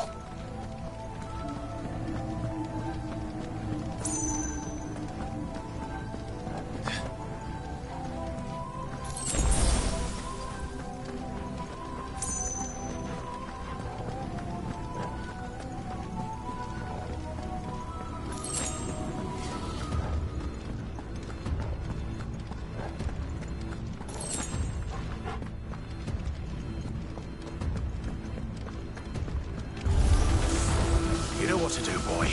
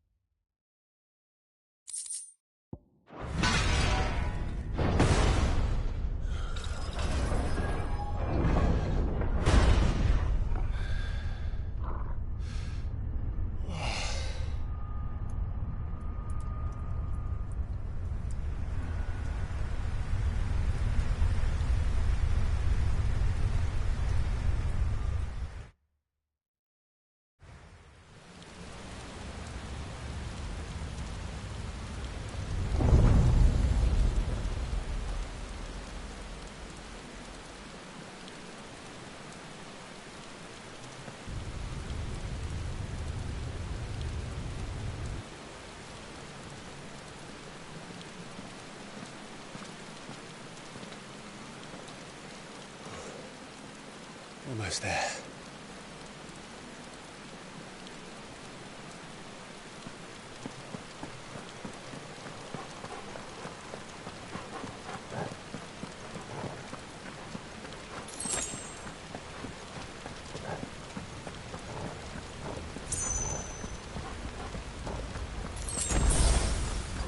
He's here.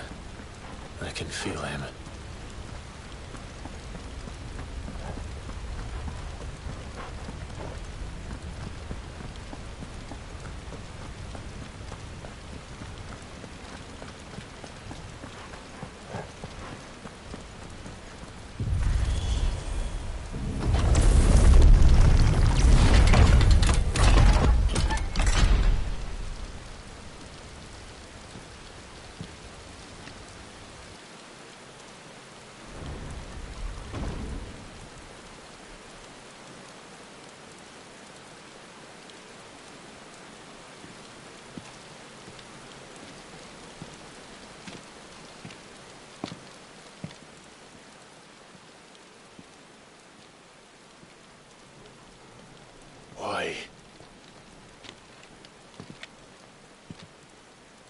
The blade must ever feed if her edge is to remain keen. Butcher. What care you for these worthless creatures? They are nothing. Weak from the moment of their conception, ever longing for power not theirs to command, they turn unfailingly upon themselves. Like sheep, they roam in filthy flocks, eager to trample those few gifted a fleece of gold. Or that they might feel contentment with their pitiful existence. Prejudice and persecution, severance and strife, every earthly wrong springs from the malice in men's hearts. Malice born of the pain and suffering that is free will. Its corruption is gnawed at your being from the very moment of your birth. You're wrong. It is no corruption. It is who I am. Every choice I make, right or wrong, gives me reason to carry on. And carry on I shall. Not as a puppet, but as a man. Which are you?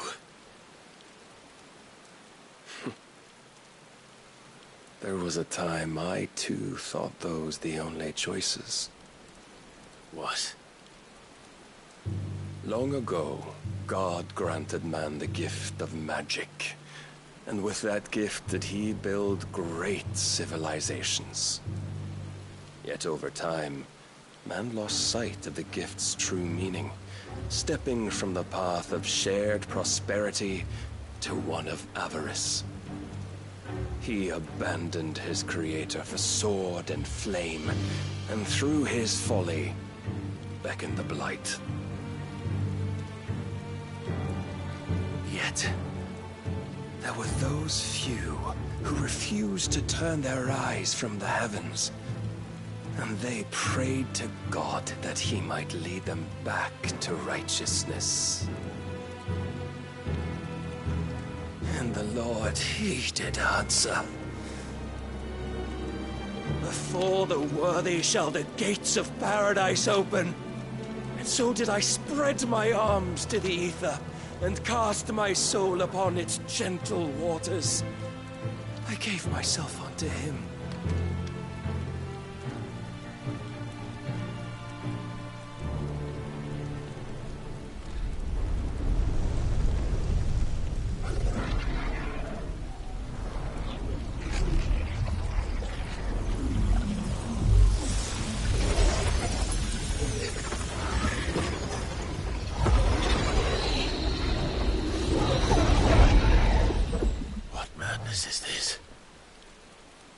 My worth proven, the Lord charged me thus.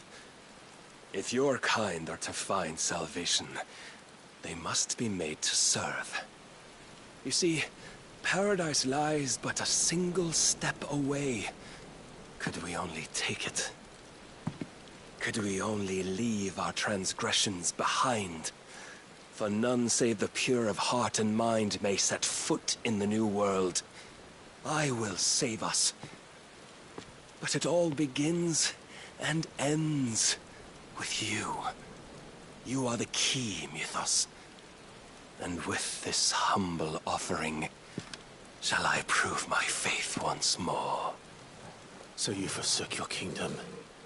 You forsook yourself to serve. Tell me, how is that living?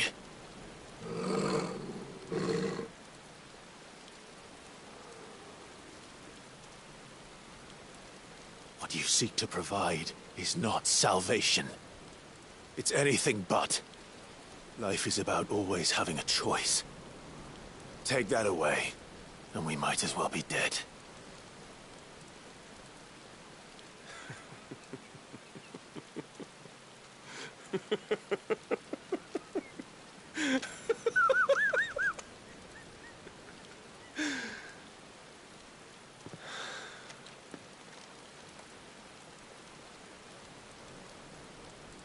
Very well. Come then. Show us the strength of your will. It's not the strength of my will that should worry you, but the weakness of yours.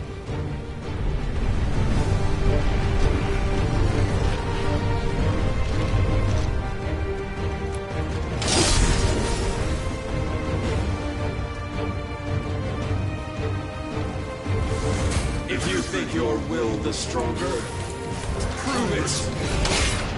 By this day's end, you shall know the truth.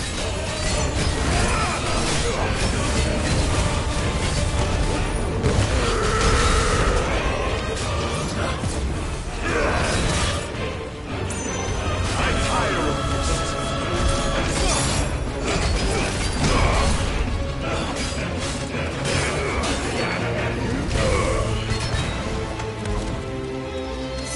Blessed with the might of a god, yet still you fight like a man.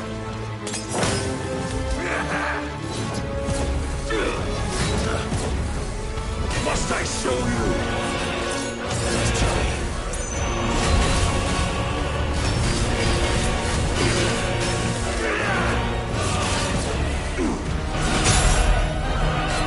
And when you see,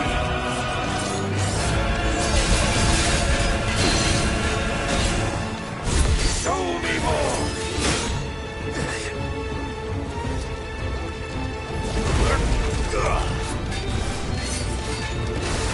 You will obey! Well done, Toko.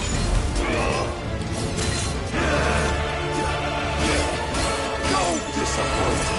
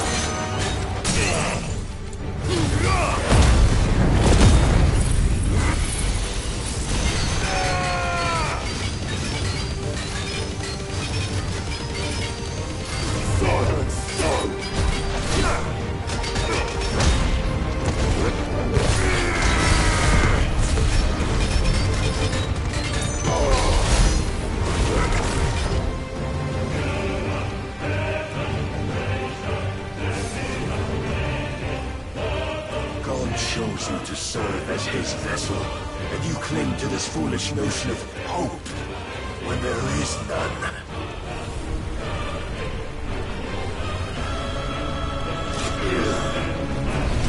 Fuck!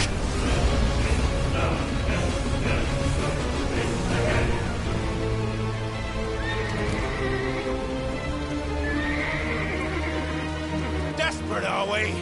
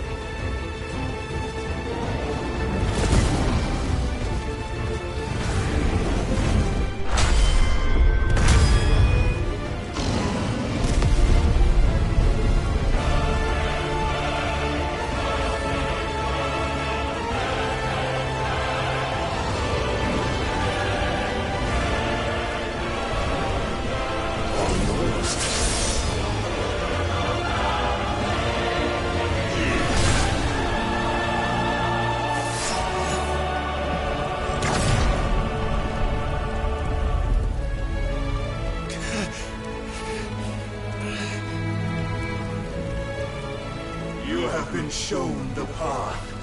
Now you must follow it. Free yourself, Mythos. You will not defeat me otherwise. We'll see. Perhaps you still require persuasion.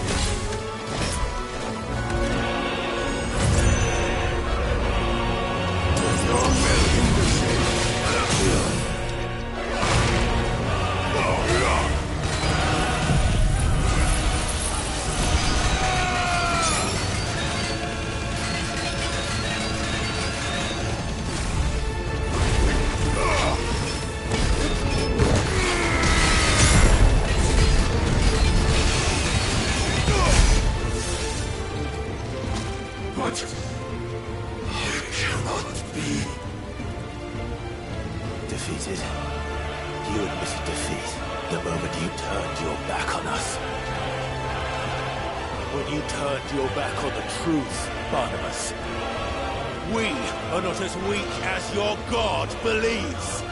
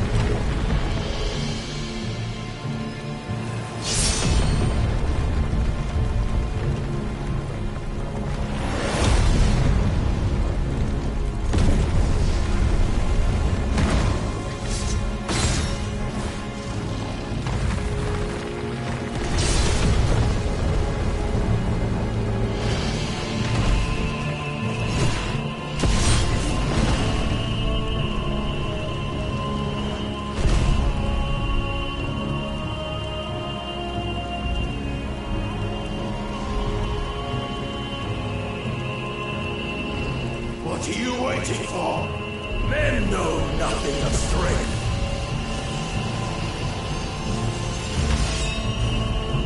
But you will.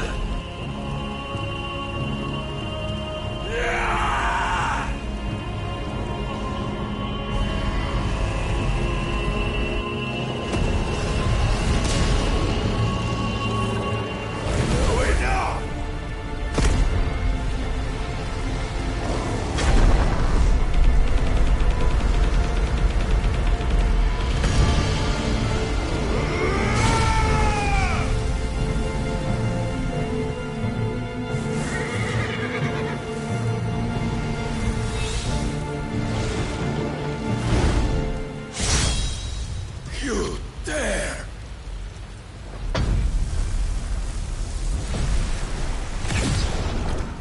Could it be you have made a weapon of your weakness? My apologies.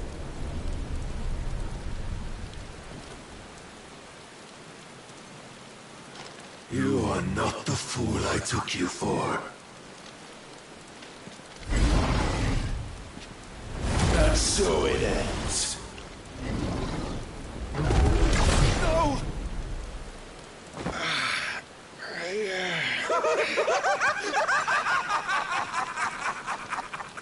Don't tell me you are tired, Mythos! Your stubborn defiance has stirred my long-becalmed heart, filling it with a joy that I have not known for generations!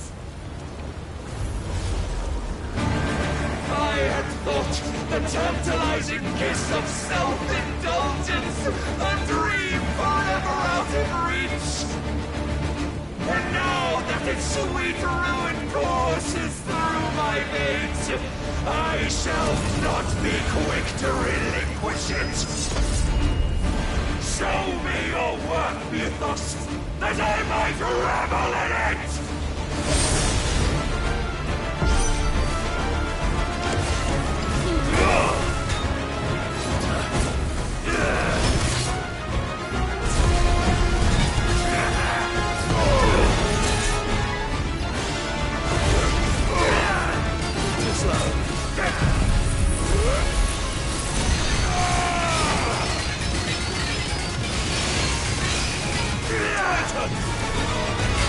Let's try.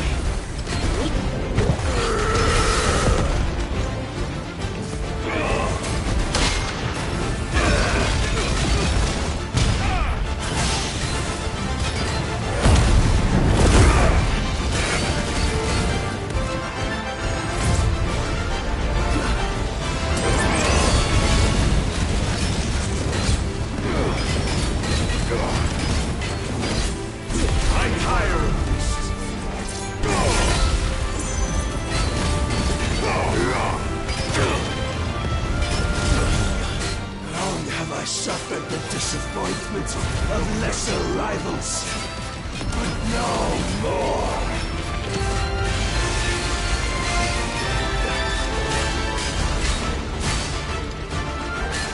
Oh, my constant congregation, salvation is come. Rejoice as our souls are granted peace unending. How do you know this day will come? What proof have you?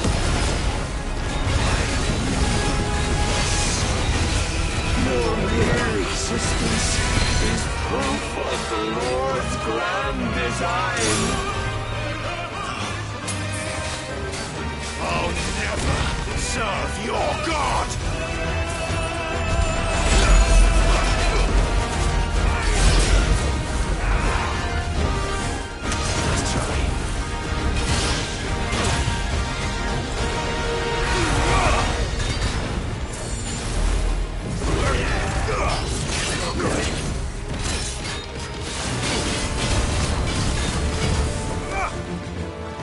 Then you will never know this power.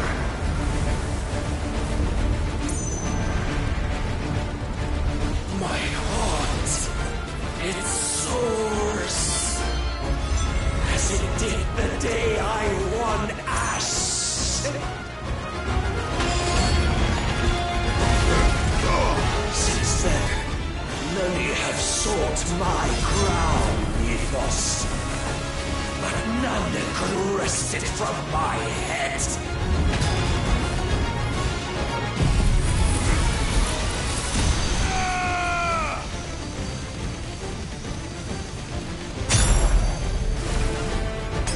Come! Have you the strength? Have you the will?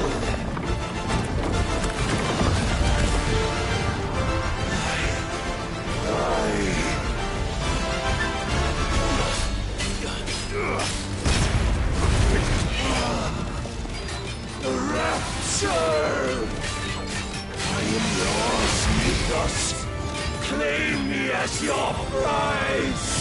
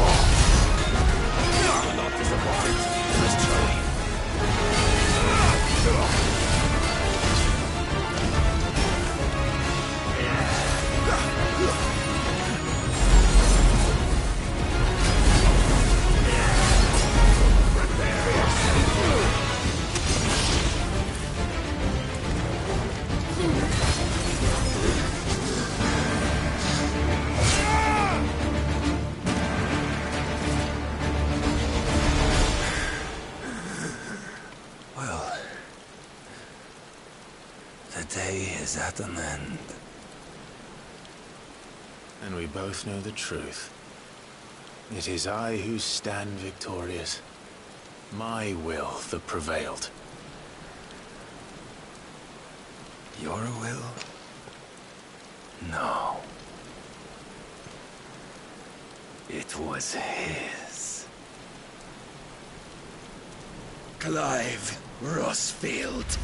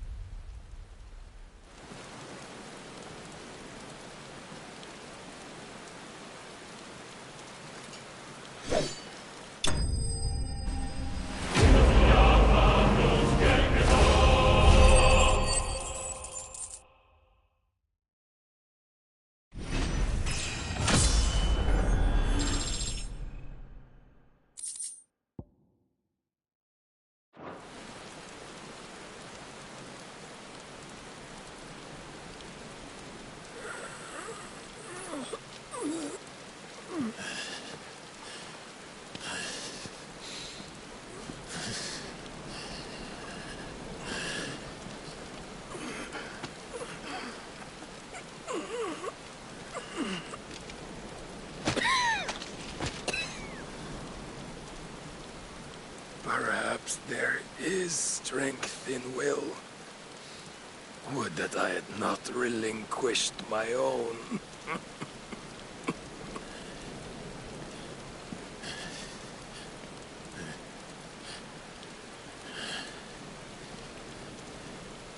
You relinquished nothing. What was it, if not will, that made you strive for a new world? Strive to win your master's approval?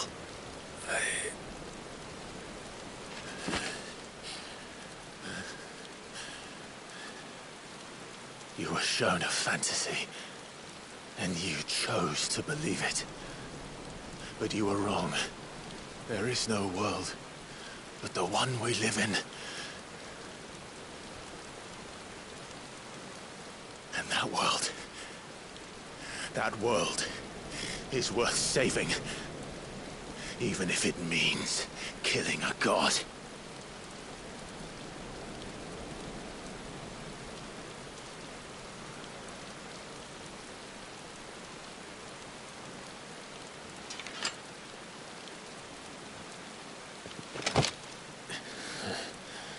Bold words.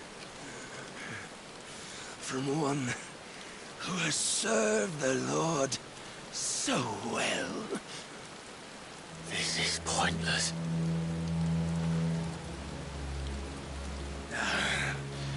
But I almost forgot.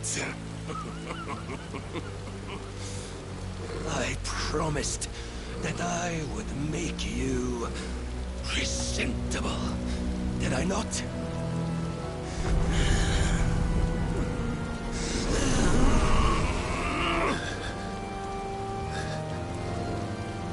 We shall fulfill our destinies, just as the Lord's Mother Crystals have fulfilled theirs. Come, Clive Rossfield.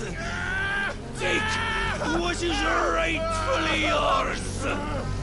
Become one with God. No.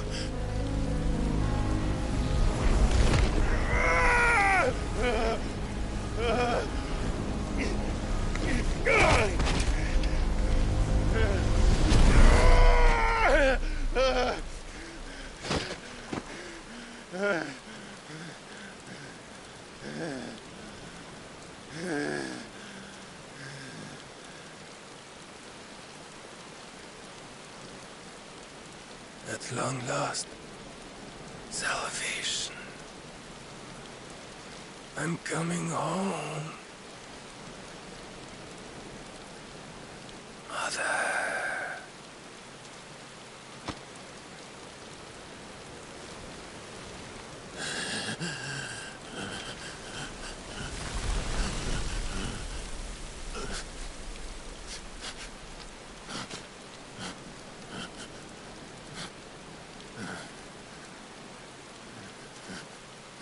Tell me, how does it feel?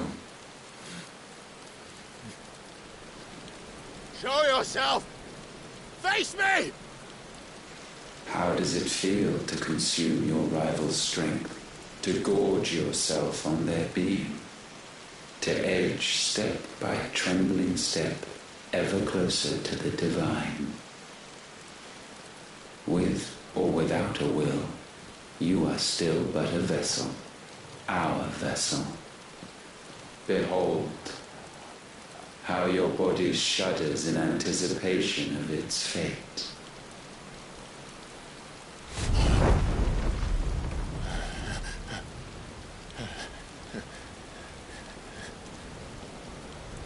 Oh, it's not yours yet. No. Come then, O wayward child. We shall await you upon the back of the first worm. There all shall end and begin again.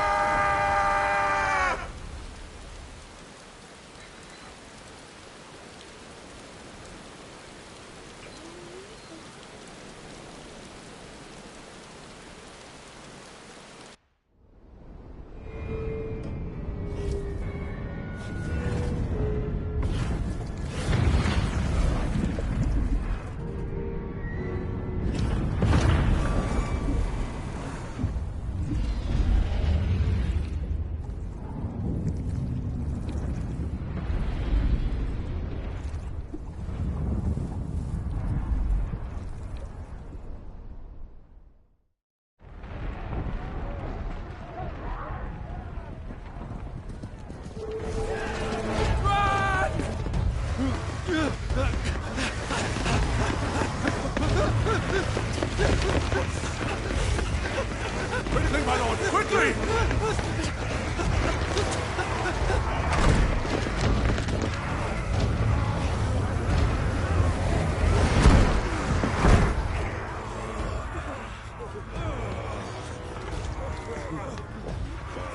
Why the hell is my city crawling with the captain?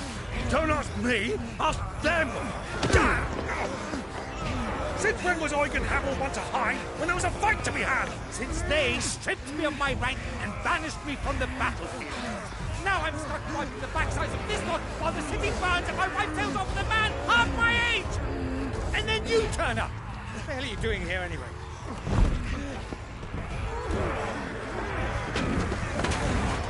What indeed? The enemy numbers 200,000 or more, counting yours. There are simply not enough soldiers garrisoned in the capital to repel an army of that size. Then one of the central keep. Held by a contingent of soldiers and bearers from the surrounding boroughs. They are the sole reason it still stands. And all it took was an army on their doorstep to bring them together. The prospect of death does put things into perspective. Perspective. Perhaps it's what we've lacked all along.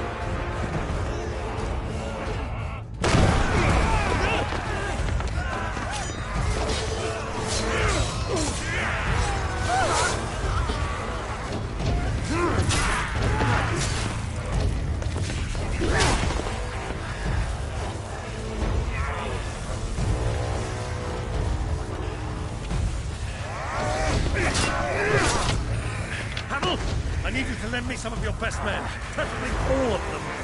My best men! Does it look like I'm anymore? I admit this might not be the most convenient time, but my nephew's in trouble. And I may have already promised him your help. Your nephew, the outlaw? Never! My soldiers have better things to do than die for nothing. Then you and he are of the same mind. I fights for the opposite. He fights for a world in which they shouldn't have to live and die for nothing. And he fights today to give us all a chance of a better tomorrow. Be that as it may, a handful of men cannot stand against a kingdom.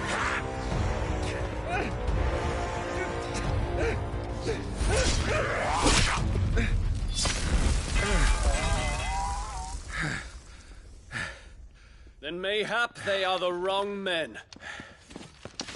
Well, I'll be damned. Our numbers are few, but I shall rally as many of my dragoons as I'm able. You, apprise the Lord Strategist of the state of the city's defenses. Yes, Your Radiance. And you would fight alongside us? I owe the Phoenix a debt.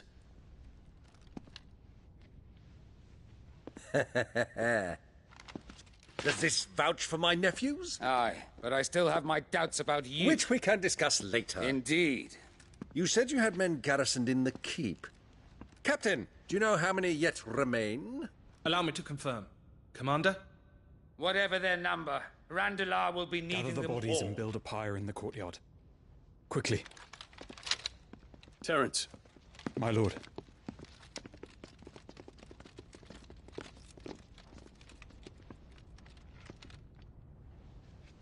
You will find a girl there.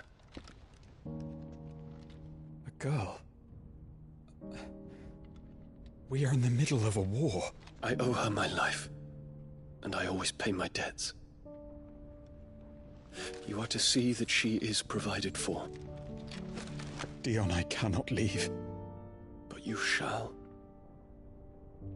If I am ever to be worthy of the forgiveness of our people, then I must earn it. And I must earn it by my hand, and my hand alone. Know that I do not ask this lightly. And know that I will do it.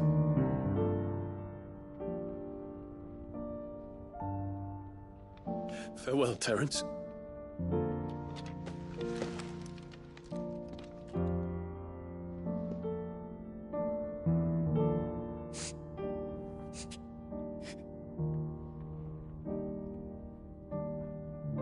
Farewell,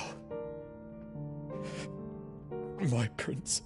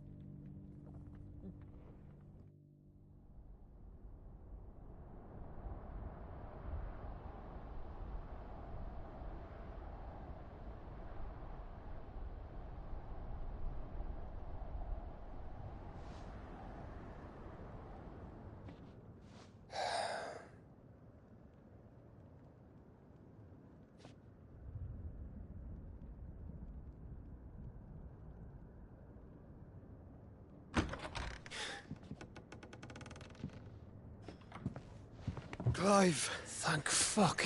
You alright? I am. But I'm a damn sight better for seeing you, Joshua.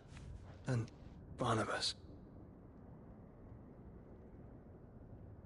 The king is dead.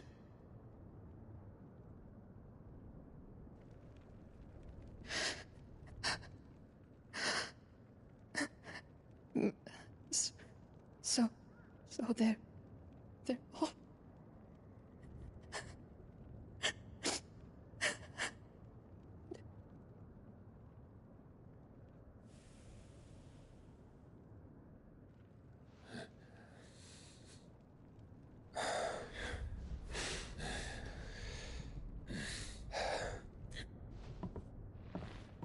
They are, but so is their killer. He can't hurt anyone anymore. You're safe.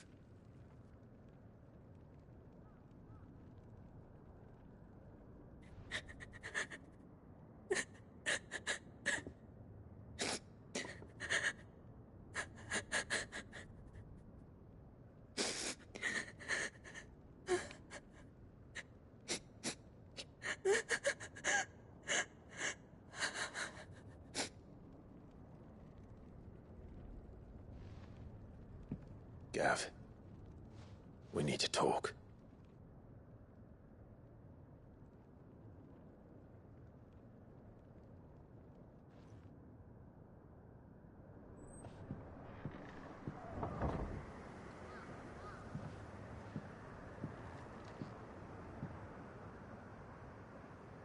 I'm sorry, Clive.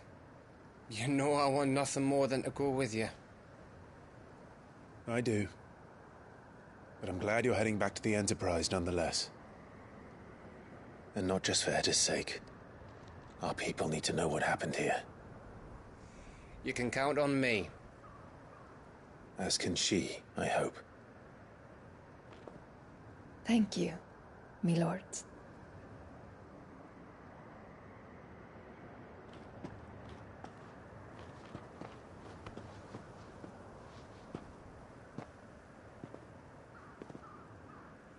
Do you think that was wise?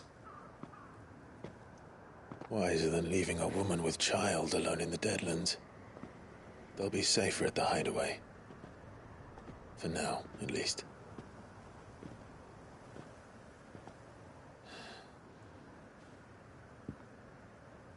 This land is overrun with Akashic. The king himself was long turned, albeit by choice.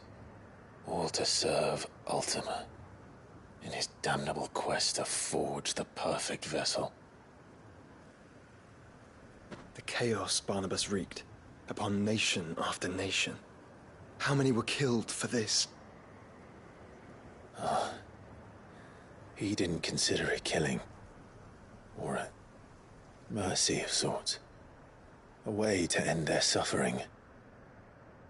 He truly wanted to save mankind, and ultimately use that. As he uses us. But why us? What are we? What are we? We are dominance. That is our fate. But that doesn't mean we have to accept it, which is why we fight. For the right to deny it. Is that not so? It is. For our sins.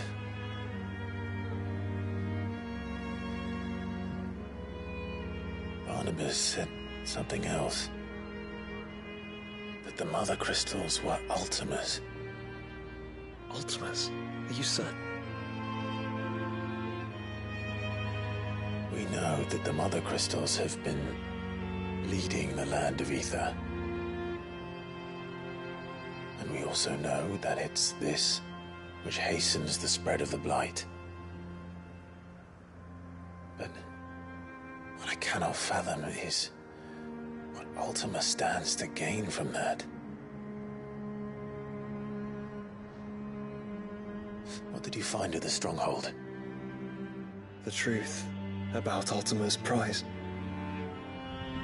For so long, I believed it to be you, and you alone. Yet, it is not merely a Freet that he desires, but a Freet and Phoenix both. That which we became in the skies over Twinside. Only when the twin flames are joined shall his vessel be complete. Quite why he needs a vessel is another question. Unless there is something he cannot achieve without one. Something his immaterial form precludes. Something requiring an unthinkable amount of ether and a body resilient enough to channel it. If I did not know better, brother, I would think that he meant to cast a spell. A spell 1,000 years in the making.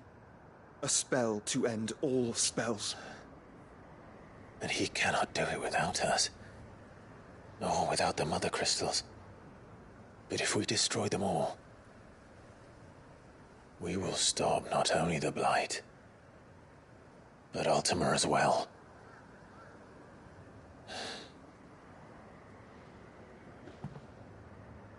We stick to the plan then. Only this time, we face him together.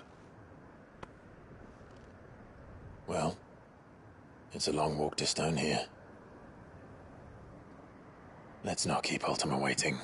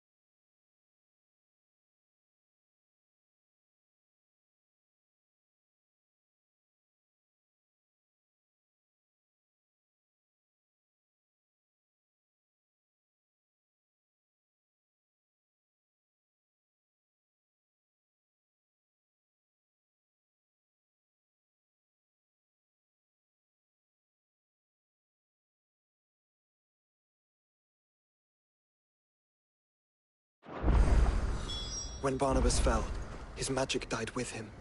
The road to Stone here is barred to us no longer.